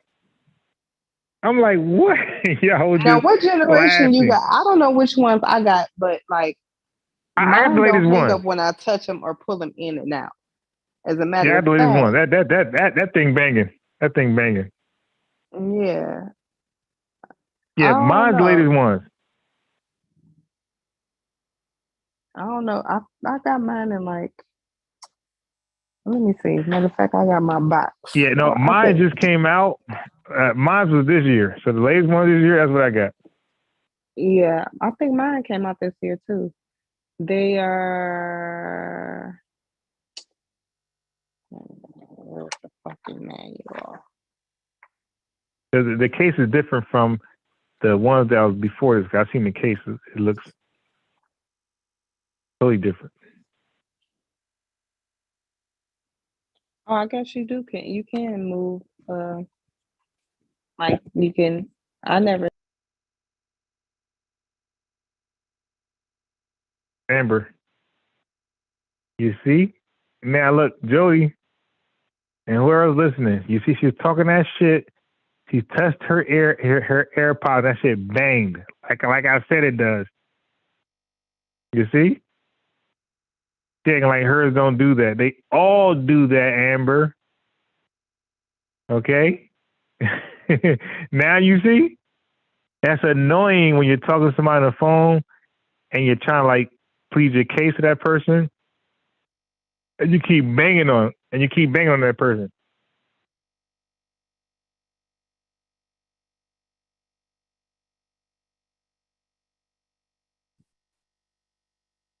Hello. Now you see? Didn't But it see, the bang just crazy. now?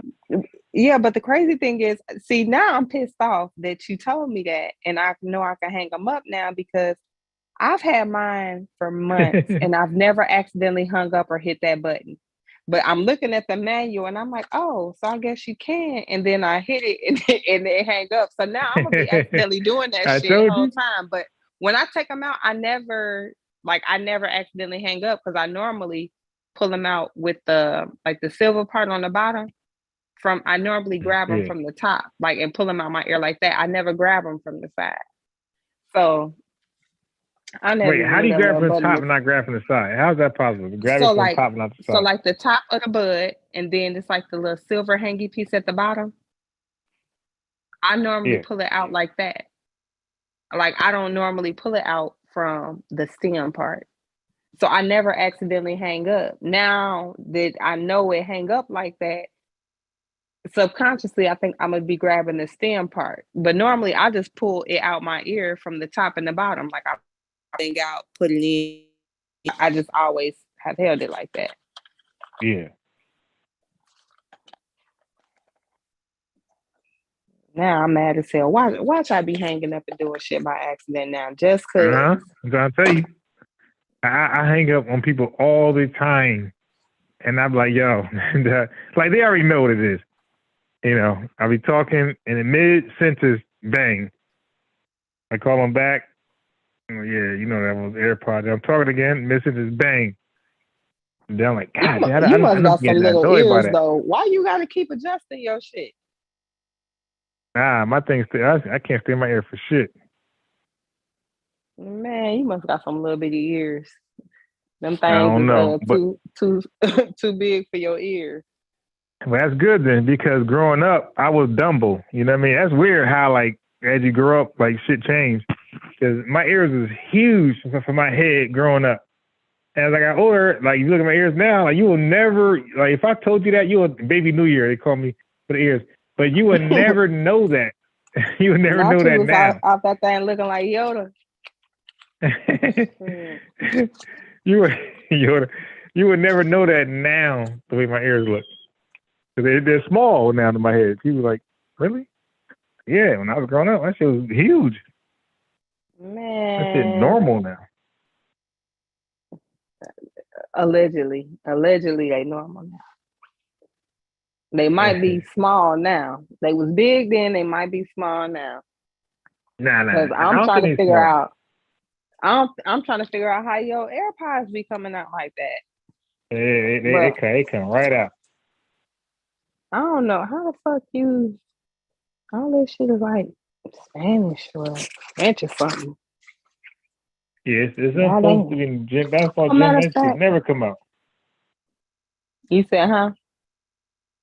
Some guys in the gym playing basketball. That shit, they be playing basketball there, probably. They don't come out for nothing.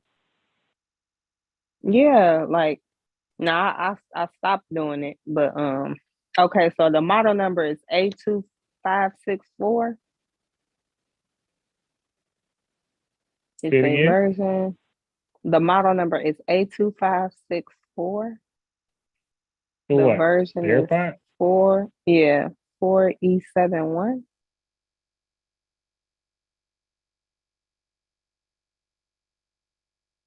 I think they're the ones that came out this year. I I don't know, couldn't tell because you. my son got some and his look different. Yeah, I couldn't tell you. His a little older than mine. Oh, it's third generation. But I don't know. I like them. It's just low key. I'm like, I'm gonna be right back at Apple because I don't feel like I had them long enough for this little right Yeah. AirPods to be going out. My left one Yeah, still work good, but the right one, Raycon. Ray J shit called Raycon, I think it is. I'm going for that next. And what the hell is that? AirPods, it's supposed to be like better than what you got. Okay. I ain't gonna. They ain't get no more coin out of me. They damn sure won't. I didn't want to buy these, but I'm gonna end up uh going and getting them fixed. So well, at least fix or get a new pair. Cause I'm just trying to figure out why the fuck my shit is acting crazy after a few months. It costs too goddamn much money for that shit. Nah, facts. Yeah. Oh, Pure Black said Ray J brand. Yeah, the Raycon. Yeah, I'm going for that next. I'm done with the AirPod bullshit. I read No, good reviews on the Raycons. not the Raycons, but child, Ray J just annoyed me. So, but I like him as a businessman. Yeah. I mean, aggravating as fuck. Watcher said, "Did I miss the whole show?" You and me both, Watcher. You and me both. What? So is that all y'all talked about? No. You guys definitely missed a great build on crack cocaine versus powder cocaine. The study shows that they're pharmacologically the same, but how you abuse them, how you get high from them, determines the addiction rate, right? That's and every article he read said that. Every article I read said that. So I didn't know I don't know the dilemma. So two things just bothered me on that one. Like either people don't want to concede, as I was talking about earlier today with my family. Like when black folks are wrong, they just won't say I'm wrong. Like when I'm wrong, I'm like, yo, okay, you got me, you're wrong. But black folks have a huge problem with just saying I'm wrong. Yeah, you got it. You know? Yeah, I realized, more than black people. Well, okay, let me not do that because I was finna be sexist. Women and men have an issue, and maybe it's just because I'm around a lot of men. I just find it, in my experience, that black men really hate to admit when they wrong, and it's so aggravating.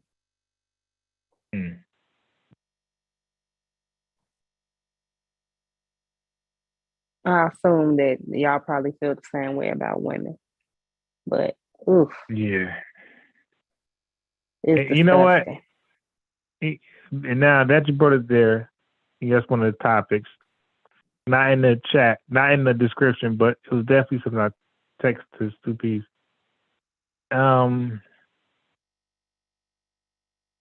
So, you got a lot of crime in the urban communities. And a lot of the guys who are responsible for the crime, they'll tell you they came from a single parent home. And what I thought about the other day was, damn, if that person, single parent home, right, was into criminal behavior, but the single parent home that he comes from was fathers, right? They would be ripping fathers today.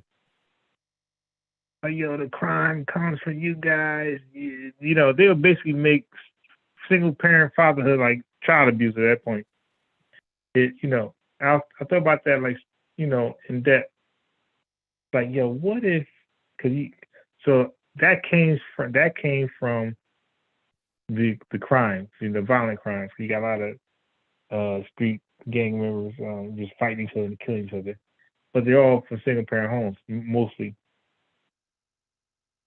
But I'll say this, like, one, I think that that's already happening to women.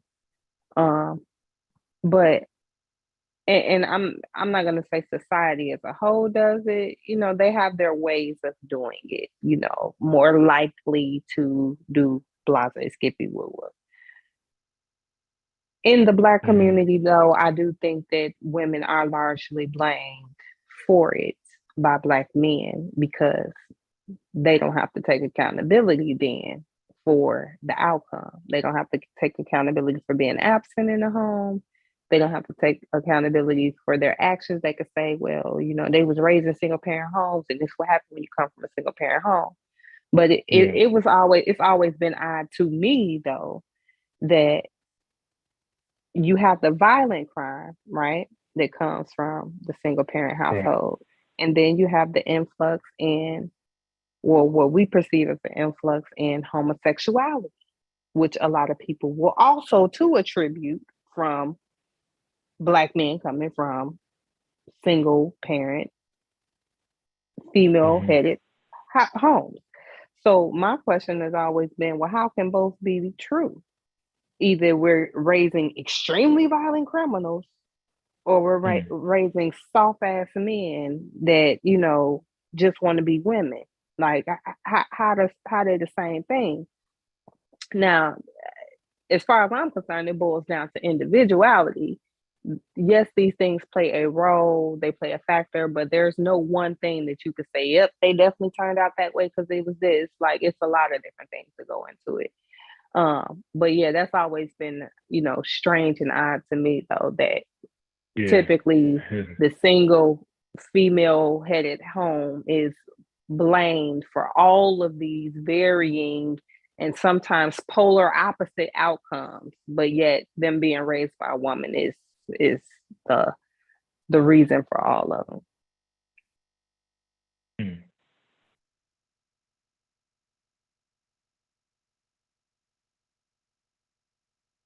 Yeah, extremely interesting.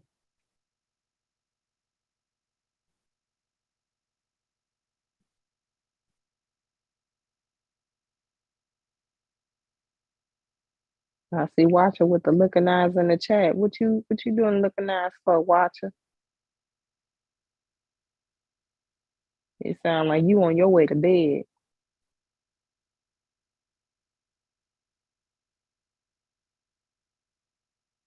Oh yeah, we done lost them. Say again? What happened? I said it sounded like you on your way to bed. You was quiet. I said we lost them. No. So not until I mention a couple more points. Away from what we was talking about, because I have a couple things, in the title. So the way the rappers rap today, right?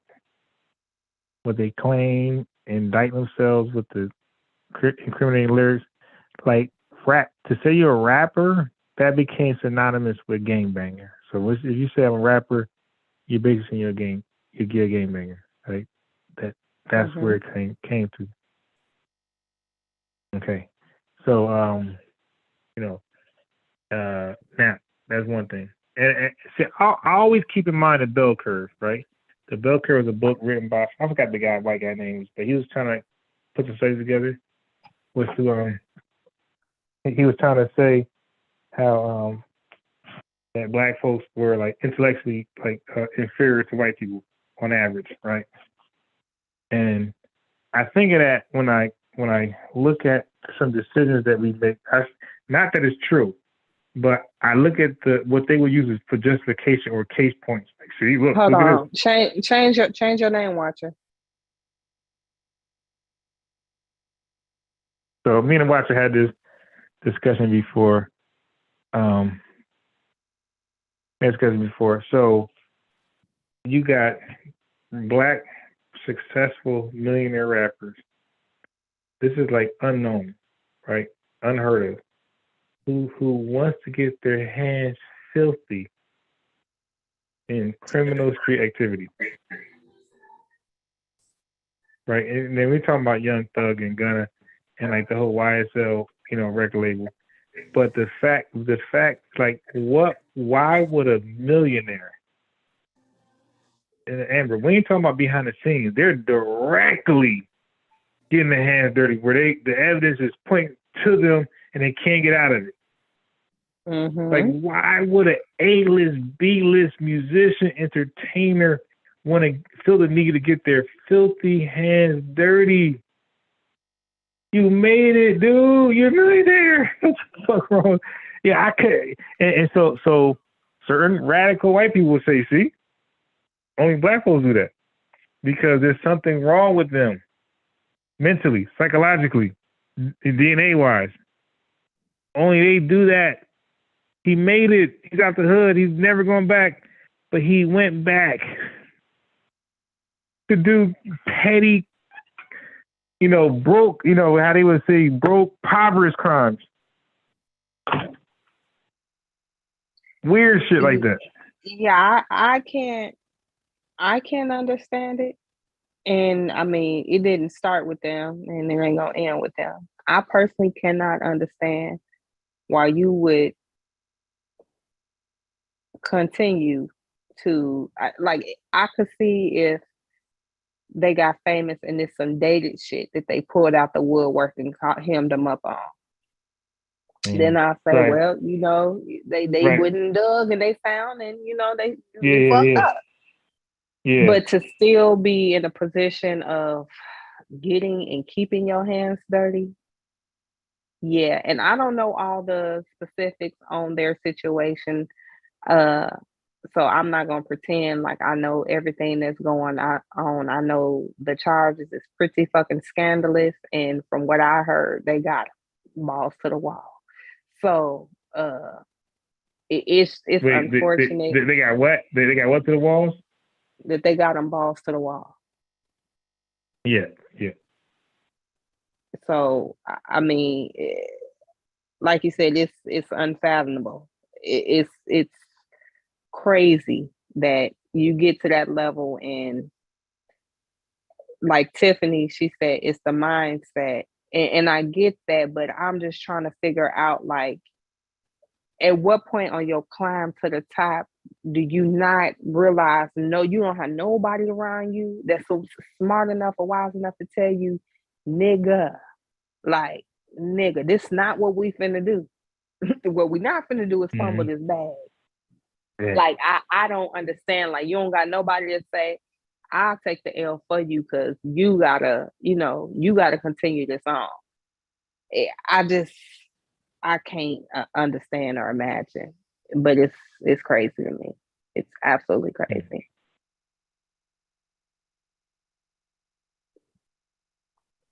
Peace, y'all. Yeah, is the watcher in? Yeah, he can respond to that. He's not in yet? All right. Yeah. Yeah. So, what do you think about that, bro? Like pretty much how I packaged it. Like, so I'm talking about everything you know about it, and then the way I just like packaged it. My question would be, how old are these? Well, who's running it? How old is the oldest nigga running it? Supposed to be Young Thug. He's supposed to be like he ain't that. He 30. I'm guessing, about 33, 34. Wow, right now. But how old was he? That's too damn old. How old was he when he was running his empire, when he first started? So they saying it started like 12 years ago, like at least a decade.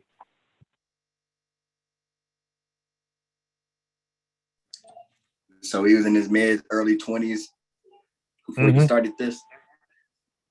Yeah. And he built the network, and he has families that he's supporting financially underneath him. And you can't get everybody to go legit when you're legit. The hardest part is he's got to have an exit strategy for himself and disassociate him with with the fuck shit. He has to separate himself with that, but I don't think a lot of cats don't want to get off the throne. That's he wants to a lot of cats in that situation. Yep. Go ahead. We saying the same thing. No. Go ahead. No, go ahead. You can finish. No, because what I was gonna say, a lot of cats that I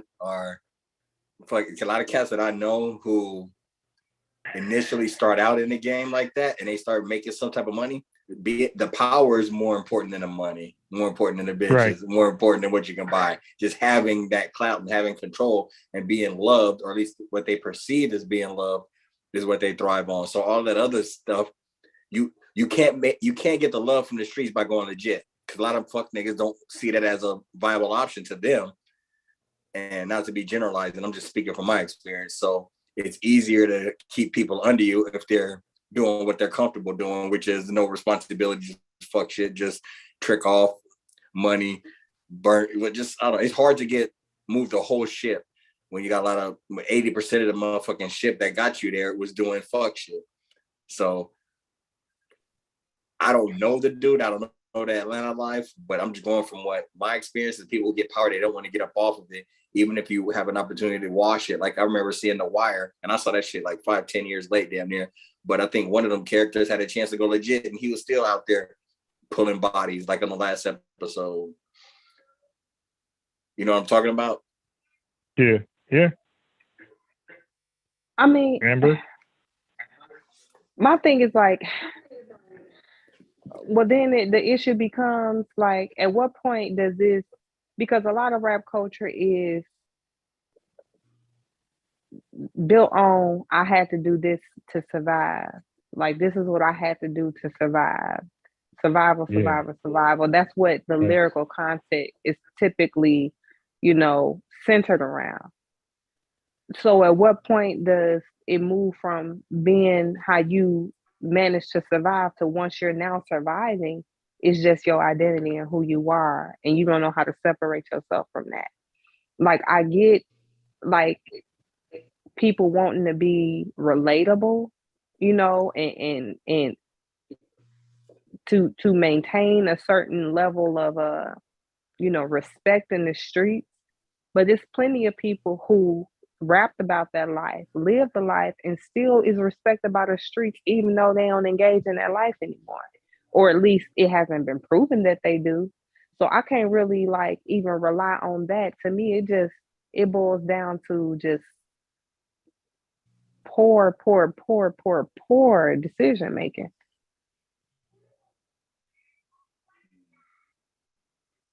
Roger? Yeah. Did you want to build on that?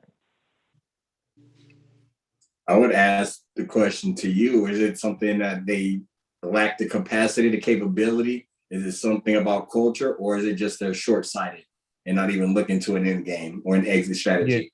Yeah, no end having game. a dollar amount.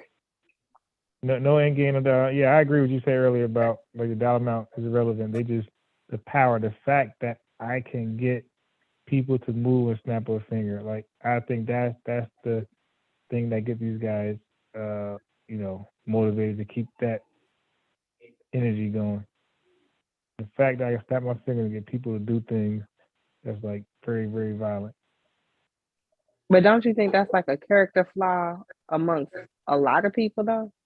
Like, not just rappers or, even this younger generation of rappers. Like, you can find that in a lot of different, just look at all of these Caucasian men that are going down in the Me Too movement as a result of them having power and being able to abuse that power and going down for some of the pettiest shit. You know what I'm saying? Like, it ain't that you didn't have women at your disposal or that you couldn't,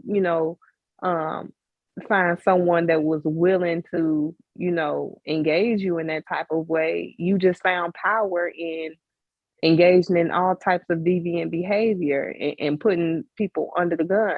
You know what I'm saying? Like, so I think that's a character flaw in general, and it tends to be exposed more when people have more. Yeah, that's more of a subjugation type thing where you get like a sick, twisted pleasure in having power, which means you don't have like a lot of those, like, I don't mean to be throwing any particular people under the bus, but let's just say like famous athletes who get caught up in those type of scandals all boil down to they feel powerless in their life or their situation, told what they can eat, where they fly to, what hotels they're staying in. They have all these millions of dollars, but they're being regulated so much.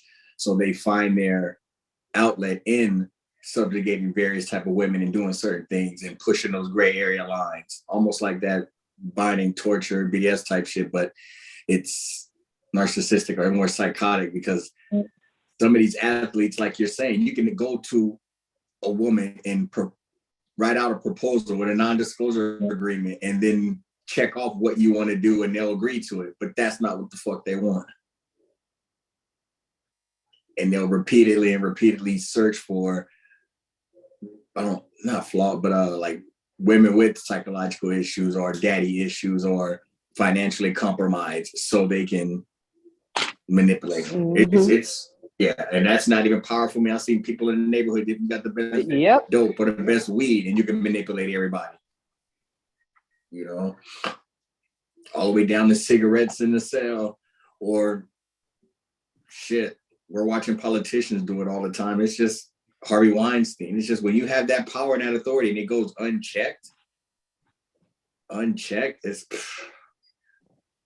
But I also feel like those type of people crave power and authority, though, because it's part of their personality to search for someone to subjugate. So positions of power are going to be what they thrive for, what they strive toward, because they need to feed off of that. You understand what I'm saying? So like they can't be the one that's subjugated, so they're going to always strive for a position of power because they get their rocks off on subjugating others.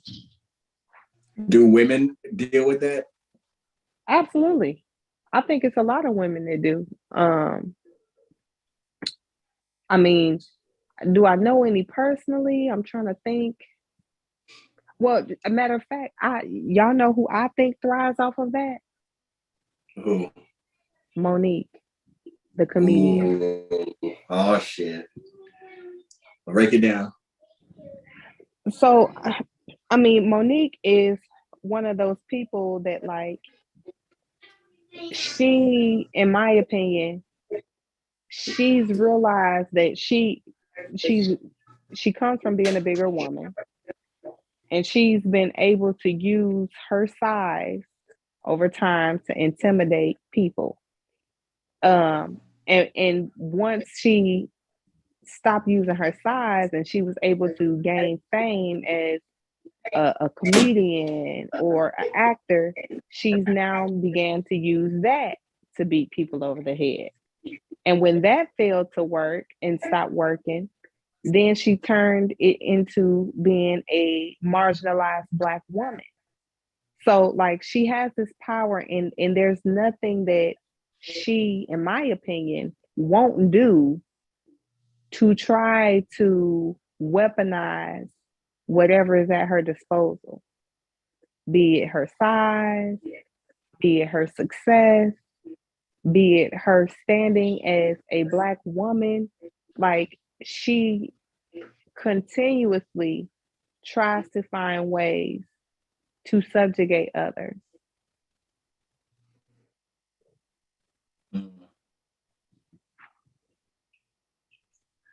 Oh no, I could be traumatized, but I fucking love Monique, so I can see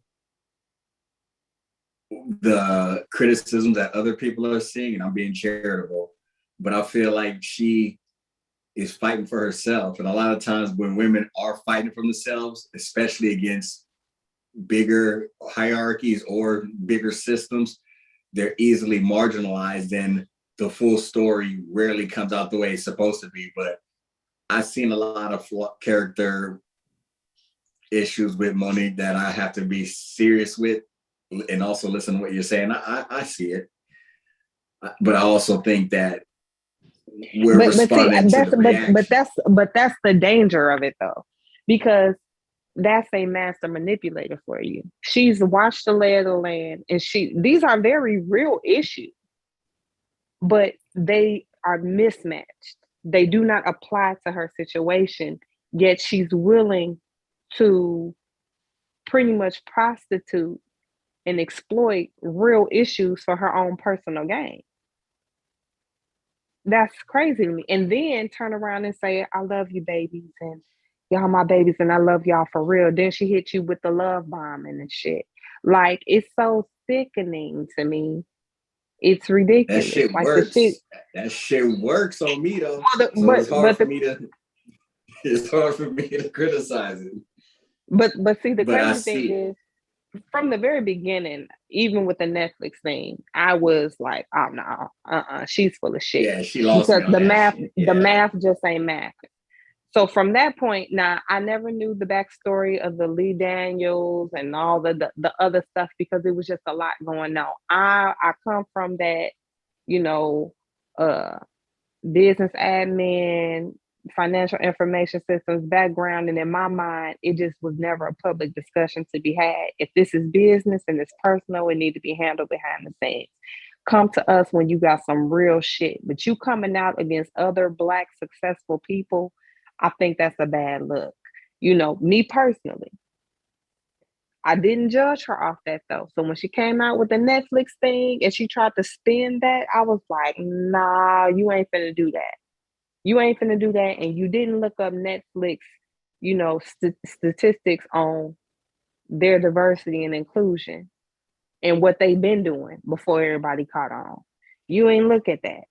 So then when she moved to this most recent thing with D.L. Hughley, when she first came out and did the set, automatically I was like, this feel like a bit. It don't feel like you fresh off of an argument and you just coming out talking shit. The timing and, Dave Chappelle has talked publicly about how people can be great comedians, but they timing be off and they this, and you understand what I'm saying? So like the way everything just flowed, it felt like it was rehearsed. And I'm like, nah, I know Monique is decent, but she ain't that motherfucking good. I'm sorry.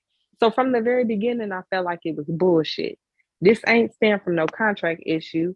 And even if it did, I couldn't understand for the life of me why you're dragging DL over a contract issue. Did the nigga sign the contract with you or not? Like, it wasn't making sense. So later on, it was a pump fake. Yeah, but later on, she tells in her IG that, I was pretty much going to drag him anyway because I didn't like comments he said. And to me, that's crazy that she felt so emboldened to say that, because you just played to a whole world of people, a whole audience and stage and world of people that this man has somehow wronged you, and that's why you're coming after him. You lied. But then you turn around and say, well, shit, really, it wasn't about that. I was going to drag him anyway. When you see that people like, wait a minute, the math ain't mathing. And then you turn around and say something about him and the reason why you said he's a coward is because he ain't stand up to his daughter. Then you turn around in the same live and say, well, I just found out about that last night. Like, it's so crazy to me what she's willing to do in order to exact her revenge. And for any comedian that's watching and paying attention, I would look at like, I would never want to do a show with her ever, because who knows if I've triggered her in some way. She's never addressed it, and she's waiting on the right moment to attack me and embarrass me publicly. Because that's what she pretty much admitted. Oh, I took that show because I knew he was going to be there and he needed to be in the building when I said what I had to say. You plotted on this man for years because he disagreed with your Netflix boycott. That's bananas. That's more insight than what I actually followed or actually took in. But with that would make me reconsider a lot of my positions. From my point of view, like when I first was introduced to Monique, I met her family first that was on TV on Oprah, just dog walking her. Was just ratchet. And that's all on YouTube and shit. But the point is, she was really, it hit close to home to see how your family would do you dirty when they think that you made it a little bit. I think this was before she like super blew up. But anyway, they were just really coming out the woodworks and trying to do shows without her permission. And it was really bad. And I think that's why she was beefing with Oprah, because Oprah put her people out there like that against her will. So, I mean, just to finish, I'm just going to hit these points and then you can go back, or Biden's going to cover it.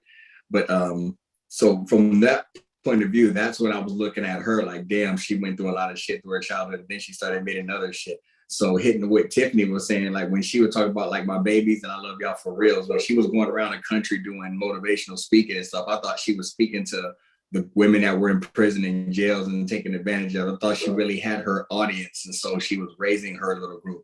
Now everybody turns shit into cultish, and then you start doing fuck shit. I'm not saying she's perfect, and listening to more insight and how she got into it, yeah, that shit sounded premeditated and like devious or petty, because she's never been that type of comedian. She was like a slapstick, yuck, look at me chasing Professor Ogilvy, coonish type of comedian. She was never on stage breaking shit down, to my knowledge, unless she did some shit when she went to the prisons, but I can't speak for what I don't know. So I never knew her as that type of a comedian that flex on DL like that. To me, I'm like, that must be personal. But my last point is, there's only been one common denominator in a lot of those issues, and it seemed like it's her new dude. So whether he did the contract with Lee Daniels about promoting the Precious film overseas and shit, and how they're supposed to be getting paid, and that shit broken down, or even with this DL Hughley shit, like, or with all these other people, it seemed like that dude in the background, who's not in the background, well, I don't know. I don't want to get to judging what I don't know, but he's been a common denominator. Yeah, okay. Daddy. There we go again. There's a lot of chefs, or a chef has a lot of jobs if he's your chauffeur as well, you know, but that shit just seems messy. But I guess somebody can hit on some points I was speaking on, because I don't know it completely. Well, see, here's my issue with so I know that she took issue with Oprah based off of her family going on Oprah's show and her feeling like, you know, it was some type of betrayal and that Oprah re-traumatized her by having her family on the show, right? And until recently, I never really made an opinion about any truth or merit on either side. I do feel like if you make those type of accusations against your people and your family, they have a right to defend themselves and speak out. I feel like that. Now, you may not have liked who chose to host them on their platform. You may not have cared for that, but I do feel like it was their right to speak, right? So recently, what she did to D.L. Hughley's daughter let me know that Monique is all the way full of shit, and I now question any of what did she do to her? I'm sorry. What did she do to her daughter? I don't know. So D.L. Hughley went on Sway in the Morning some years ago, and he was talking about the Bill Cosby situation. So in that conversation, he made reference to people idolizing people. He said, you know, we got to quit idolizing people and thinking that we know what they'll do based off of what we know of them. He said, I had a situation with my youngest daughter where she came and told me something, you know, like she had been, you know, assaulted. And because of who it was, he didn't believe it. He was like, you know, I'm like, well, that's what kids do. You know, he kind of minimized it, right? And I guess sometime later, he heard something else that kind of made him see that his daughter was telling him the truth and that he took the wrong attitude. He had apologized to his daughter for it. He's talked about it, you know, like he's sharing this as this was my teachable moment where I learned that you can't think you know a person. You know, you can't never get that comfortable. Monique, as a part of her back and forth with him, shared the video of him talking about that situation and saying, see, this is why I call him a coward. This nigga chose his best friend over his daughter. He never told the relationship of the person. So she made it like it was a grown man that assaulted his daughter and that he chose his friend over his child. She pretty much muddied the waters, right? So, but even if she didn't do all of that, even if she'd have told the story just how it happened, the bottom line is you're mad at Oprah for quote unquote re-traumatizing you. You got a whole argument with her father about some shit that ain't got nothing to do with her. And as a dig to him, you chose to bring up a scenario in which he spoke on his daughter being traumatized by sexual assault. Make it make sense to me. You can't have it both ways. Then she went on to say later on in her live, because she did a live after, that she ain't returned, that she didn't re-traumatize his daughter, that didn't re-traumatize her. So now you alleging to speak on what traumatizes her and what doesn't traumatize her because you're the expert. And if you say it didn't happen, it didn't happen. You see what I'm saying? So there's this whole narcissistic, no matter what I do, I'm never wrong. Even when I do some shit that I say is wrong when it's done to me, when I do it, it's the right thing to do. So at this point, I'm questioning whether Monique was ever assaulted. Because I see that there's... That's me personally. Because I see that there's nothing you're not willing to do to manipulate people to curry favor with the audience. So for me, if you got to be a sexual abuse victim, you'll be a sexual abuse victim. If you got to be the big girl that was suicidal, you'll be the big girl that was suicidal. If you got to turn around and be the black woman that was, castigated and cut off from Hollywood, you'll be that too. You're a chameleon. There's nothing you won't become if you feel like it's going to boost your power, your influence, and make you a martyr. You understand what I'm saying? Wow. So then what makes people so susceptible or victim to her gaslighting? Because she has an audience. Don't she have like what do you call it? Instagram and following and all that? It's the same thing that makes most people susceptible to gaslighting. Most people look at, let's say like a pedophile, right? Most molesters are someone close to the family. Can we agree? They know the child. Statistically, that's what I've heard. Yeah. Yes. And they typically know the type of child that they're going to go for. They're going to go for the withdrawn child. They're going to go for the child that is looked over or, is not the most outgoing because they can easily manipulate them. Or they're going to go for the child that may be really flamboyant, but they're known to be a liar, right? Oh, you be lying and this, that, and the third. They go for the easy targets. So when you identify a group of people who are hurt or damaged in some way, traumatized in some way, all you have to do is appear to be one of them. Because they're going to relate to you. They're going to feel sorry for you because they see themselves in you. They don't want to believe that you're not one of them. They want to believe that, no, you share this experience with me. I relate to you. Monique, that's the reason why she comes out with what kind of black men, since when black men stop protecting the black woman? She knows during this time, it is a large push for black women speaking out about how they don't feel protected by black men. She attaches herself to that. You understand what I'm saying? Now it's all about her black king protects her and black men is attacking the black woman. And she's trying to get people to rally based off of their experience or what they've gone through and get behind her and her cause. You understand what I'm saying? Damn, Gina. Damn. Okay. I guess that's the other side of the coin. Shit.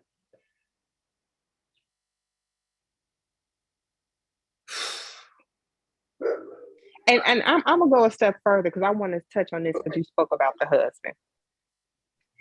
See, to me, Monique is astute enough to get her a man that don't have a backbone, where she's the breadwinner, who she can say, my husband this, my husband that. It makes him feel good because he never did shit or accomplished shit in his life.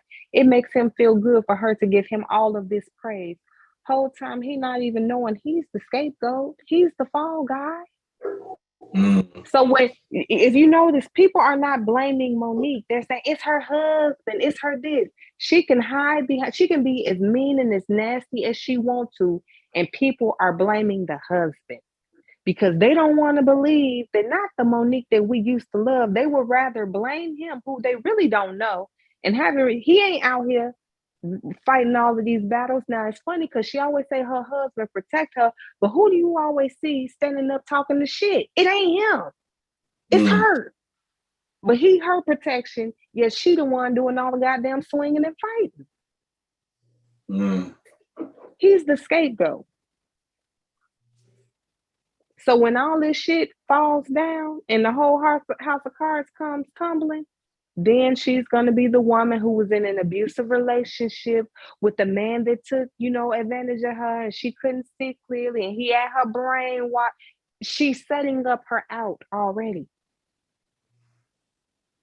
Because there's a segment of women that's going to identify with that too.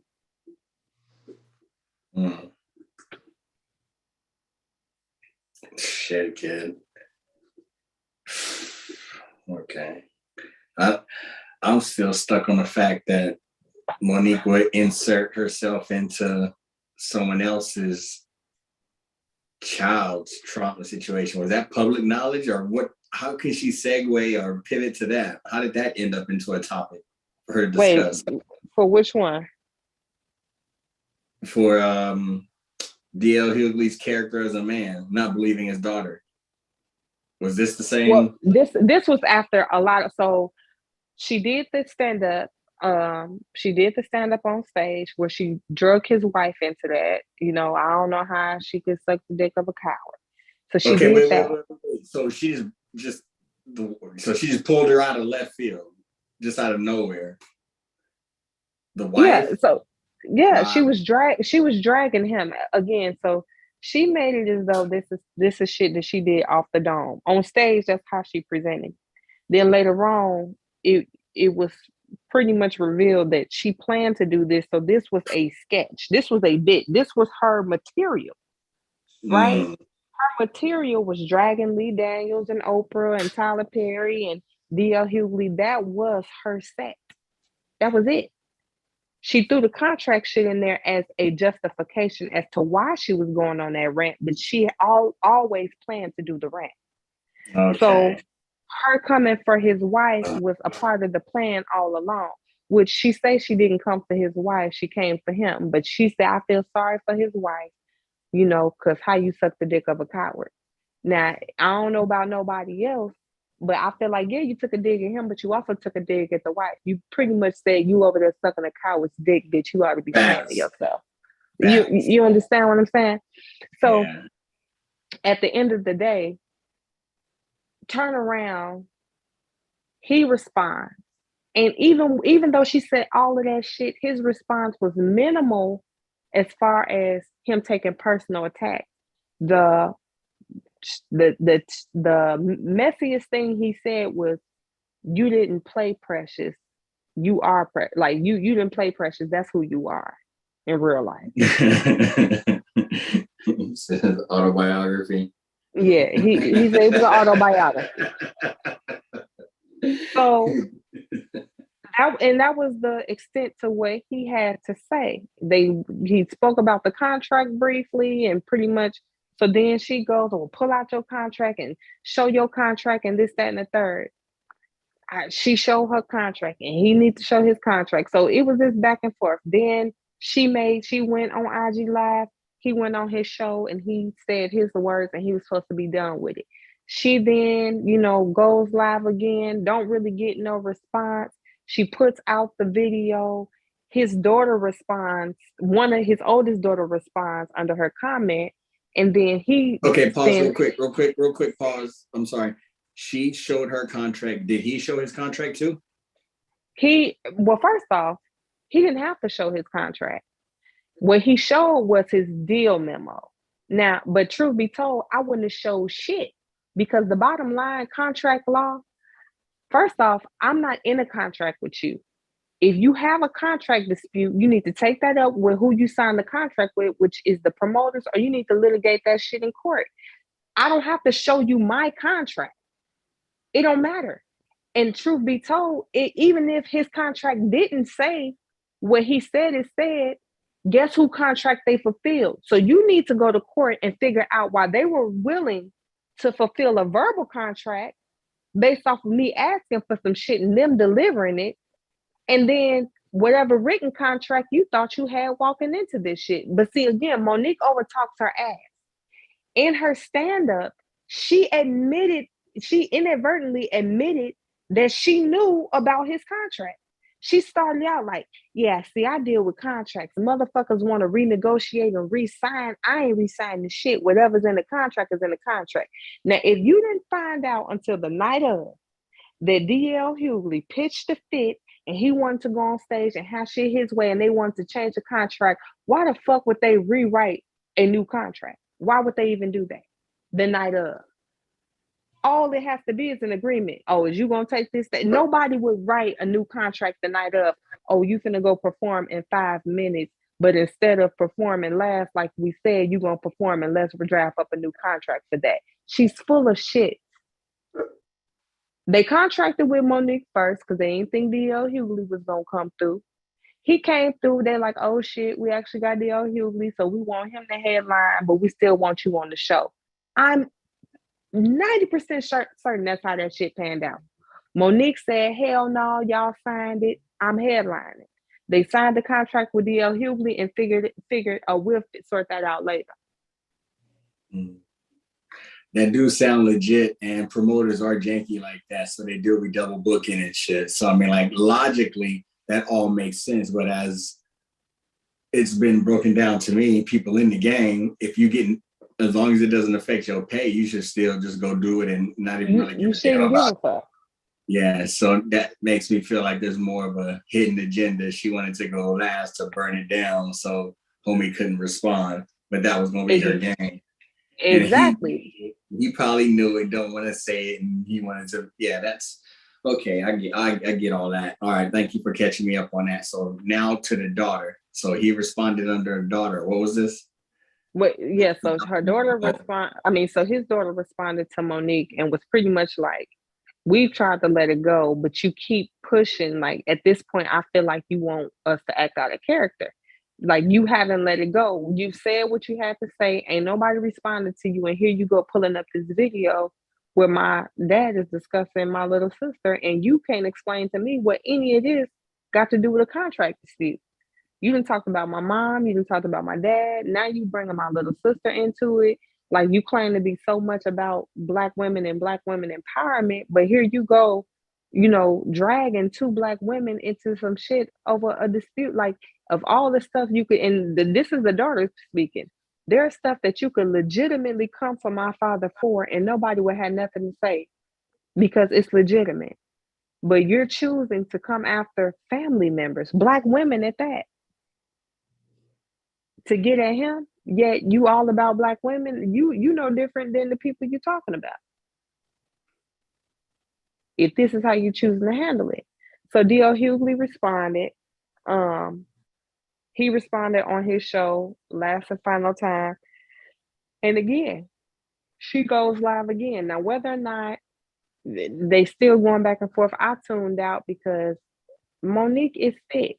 I don't know if anybody caught the Amber Heard trial, Amber Heard and Johnny Depp.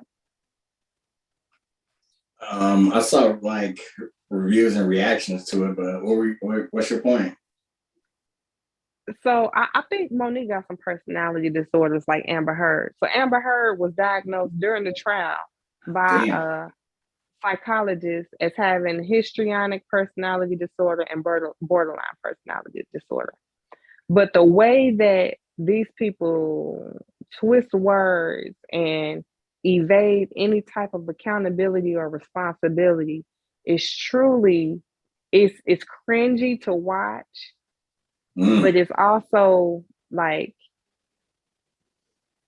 it also makes you feel like, for people who are more susceptible and may already have their own personal issues going on, they could do some real damage to someone who does not know,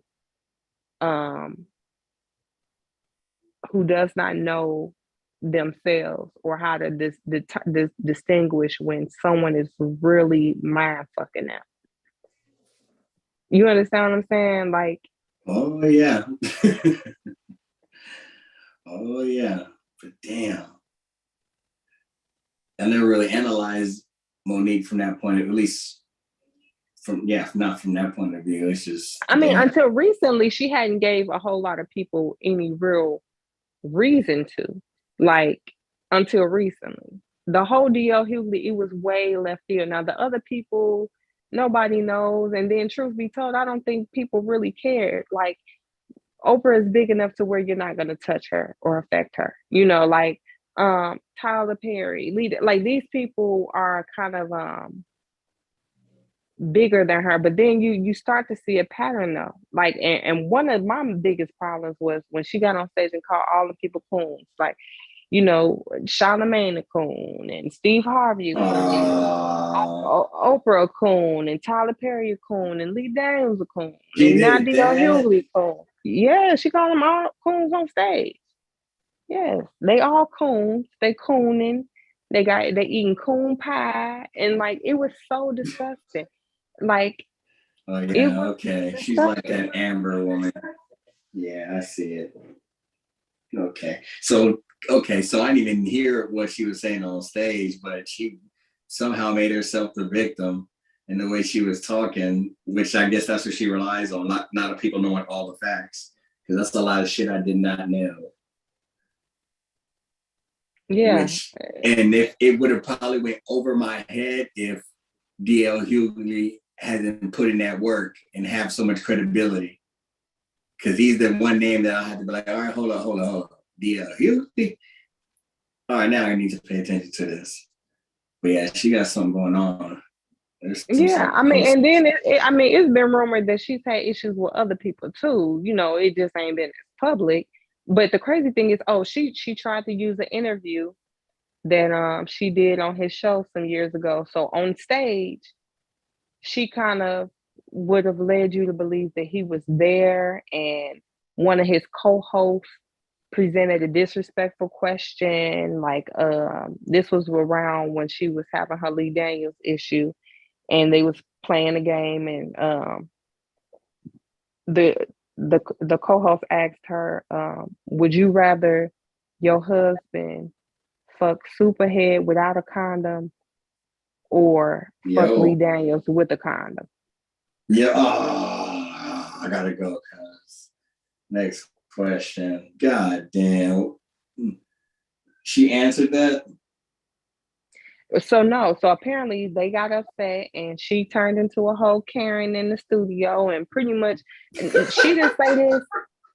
She didn't say this, but I can tell from her personality what happened. Now, her story was, I told them, I'm gonna speak with D.L. Hughley about this, because I know this how y'all roll up here. I'm gonna speak with D.L. Hughley about this. We're gonna see about this. I'm pretty sure how it really went was, bitch, I had your motherfucking job. You're done. You know, I'm pretty sure it went something like that.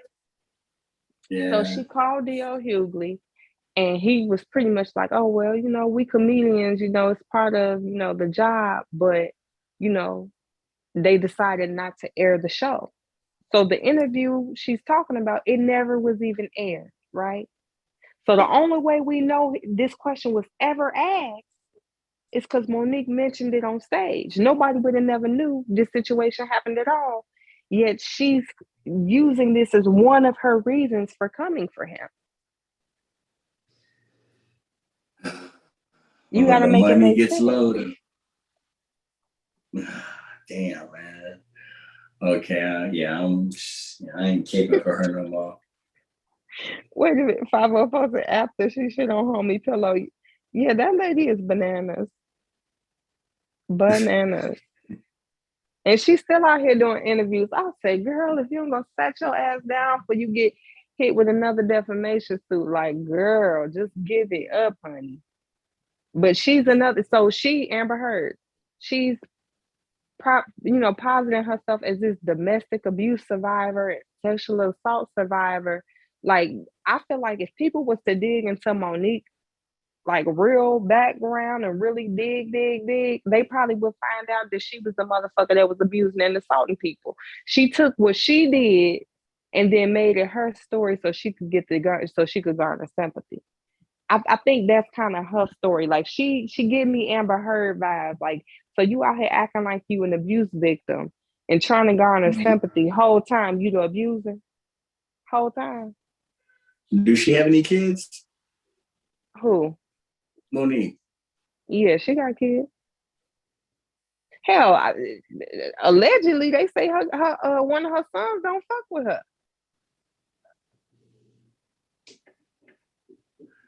Damn, because I'm like, she really is not representing herself in the highest esteem if she's a mother and supposed to be a leader of a movement or a school or a generation. It's just, I guess people want to claim they're not role models, but they want to claim they're dignified and worthy to be followed in the door.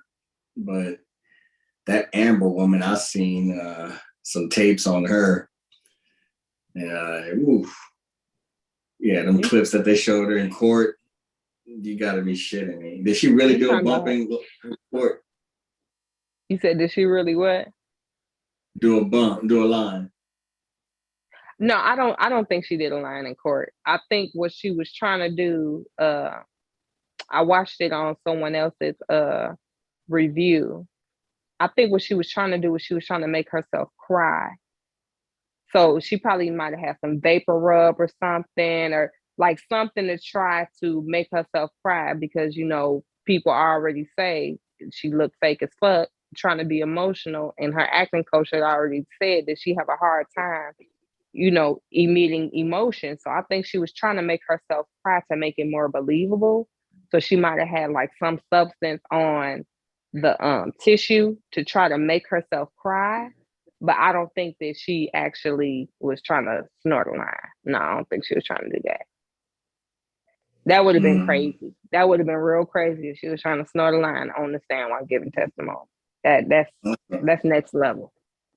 You finna turn this into something totally different, honey. I didn't know. Is Ambai still there? Did he say he had some questions or some more points he wanted to go over? Or he tapped out? That nigga cannot go quiet for too long because that nigga will go to sleep. Unbiased. Unbiased. We talking about fake revolutionaries. I don't hear no snoring, so I'm not sure if he's asleep yet. I don't hear no breathing hard. Ran to the other side of town. Trying to get him some feet. She put a tiger balm on her eyes. That's what I said. IBS said she put tiger balm on her eyes. Like shit, yeah.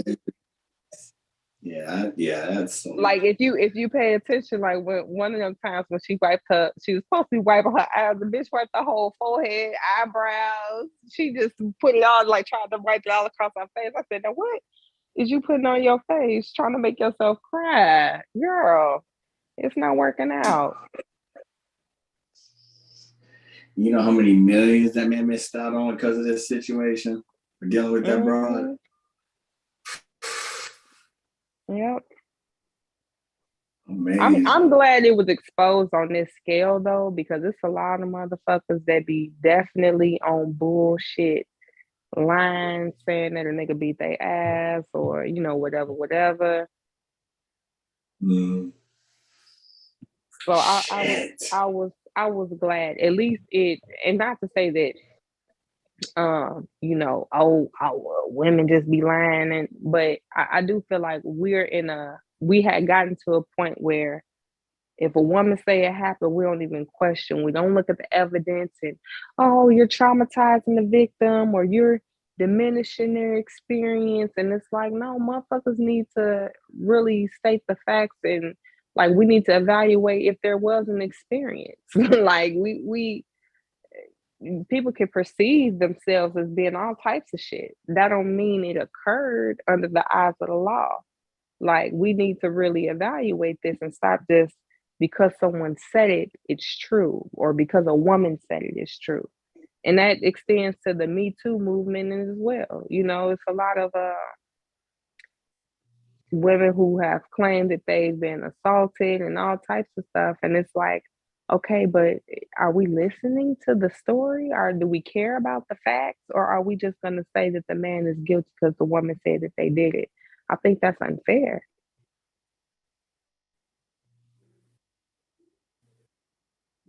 Oh, damn. He said she needed to use powdered glass to make her cold ass cry. Yeah, she's a piece of work. Like when I looked at her trying to cry and her trying to emote, like you could tell she's an actress and a horrible one. And it's crazy because like this is just the way I look at it. Even as an actress, I think the reason why she has a hard time crying as an actress is because I believe the bitch is probably a whole psychopath. For real, for real. I don't think that she even understands the emotion of sadness. Like, it's not something she's ever truly felt. Even if I might not be sad about this particular situation, right? I could be totally full of shit. But normally, what actresses do is they draw from an experience that was really fucked up for them and sad for them, right? So even if this moment I'm not sad, I could just take myself to that place where it might have been the most fucked up moment in my life, and I'm able to draw that emotion from there. For her to not be able to tap into that in this situation or any other in acting, in my mind, bitch, you can't relate to the feeling of sadness. You just don't know what that feel like because you've never felt that. You understand what I'm saying? Like, you don't have no reservoir to tap into.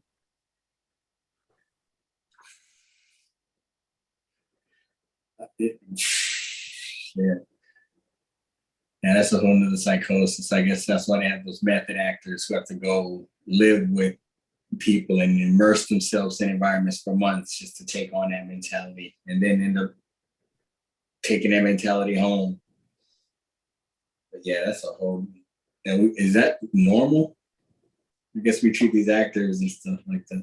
I mean, my thing is, I don't think it's now whether or not your emotion matches the emotion of the same. Like I can have a sadness that may not match that sadness, right? If the sadness is my dude broke up with me, and the emotion I'm drawing from is I lost my mother, I may be overly emotional for this scene, right? So I think that's like where like the coaching comes in. Okay, we want you to go there, but not quite that far in, you know, because now the sadness you're giving is not equivalent with what we need you to express. But when you don't have no reservoir, like when you can't huh? No, I don't want to. When you can't relate at all on the light scale, on the deep scale, on the heavy scale, when all you can offer is a fake cry, a obviously fake cry, like it would have been better if she'd have just told the story without trying to cry. Like it's when you're trying to fake the emotion, and that's what makes it even worse. I'd rather if you just a cold person that don't emote like that, like okay, I'm upset internally. I'm not a crier. I can understand that. But you put on this whole display like you bawling and you so distraught, and I'm like, girl, hold the fuck on now. Yeah. Wait a minute. You gotta do all of this? I mean, and then just little stuff that like You try to protect his feelings, like, oh, I don't hate him. Bitch, what you literally just said that man fucked you with a fucking Maker's Mark bottle. The fuck you mean you don't hate him? The bottle broke in you, but you didn't go to the hospital. You didn't need to go to the hospital. You was fine. Girl, you sound crazy as fuck. Wait, Maker's Mark? Yeah. That's the bottle with all the red wax all on the label. So no, never mind. Let me stop. Never mind. And she said it you broke got to off. wonder how much was acting in real emotion. None of it was real emotion. That's the whole thing. Now, what she did do quite naturally when she was pissed off, and that lady was questioning her, and she was getting snappy. Now, to me, that was true emotion. I think the only emotion she know was anger. Yeah, I heard them tapes. She know that you one real those well. Tapes. You're such a baby. You can't walk away when I'm trying to hit you. Listen, she said you want to walk away early in the fight. Like, we ain't even got to fighting good, Jay. You ready to tap in, tap out. You ready to leave, and I ain't even got a chance to put my hands on you yet. Damn. Facts. Stop being a bitch and take this asshole then. But the crazy thing is, even when he wasn't on the stand, just him listening to stuff, if you look at him, you could tell he's abused. Like, he's going back there and he's recalling what it felt like in that moment. When he listening to the shit, you could tell he reliving the shit. He be tense. He be like eyes closed. He don't want to look at nobody. He's like embarrassed. He's hurt. Like, you could see it all over him. Meanwhile, she over there, bitch, you the one supposed to have been abused. Oh, I was pretty beat up. It was just makeup on. I just had on makeup. Hey, Indigenous is right. The WAP had to be strong, man, because well, shit, I must have never, man. Yeah, well, everything ain't meant for me then, because I can't be getting beat. Yeah, I mean, that man lost a finger. A piece of his finger was partially amputated. Like, what? And he was still up under there. I respect the OG. He knows some knowledge I don't know. There's some stuff out crazy there. As hell. That man was plotting his getaway. He didn't had all her family come out there, and like literally everything from start to finish was, girl, what abuser bring the whole family out to be close to the first thing they do is gonna isolate you. The fact that your sisters and all your family there, girl, now why he gonna bring all your people out there if he wanna abuse you and beat your ass? Wow. That sounds like he wanna be safe. He needs right. He trying to find your ass something to fucking do. Somebody get her. Get her. All she wanna do is sit in my face all day. Somebody get her. Here, bring your sister out family there. Yeah, see, if his family was there, she'd still be wilding out. But he was thinking, if I got her, she won't act like this if her mother's here or her sister's here. She surely won't act like this. That's what he was thinking. Wrong. I mean, there's literally tapes of him saying, I just want to go be with my daughter. Can I go in the house and hang out with my daughter? Wow. He begging you to hang out with his child. All he want to do was go see his child. And you whining and acting like, when I say I was listening to that shit like, ooh, baby. But the crazy thing is, it wasn't enough that you put him through all that hell because you knew he was gonna leave you. You said, it's crazy that when you look at the photos, she was setting him up whole time. She had her out like, oh, I know he's not gonna leave me, and if he ever think he gonna leave me, I'ma say this.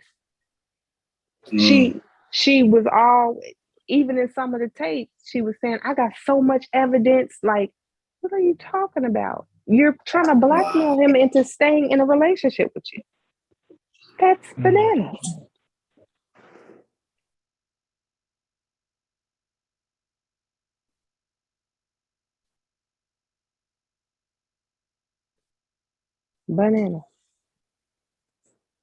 But yeah, I peg Monique as being kind of hurt. Maybe not to that extreme, although I would argue she is. But you know, Monique is definitely in the vein of an Amber Heard, in my opinion.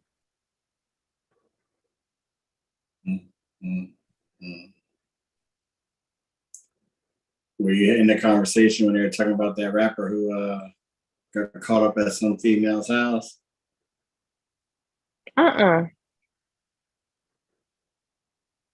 happened with that?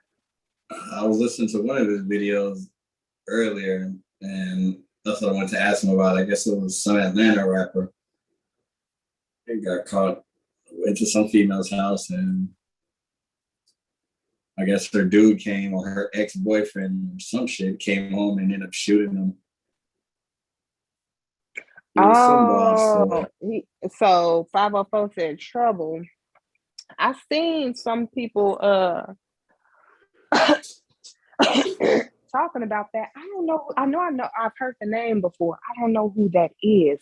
What he saying? Oh, he got killed in Conyers? Hell no. What he rap? Over a female? Listen.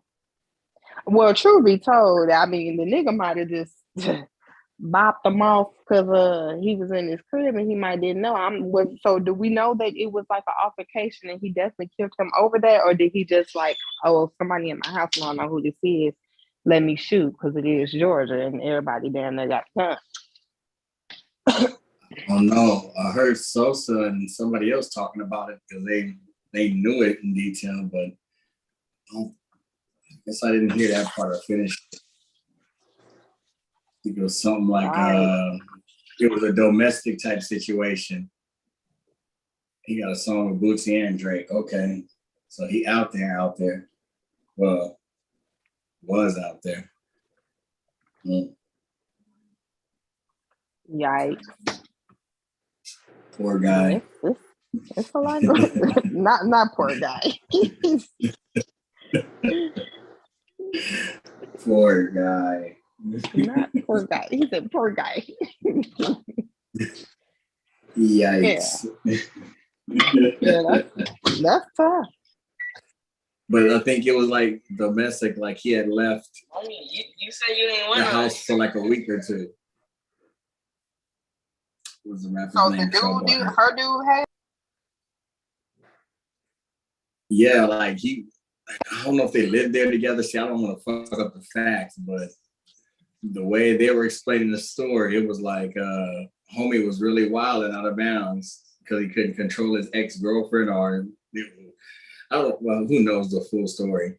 But the point was his homie was at a female's spot and fell asleep and woke up to, I guess, gunfire. Oh wow. So pretty much, it ain't like she was cheating on her dude. She was supposed to be broke up with him, and this nigga was a success. And he pretty much was okay. I think it might be more of that, but then it also could have been like his name was on the lease, or I'm gone for a little bit, I'm gonna come back, or you fucking with this nigga of all niggas, you know. They might have had their little on and off relationship, on again, off again joint where he ain't had no way of knowing that she up in here with somebody. This what we do. We fall in, we fall out. Yeah, but when he fell out, someone fell in and so he got emotional and just put bullets all in him. So I'm like, yeah, there's no justification for that to me. So did Buddy get arrested? Is he in custody? I heard the story on unbiased and shit, so I'm completely uninformed.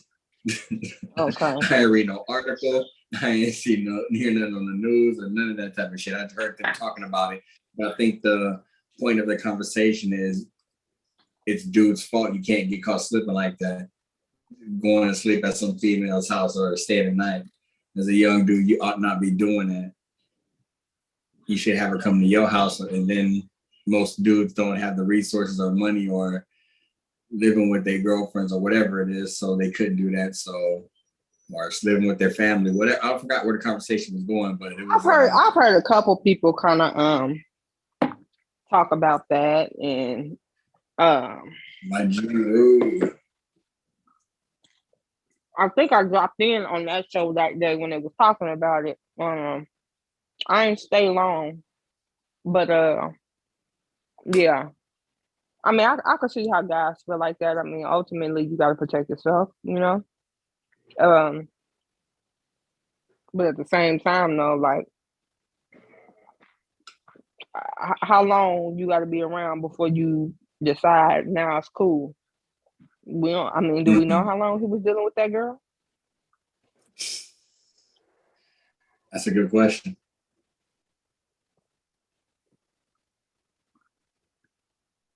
Yeah. What would be a reasonable time frame? Yeah, I mean, that's like. Now I know personally, yeah, I had an amazing stalker. Amazing. How long we got together? The thing is, we were never together. Like, we were never together like that. Like, no, did he ever pay a light bill? Did he ever pay a light bill? Never paid a light bill. Never. No kidding. I don't even do that. Like, when it comes to my shit, I don't want it to be no confusion about, you know, what's mine. Okay. That's how I know. That's how people get in. But I mean, and I've discussed it before. We had a child together, and I, unbeknownst to me, when I got pregnant, he was already like in love and head over heels, and you know, to me, nigga, you was just a little dip. Like, it wasn't that serious, but he was a lot more invested than I was, and so literally, it's people kept saying, "Oh, he'll get over it. He'll get out." He's in jail currently, and that's the only real reason why he ain't still hot on my trail. Because it don't matter. I mean, it don't matter how long I have stopped dealing with him. How, like, you would think, like, okay, he gonna forget. I would encourage him, date, find somebody. I'm not the one for you. I'm telling you now, I'm not her. But it don't matter. Like, it was just, I would consistently tell him, you're confused about love and obsession. You're obsessed. The only real reason you want me is because you can't have me. You just want to conquer me, just to say you did it. You do not love me, because if you did, love to me, when I love somebody, I just want you to be happy. If it's not with me, that's fine. I don't feel like I gotta, like, I'm dead ass serious. Like, if it's not with me, that's fine. I just want you to be happy. I don't feel a need to possess you. Like, I don't want nobody that don't want to be with me, period. That don't bring me no type of joy. What I'm going to get from that? I got to twist your arm or force you to be with me. How is that supposed to make me feel good about myself? That the only reason why you here is because you're scared. What?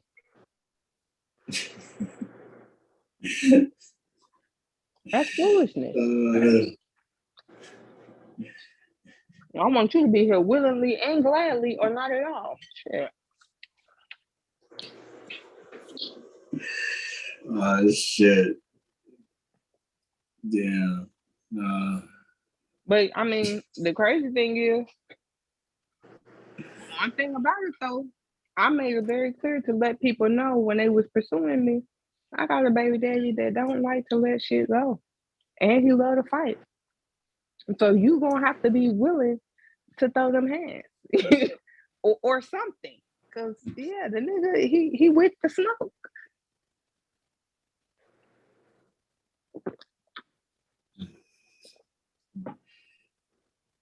Y'all better quit lying on me. Ain't no player shit. Y'all better quit lying on me now. Nah, I mean, I had never dealt with no shit like that before. So when people be talking about stalking and like, nah, that shit ain't cute. That shit is stressful as fuck, having a motherfucker that want to leave you the fuck alone and you want them to leave you the fuck alone.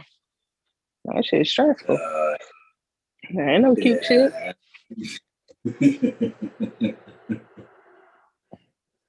He cut my brakes again, girl. He loved me. Man, that shit is not what it do. I'm sorry. I was like, oh, I had a stalker and the nigga keep calling. That's all he doing? Shit, that nigga used to walk miles to my crib, middle of the night. Oh, what the fuck? I don't know. What is you doing here? The police is on the line. Get away from my door. Oh, shit. Shit. Oh, shit. Oh, shit. Never fucking with them young boys.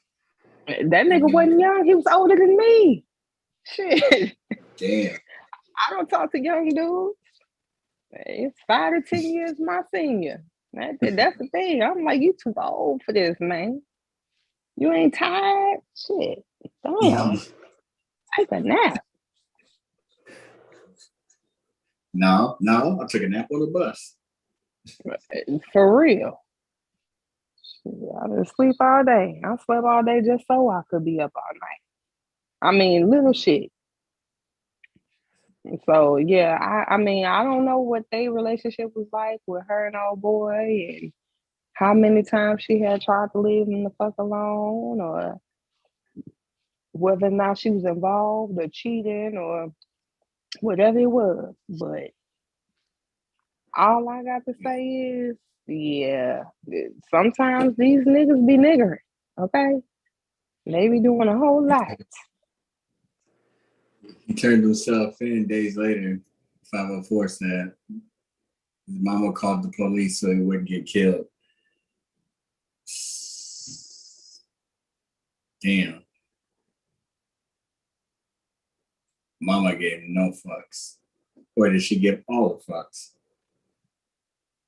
Mama said, you better get off these streets. These people want your head. They ain't finna tear my door down looking for you.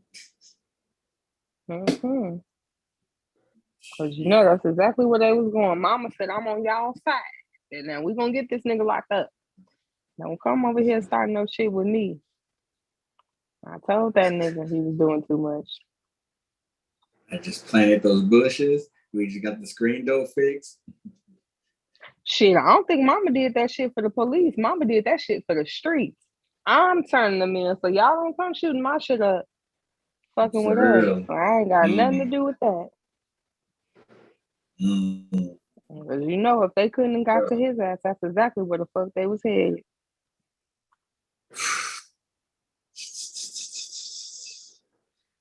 Yeah, that's a whole nother.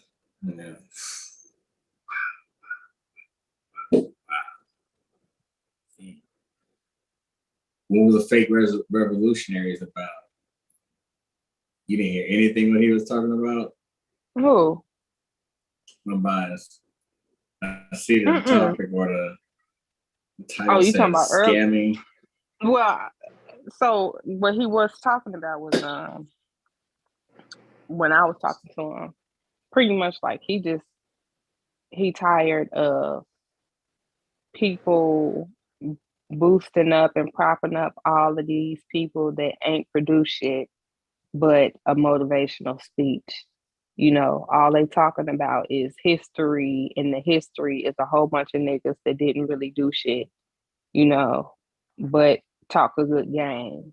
But this is what people want to spend their time talking about now. And all they doing is producing the same shit they did, which is lip service. So he said, instead of doing that, why don't motherfuckers get out here and do some shit that really produce something? He said, because history don't really matter. The people that make the history is the people that is in power and position to make the history. You know, it's subjective. So the person who got the power gonna get a chance to tell the story from their lens. So that's pretty much what he was saying. Do you have any example, or he was speaking generally? He was speaking generally, but he brought up, you know, how people talk about Marcus Garvey and the, you know, Noble Drew Ali, and, you know, Dr. Benz and pretty much that these people ain't really, you know, they good orators, but that's about it.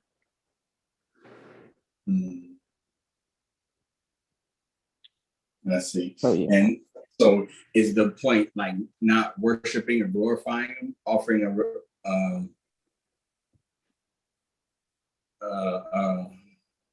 I don't say alternative or resolution, but an alternative. Yeah, I guess an alternative. So instead of idolizing these revolutionaries, his alternative would be, or that wasn't. I think his point. I think his point was not idolizing it. Period. One way or the other. Like, how about fuck the history? Fuck the slavery, fuck who enslaved who, fuck America, fuck the, like just fuck all of that for now. Put a pause on that and press play on what the fuck is going on today, right now. Press play on going into trades, press play on going to college, press play on getting into STEM programs, press play on creating a product that people can use that adds value in society today. Press pause on all of that history shit. Press play on this new wave shit and create something for yourself so we can have some power. So in the future, we can tell history the way we want to. I think that's brilliant. I like that. Now I would question, like, so where would that, what would that look like? So if we had a generation of students or the babies, the children who weren't quote unquote educated or miseducated on blackness or ideologies or idolizing, just taught straight science, trades, like they were in some communist country like China. So no identity knowledge, no unity knowledge, just a bunch of kids who end up being adults with no identity of self, like a whole bunch of Braxtons or Carltons. Like I'm curious, like how, on what dichotomies or what extremes would that look like? Good, bad, even the middle. I'm just curious. Because it's easy to say, but what would be the... Go ahead. I don't think his point was that like that the kids won't learn history at all. Pretty much like I think his thing is like people majoring in the minor leagues. Like that's a small thing. Whatever your kids is learning about history is sufficient. Like for what they need to know, because what they need to know is not necessarily where they've come from or where this country has come from, but where it's going, So I see. So where would the parameters look like? So like, would it be teaching Hebrew Israelitism? Is that bad out the window? Or is teaching Islam, like, is religion altogether out the window? He didn't really speak on the religious piece. He just kind of mentioned it in passing, like, that's another one of the things that we're caught up on, like that we're kind of stuck at. Another one of the places where we're stuck at. But he didn't really go in depth as to what that would look like, or, if he would want people to kind of move past that. I mean, I get that he was kind of just speaking generally, sharing his frustration with the fact that like we want all of these phenomenal things and we want to advance and do all of this, but then we spend our time on shit that's not going to produce anything. He said even if people was to really take this shit seriously and do it, professionally, you still ain't gonna make no real money. Like if you was to actually take this and try to make a career out of being a historian, you still not gonna make no real money. Like you still, you pretty much buying into poverty at this point. So I mean, that's what I gathered from it, what he was saying. Not necessarily more of a plan or him trying to, start a new wave. I did present to him. I say, as far as I'm concerned, though, like to me, everything serves its purpose. Like, I try not to talk down on, you know, those that came before us that, had their ideology about, the Black community and what they wanted to see for it, and tried to speak some, you know, uh try to encourage other Black people to, take pride in who they are and their heritage and their culture.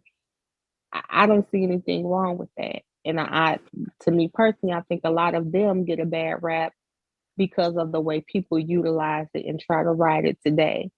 I can totally understand the frustration with feeling like all we doing is talking, because a lot of what happens in this community in particular is regurgitating other people's information.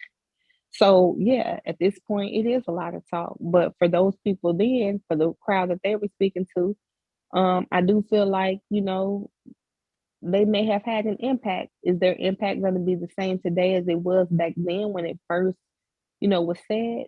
No. But I don't think it's expected to be. I think that people have dropped the ball because they've made the motivational speech the product versus, it was supposed to be the impetus for change, not the product. So, but like I told them bias, I said, but the thing is, for me, the same way you have your idea, which I'm totally in agreement with. I do think that, it's one of those things that, okay, we get it. We can move past it now. But at the same time, do you think everybody's going to wake up on one accord one day and just move away from it? And he was like, no. And he was talking about, I guess, addicts and, different. And I said, well, I'm not even speaking to the addicts, even the people that's like, hardworking or whatever, that have the potential to be these great people that you want them to be. Is we all just gonna wake up one day and be that, or is it gonna take some messaging and some, like, because right now you're speaking. This message has to be shared. The idea has to be shared in order for people to latch on to it. And that's the thing. Like, I don't want us to get to the point where we like, well, we don't need to do no talking, and we need to, like, you have to communicate.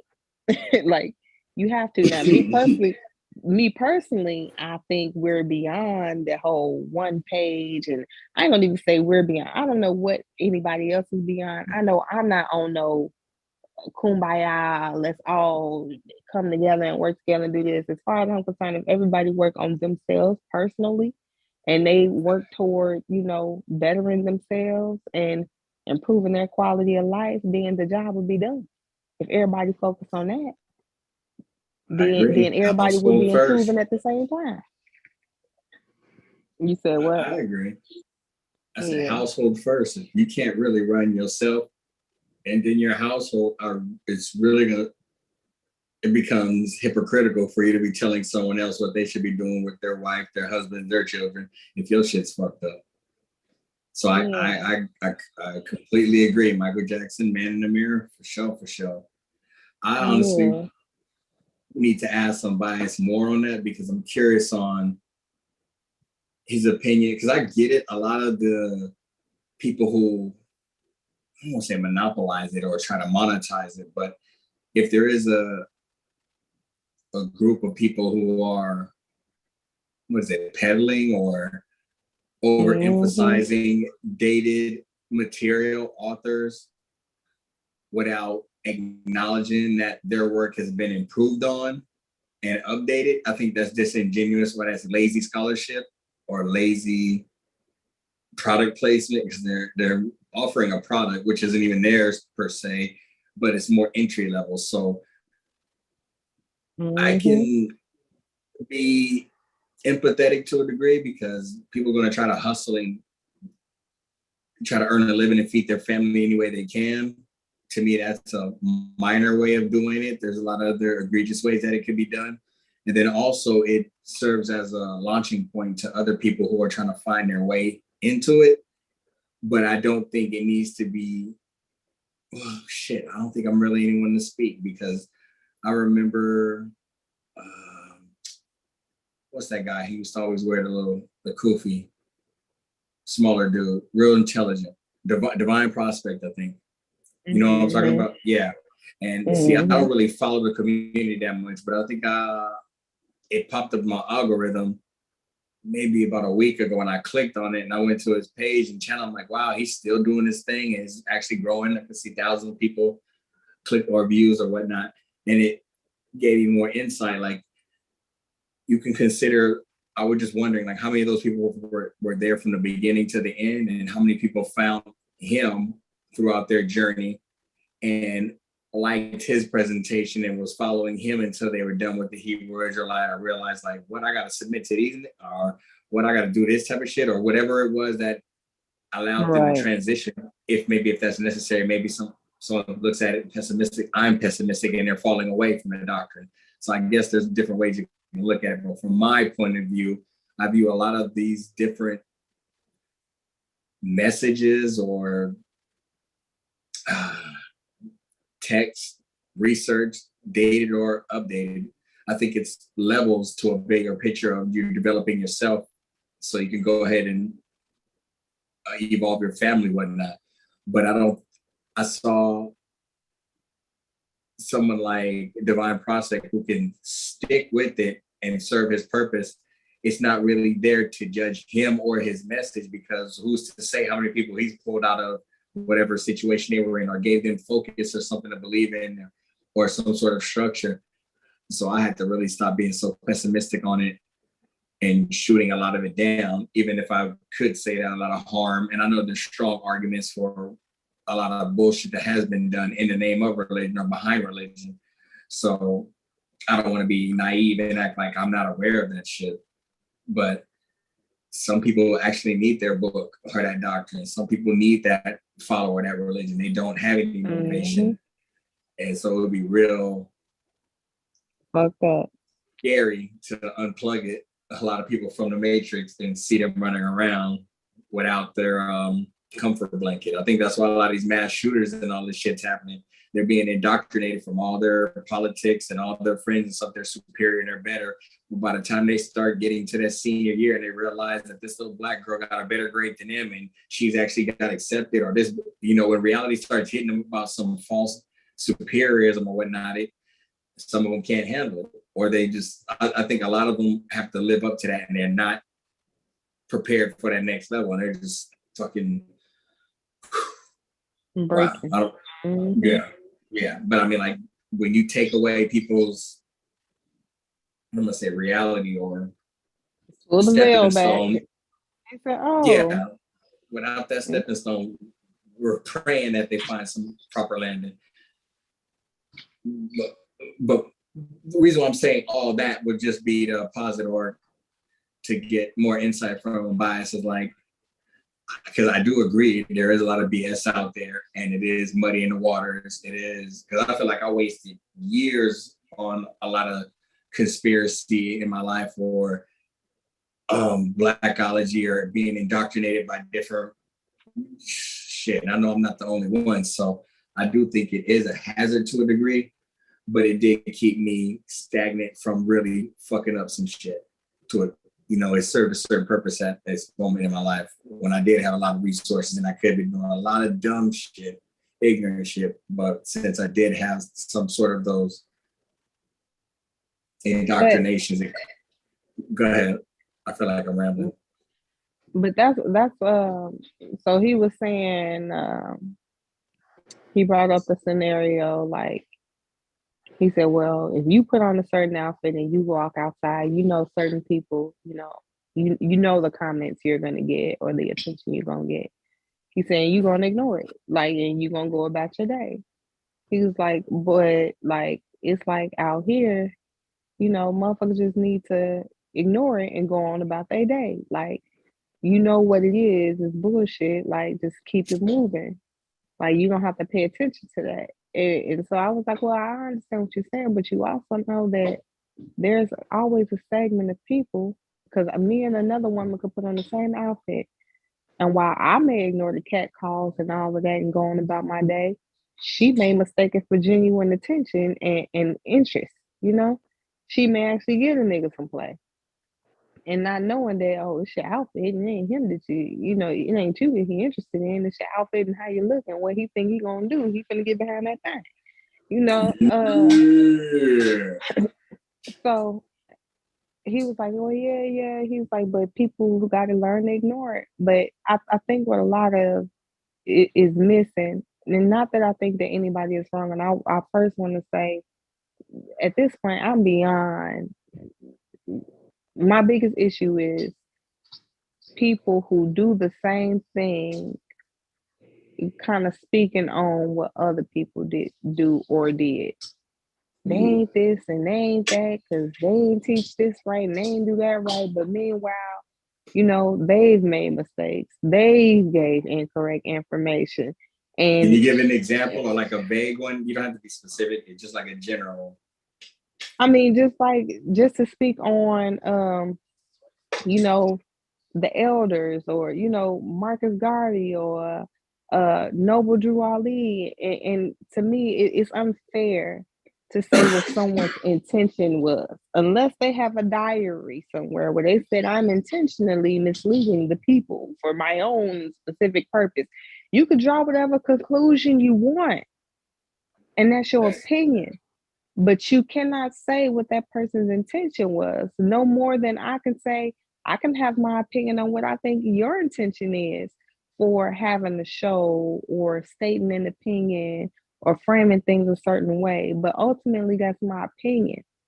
And I would be fucked up to try to posit it as I know for a fact that you trying to mislead people.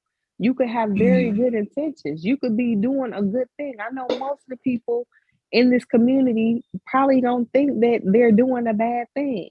They probably think they're doing some good. They helping somebody come to some type of awakening because they feel like they needed an awakening. Like, I get it. But at the end of the day, like, to talk about other people or try to say what their intention is, I think it's just a little fucked up. Now, there are some people where you can see the proof is in the pudding of what they put out, and they've gotten their sentences or whatever the case. That's a different story for a different day. What I'm saying is, for people who were never convicted of any type of, nothing, never proven to be, any type of fraud or scam or whatever the case, that's just your opinion. And to try to pass it off as anything but that, now you're being pseudo. So yeah, that's what I heard, an argument for Umar and Polite. Go ahead. So for me, but I'm not even talking about them. I'm just talking about in general, because hell, I know I'm teasing. Because truth be told, we can say what we want to say. Salute to the G Corey. Truth be told, we can say what we want, but what actual proof do people really have to the point where they've actually been incarcerated to where they're guilty of what they're accusing them of? And it's nothing wrong with having your opinion. Nothing wrong with it.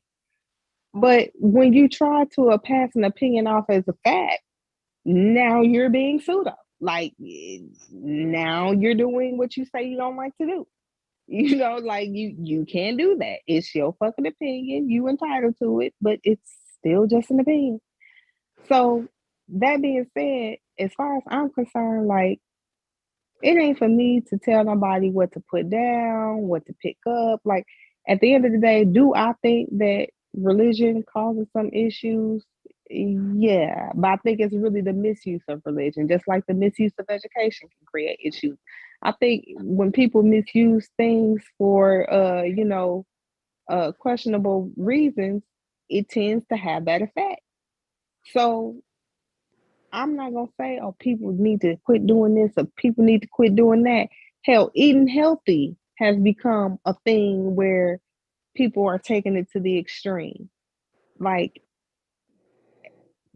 people are just operating in extremes nowadays. That's just the time we're in. There's no such thing as moderation. People got to be the best at everything. They got to know the most. They got to do this, that. It's so competitive. It's competitive, and it's pushing people to do extreme shit to differentiate themselves or set themselves apart from others. I think that is probably more of an issue than people want to give credit for across the board. It's the increased competition, the society we live in, where you got to be the best of the best or you ain't shit. Mm. Is that what we promote to our children? Because if you don't send if you're not properly arming your child, then you're in essence sending them out as sheep amongst the wolves. Because there's a whole generation of people who have resources and wealth, and they're teaching them, don't trust anyone, don't trust me, don't. And we're sending our kids out there being naive to a degree. Or am I misinformed?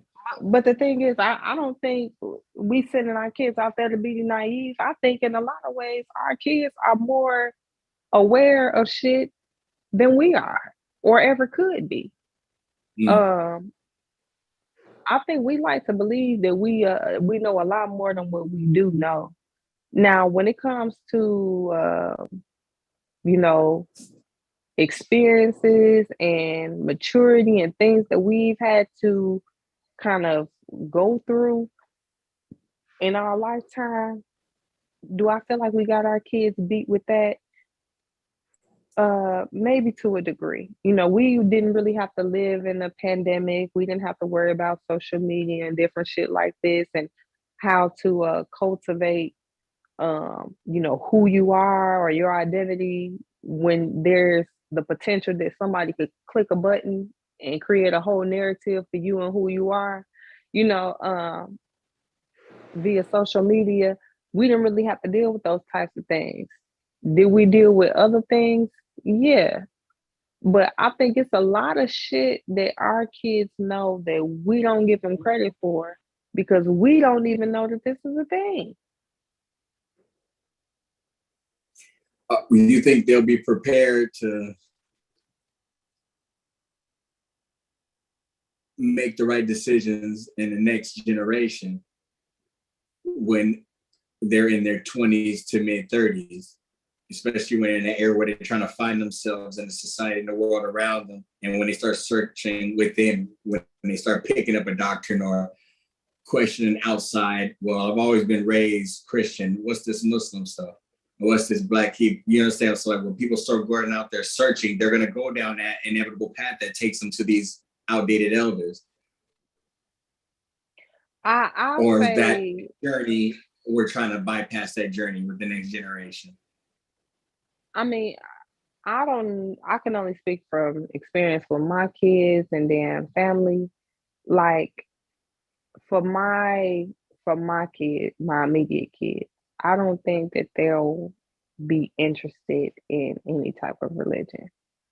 Now, I do have some older family members that are kind of just above my kids. They're in like that early 20 phase. But what I've kind of peeped, and this is, I think religion has replaced, and specifically Hebrew Israelites and Muslims have replaced gang culture because gangs aren't as big as they once were in a lot of areas, right? But these young people are still looking for that sense of community and family. And I think they're able to find that in some of these doctrines. I don't think it's a religious connection that they're necessarily looking for. They're looking for somewhere to fit in, belong, and feel like they're a part of something. And religion provides them that. And with these newer religions, it's not as strict as the Kojic or Baptist, or, you know, they're still able to cuss and do certain things and engage in certain behaviors and still be perceived as righteous. They found a way to make a good bulk of their identity and who they are, you know, naturally in society fit into the religion. So it ain't about me not cursing and me praying every night. It's about me being a man and me, you know, being the head of my family. You know, like it's about a lot of things that are embedded in society anyway. I can still be who I am, drink, I could smoke, and I could still be righteous. I don't really have to give up nothing. That's what deterred a lot of, I know, my generation and people like me from ever wanting to be associated with church. It was too rigid. It was too strict. I can't even have no fun if I love God. Like if I be Christian and I be saved, I can't even have no fun. I can't go to the club or none of that. I gotta go to church and Bible study. But if you take that away and you create another doctrine where you could still have those good times and that fun, it becomes more appealing to the youth. Mm. Okay. And then where would they get there under?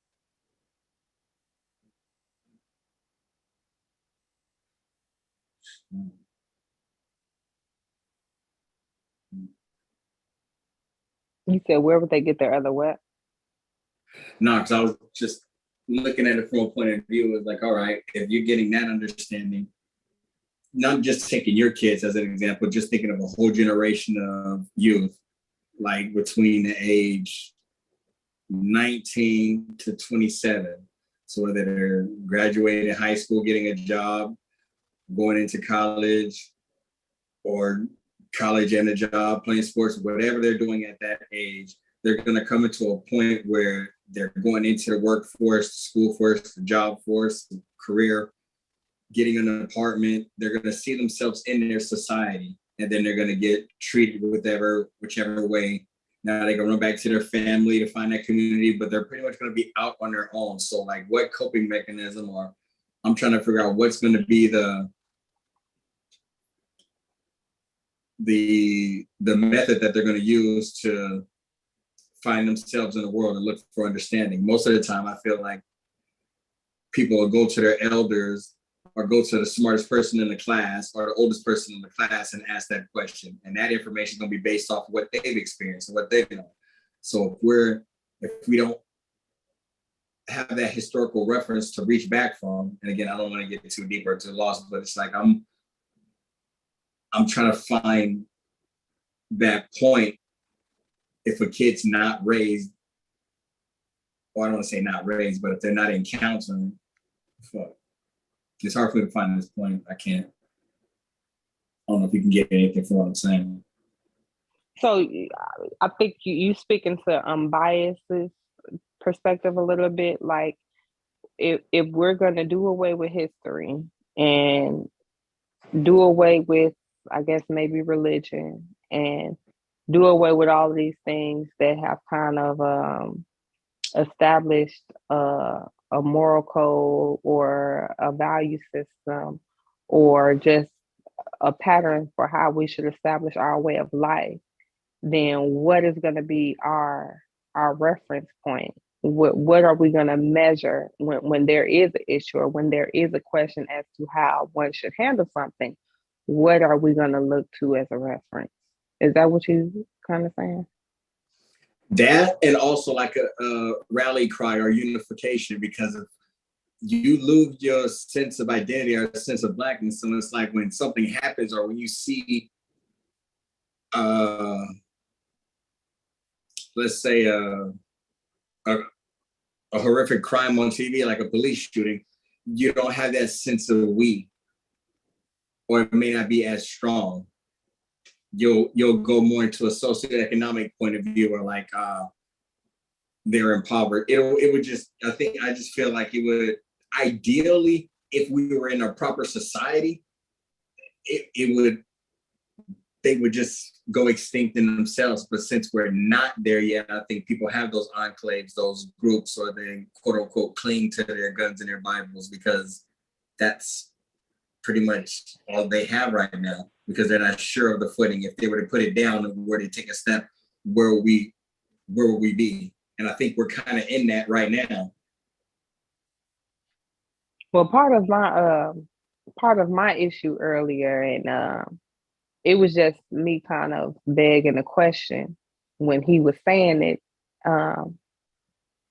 because he was like, "Oh, well, Asians and other people, they come here and they get the jobs and they go to our schools and we got the best schools, and why we can't do it, and this, that, and the third." And so I told him, I said, "Well, you're talking about foreigners who coming into a foreign land who don't have the expectation of acceptance or fitting into the culture and society. Whereas you're talking about Black people who are here, who have the expectation of fitting in into culture and society, but they're marginalized. So that's a different dynamic. You know, for people who have been raised their whole life in a society where they don't feel accepted, they don't feel seen, they don't feel like they are, you know, fairly represented, or you know, that their identity is acknowledged. It is a different feeling. There's a lot of jobs that Black people won't do. It's a lot of things that they won't do, and for good reason, in my opinion, because of the history and, you know, our experience here.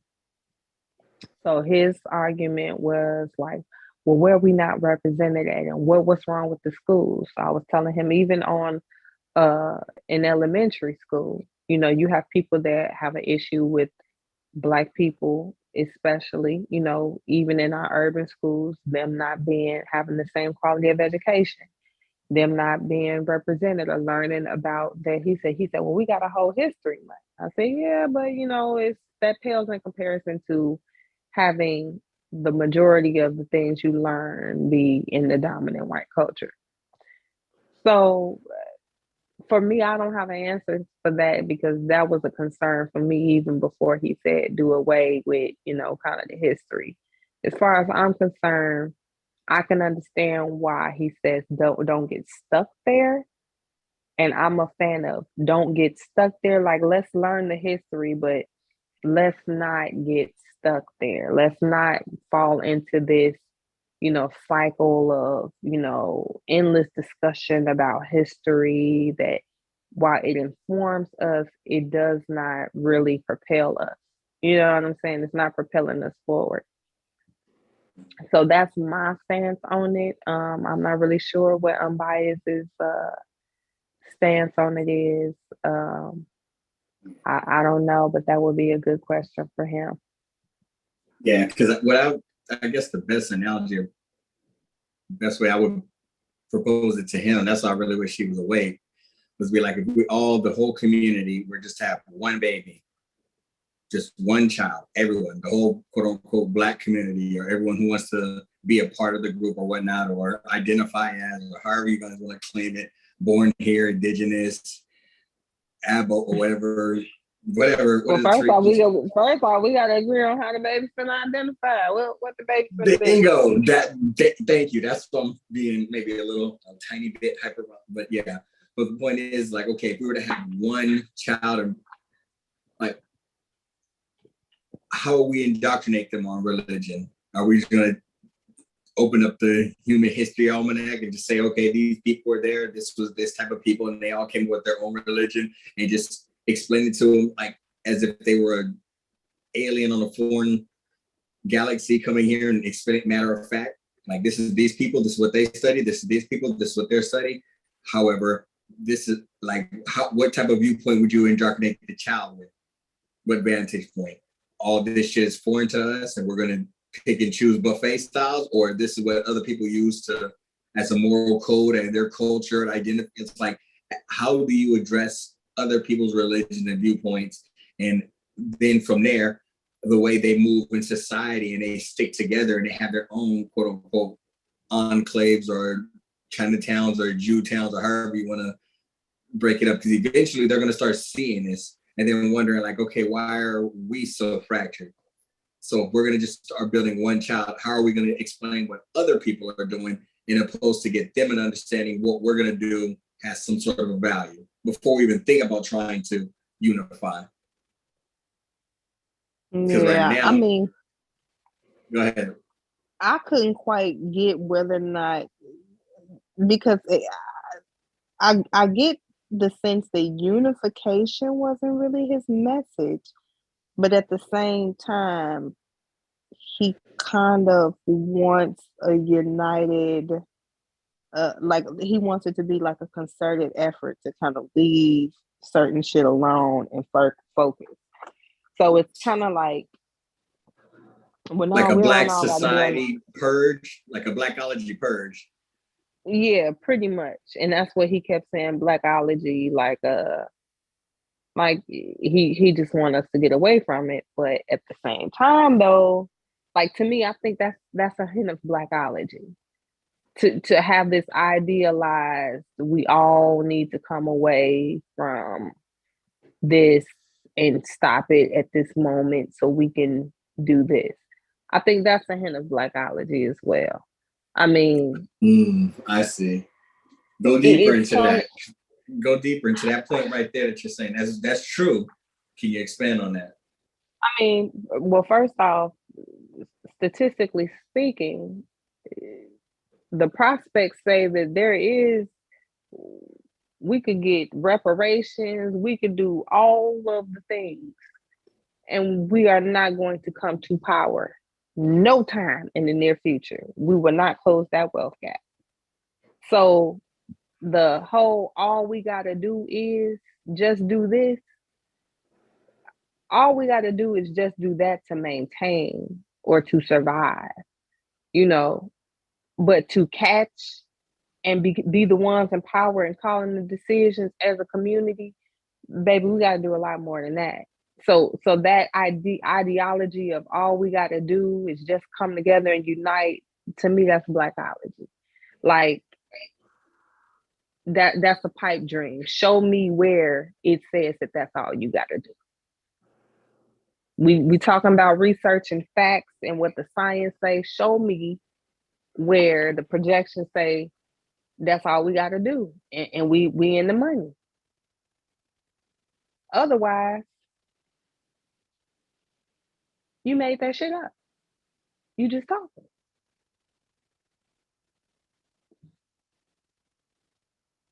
Hello?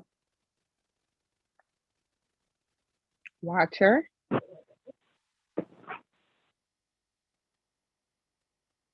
Watcher?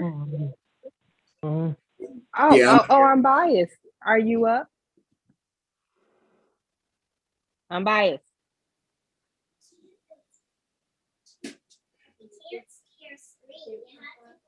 I just heard I'm biased. I'm biased.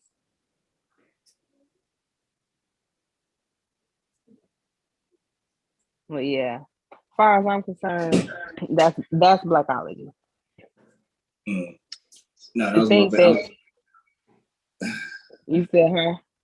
I said no, I was putting the kid was giving Papa a hug and kiss before she went to bed. So I had to put you on mute. Yeah, but not to be rude, but yeah, I'm about to get in there in a few more minutes. I missed what you were saying.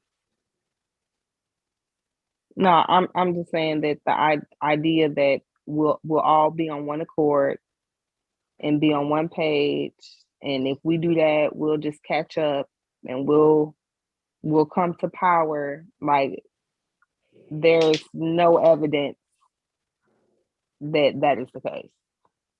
Yeah. So, is that I don't think that's a realistic goal. I don't see a pathway to that. I don't think that's just not realistic, or fuck. Let me not say that's not realistic.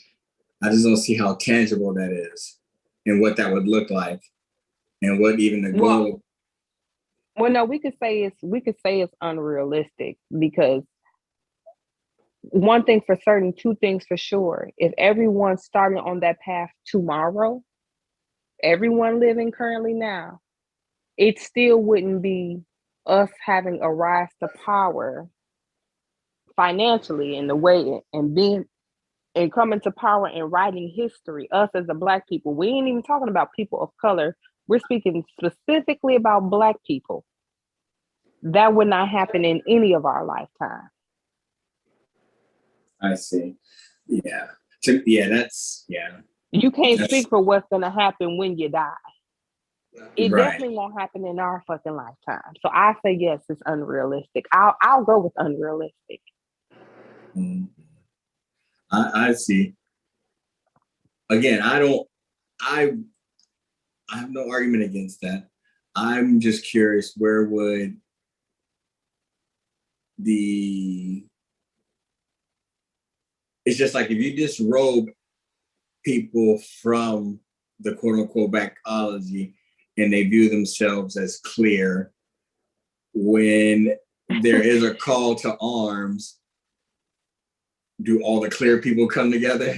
Right? You know what I mean? It's just like you're taking off your robe to be a part of the system, and then once you're invisible or nude, and when something goes down, you're scattered all. It's just, is that the benefit? Like, I believe, who was having an argument with Malcolm X about segregation. You know what I mean? Like, if we're all separated, isn't that harder target to hit in opposed to us being all? Yeah. So I mean, if there is no unification, then it will be hard. There's no point in finding a messiah or finding a leader to oppose or be a threat in a certain neighborhood or against a political agenda or whatever it is. That's the whole point. It's just battling for resources. And so it's not we're trying to battle for your soul and be the leaders and the rulers of the world and all that type of, that's pie in the sky. And there's no way a whole group or a percentage of a group are all going to be, it's just, there's going to be good and bad people in any genre, any upper middle class, any race, any gender. So trying to, I hate to be sounding so pessimistic and like I'm disillusioned, but I'll be accused for not having one black revolutionary bone in my body from the position that I'm taking. So first off, I think people have to reimagine what we look at as being a black revolutionary. Like, to me taking up someone else's mindset and their talking points and doing it the way they said it needed to be done or the way they do it, that's not me being a black revolutionary. That's your revolutionary mindset, and I'm mimicking what you deem as revolutionary. But to me, that's not me being a revolutionary if all I'm doing is following up behind your revolution. I can be a black revolutionary in my own right. We have a lot of black revolutionaries, and their stories and their methods look very different. So saying, you know what, I think it's unrealistic to do it this way. How about I be a black revolutionary by revolutionizing my family to do something different and to do this? I don't feel like it got to be all for one and one for all in order for you to be a revolutionary. Me personally, I don't feel like that. I think we spend a lot of time arguing the particulars. We can't get on a single page, where most times don't shit get done because motherfuckers is too busy arguing about the details. To me, that's not revolutionary. That's stupid. But it ain't none of my business though. Because like I said, same thing with this community. I decided I'm not going to get on here and complain about what people is talking about when I could just tune the fuck out. Like, my life ain't here. My life is in the real world. When I don't like what the fuck going on, I can just log the fuck out. That's how that works. I'm not gonna be on here hours after hours hollering at strangers or worried about what somebody else doing in their life. I'm not finna do that. This is not my life. My life is elsewhere in the real world. So listen, I don't like it. I don't want to be bothered with something. I got an issue. I'm tired of hearing niggas talk about the same shit. How about I just hit disconnect and log the fuck out? How about that? That's how I handle that. Facts. Facts. No arguments here. But yeah, it is late. I'm finna get up off of here because as far as I'm concerned, we spent enough time talking about the maybes and the should, coulda, wouldas, and the possiblies. I kind of don't want to live that no more. I got real kids doing real shit in real life. So I don't got time to play make believe on here.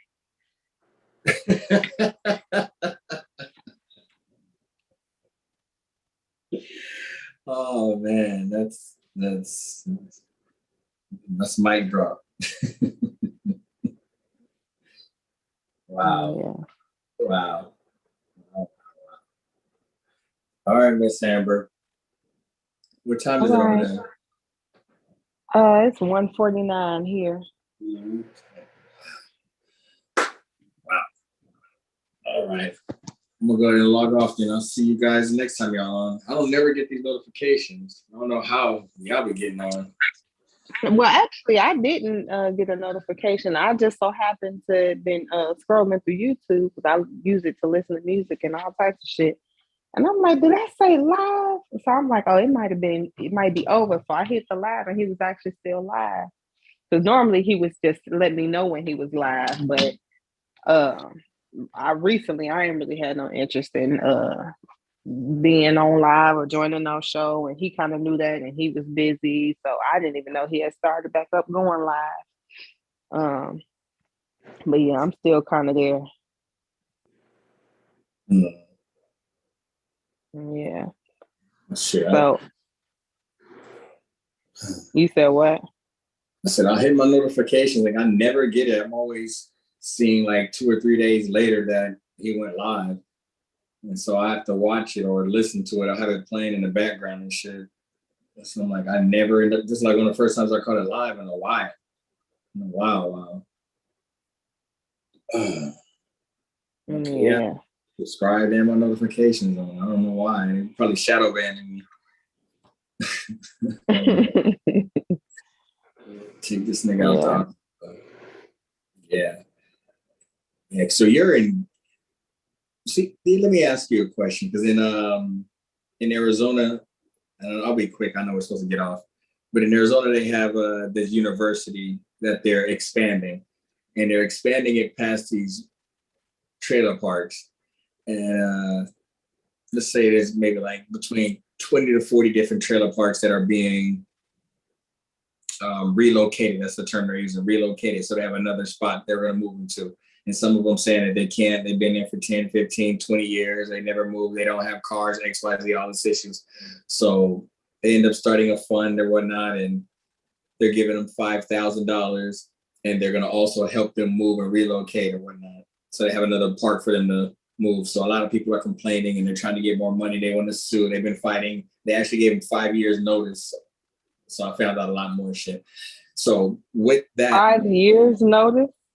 I think 5 years notice. They told me in advance. So when the university, well, normally they have their 5 and 10 year plans. So yeah, they only did have 5 years notice.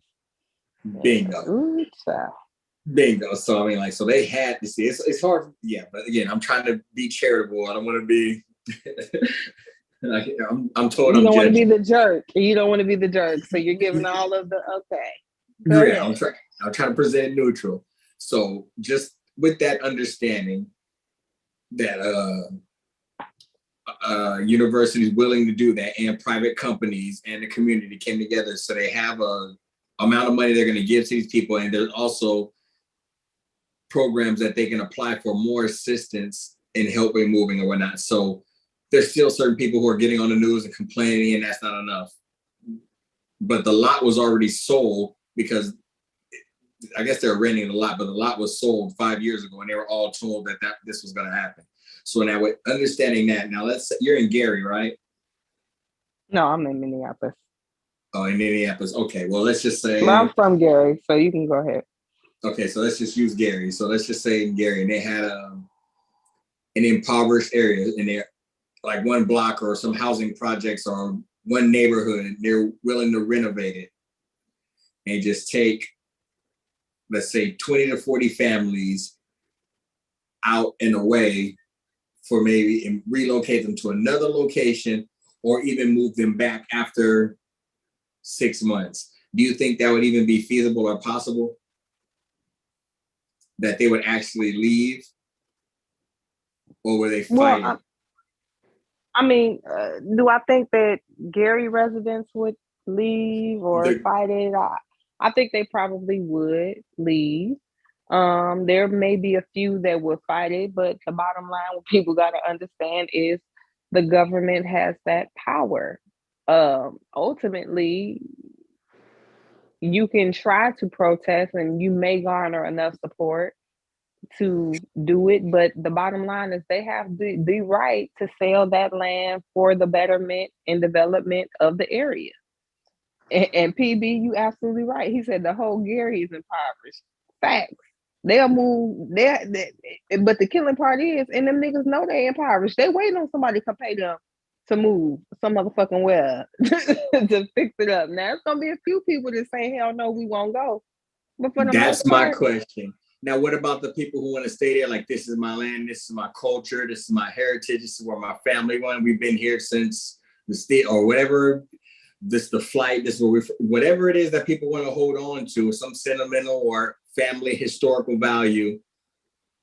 Would that be enough to? I mean, and again, I'm gonna be not honest just though. In general, the girls that you went to school with, the guys that you went to school with, I'm gonna be honest though. Like most of the people from Gary, one, they love the city, but they are also very disappointed with the condition that it's in. Like people are so frustrated with the condition that Gary is in that I could see 5 years in them knowing that they're gonna move. I could definitely see them wanting to be compensated for the inconvenience. Like that's a given. But I think it would be a lot of people that would just be so happy to see that Gary is being revived that they wouldn't even feel the type of way. Like that's what most of the people from Gary want. They want it to be rehabilitated. They want it now to here's the catch, brought back to life. The catch is once they leave and they're set up, they can't come back. Because they don't own any of the land there and they won't have the money and resources to really purchase any of that land back in Gary. So they're all in Indianapolis. But truth be told, I think there might be a few people that care about that. But overall, I don't think it's going to be no whole lot of, like, consider if none of your people are still there. Because first off, you said a block or two. So maybe they can't buy that land, but they could buy some land in that area. If you just so happen to have family there, you could find another area to buy land in. There's plenty of people that's moved out to Maryville, Crown Point, Dyer, Munster, in different areas that's close to Gary, that are from Gary. So people don't have no issue with moving out of Gary, as long as they're still in close proximity, if that's what they want to do. Now, for the people that want to remain in Gary, like I said, there's other areas in Gary that they could live in. If hypothetically speaking, you only taking a block or two, you could still find somewhere in that location that may not be that block or two, but in that area, and that'll suffice for most people. I don't see a whole lot of people being dead set on they gotta stay in Gary. The only ones I could see being that way is the older people that are literally on their way out the door, who have lived in that house, raised their family in that house, and they're just not trying to part ways with it. But people my age, younger than me, a few years older than me, I say even my mama's age. Like if it was my mom would be willing to do that. The only ones I could see is maybe like people that would have been my granddad's age, like 80s, 90s. You know what I'm saying? They would be the ones that's hard to get rid of. But anybody probably 70 and under, they would take it naked. Thank you for that. Oh, I'm sorry to hear that, PB. Wait, not that you got your money and you was gone.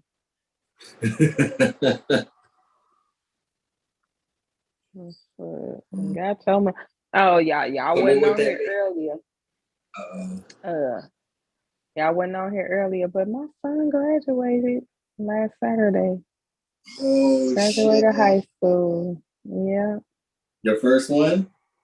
Yep, my oldest son graduated high school, and on Friday he became the Minnesota State champion in high jump. Oh shit! Mm-hmm. That's dope. Yeah, that's fucking dope. Oh shit, that's dope. Congratulations, Mom. Wow. Yeah, thank you. Wow. But yeah, it was a fun-filled weekend, and he just made me so proud. And the crazy thing is, he changed his jump leg probably 4 to 5 weeks before. So he used to jumping from the right side off of his left foot, and then he started jumping off the left side from his right foot. And prior to the meet, he had cleared, I think, 6-1 on that side. But he ended up winning with a jump of 6'5". He went up to 6'7". At that point, he was just his own competition. He was just trying to he was trying to set a new record for the season. So he attempted 6'7". He didn't make it, but we were so proud and so excited for him. Then he graduated Saturday, and it was amazing. I cried like a baby. I cried my eyes out. Was his school back to normal, or he has like certain COVID protocols? You said, huh? Is his school back to normal, or is it certain protocols? No, his school is back to normal. So But the crazy thing is, his principal actually caught COVID a few days before their graduation, so she wasn't able to give a speech, which is crazy. Shit. Yeah, that sucks. But you said how much? What attendees for the graduation? No, I was gonna ask like how much of his high school. Yeah, and I'm been talking you off dinner midnight, but I was gonna ask my last question: how much of his high school year was affected by COVID? I'm curious. At least 2+ years. So I think COVID hit his sophomore year. I mean, as far as I'm concerned, and truthfully, his class, they said it in, you know how they give the commencement speech. They didn't really have a high school career. Like they still don't really know what the high school experience is like, because most of it they was at home, quarantine, distance learning. So they didn't really get a chance to have a high school experience like most kids had prior to that and will probably have after that. A lot of their activities was fucked up. Yeah. Yeah, see, that's a whole nother experiment that I'm curious about. I'm curious how they're going to turn out and how is it going to affect them. I think they're going to be more mentally strong and more independent compared to being socially dependent, hanging out with friends. And I think it's going to, I don't know if it's going to be for the better or the worse, but I'm curious to see. I ask a lot of parents who have kids who are in school and then COVID restricted. Some say the kid became more introverted. Some say the kid is just like a dog who pent up. So they got a chance to go out and just go in every party, every club, and just turn the opposite. So I haven't talked to enough parents. Go ahead. So my son was always an introvert. So what I think it did, he was the person that was an introvert, but that was involved in shit. So he would be on a team, but he wouldn't be interacting with everybody else on the team. So when he played basketball, he was on the team and he interacted enough to play the sport. But outside of the court, he didn't really, nurture relationships with a lot of his teammates.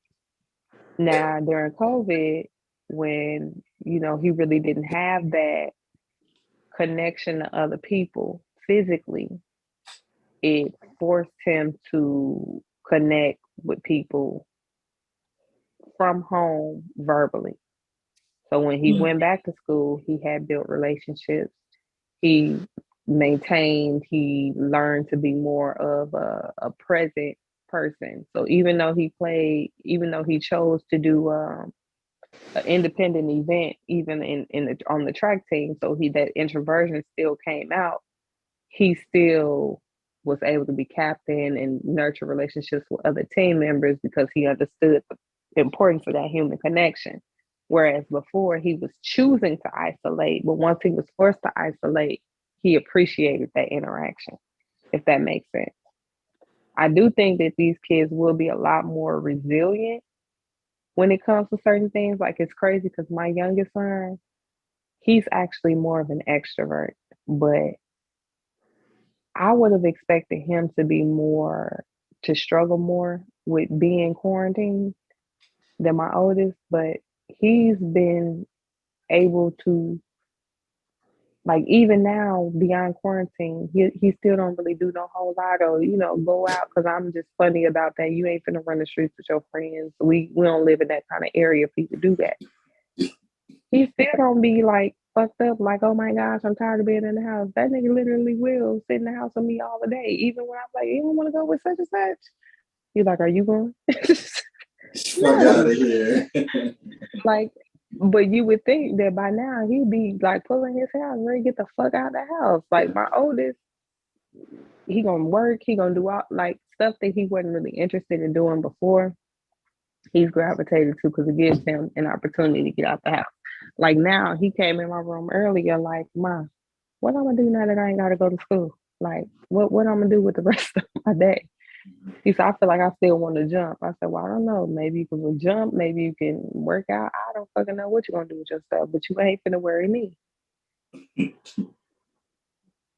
But yeah, it definitely is different for these kids. I couldn't imagine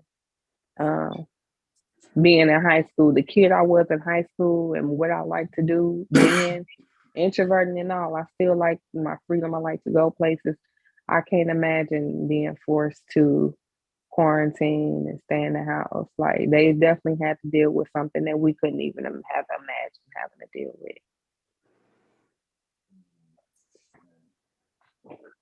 Yeah.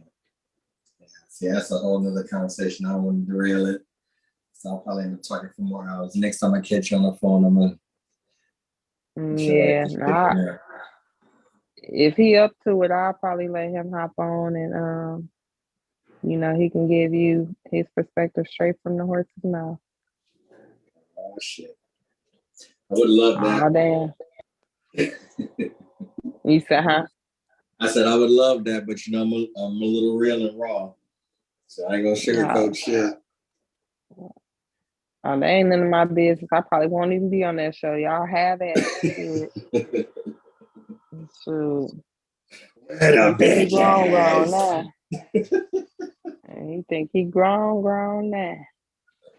But I'm gonna let you go because I'm tired and I got to get up and log in for work in the morning. I got shit to do. All right, be safe out there. All right, you too. Bye. Bye-bye.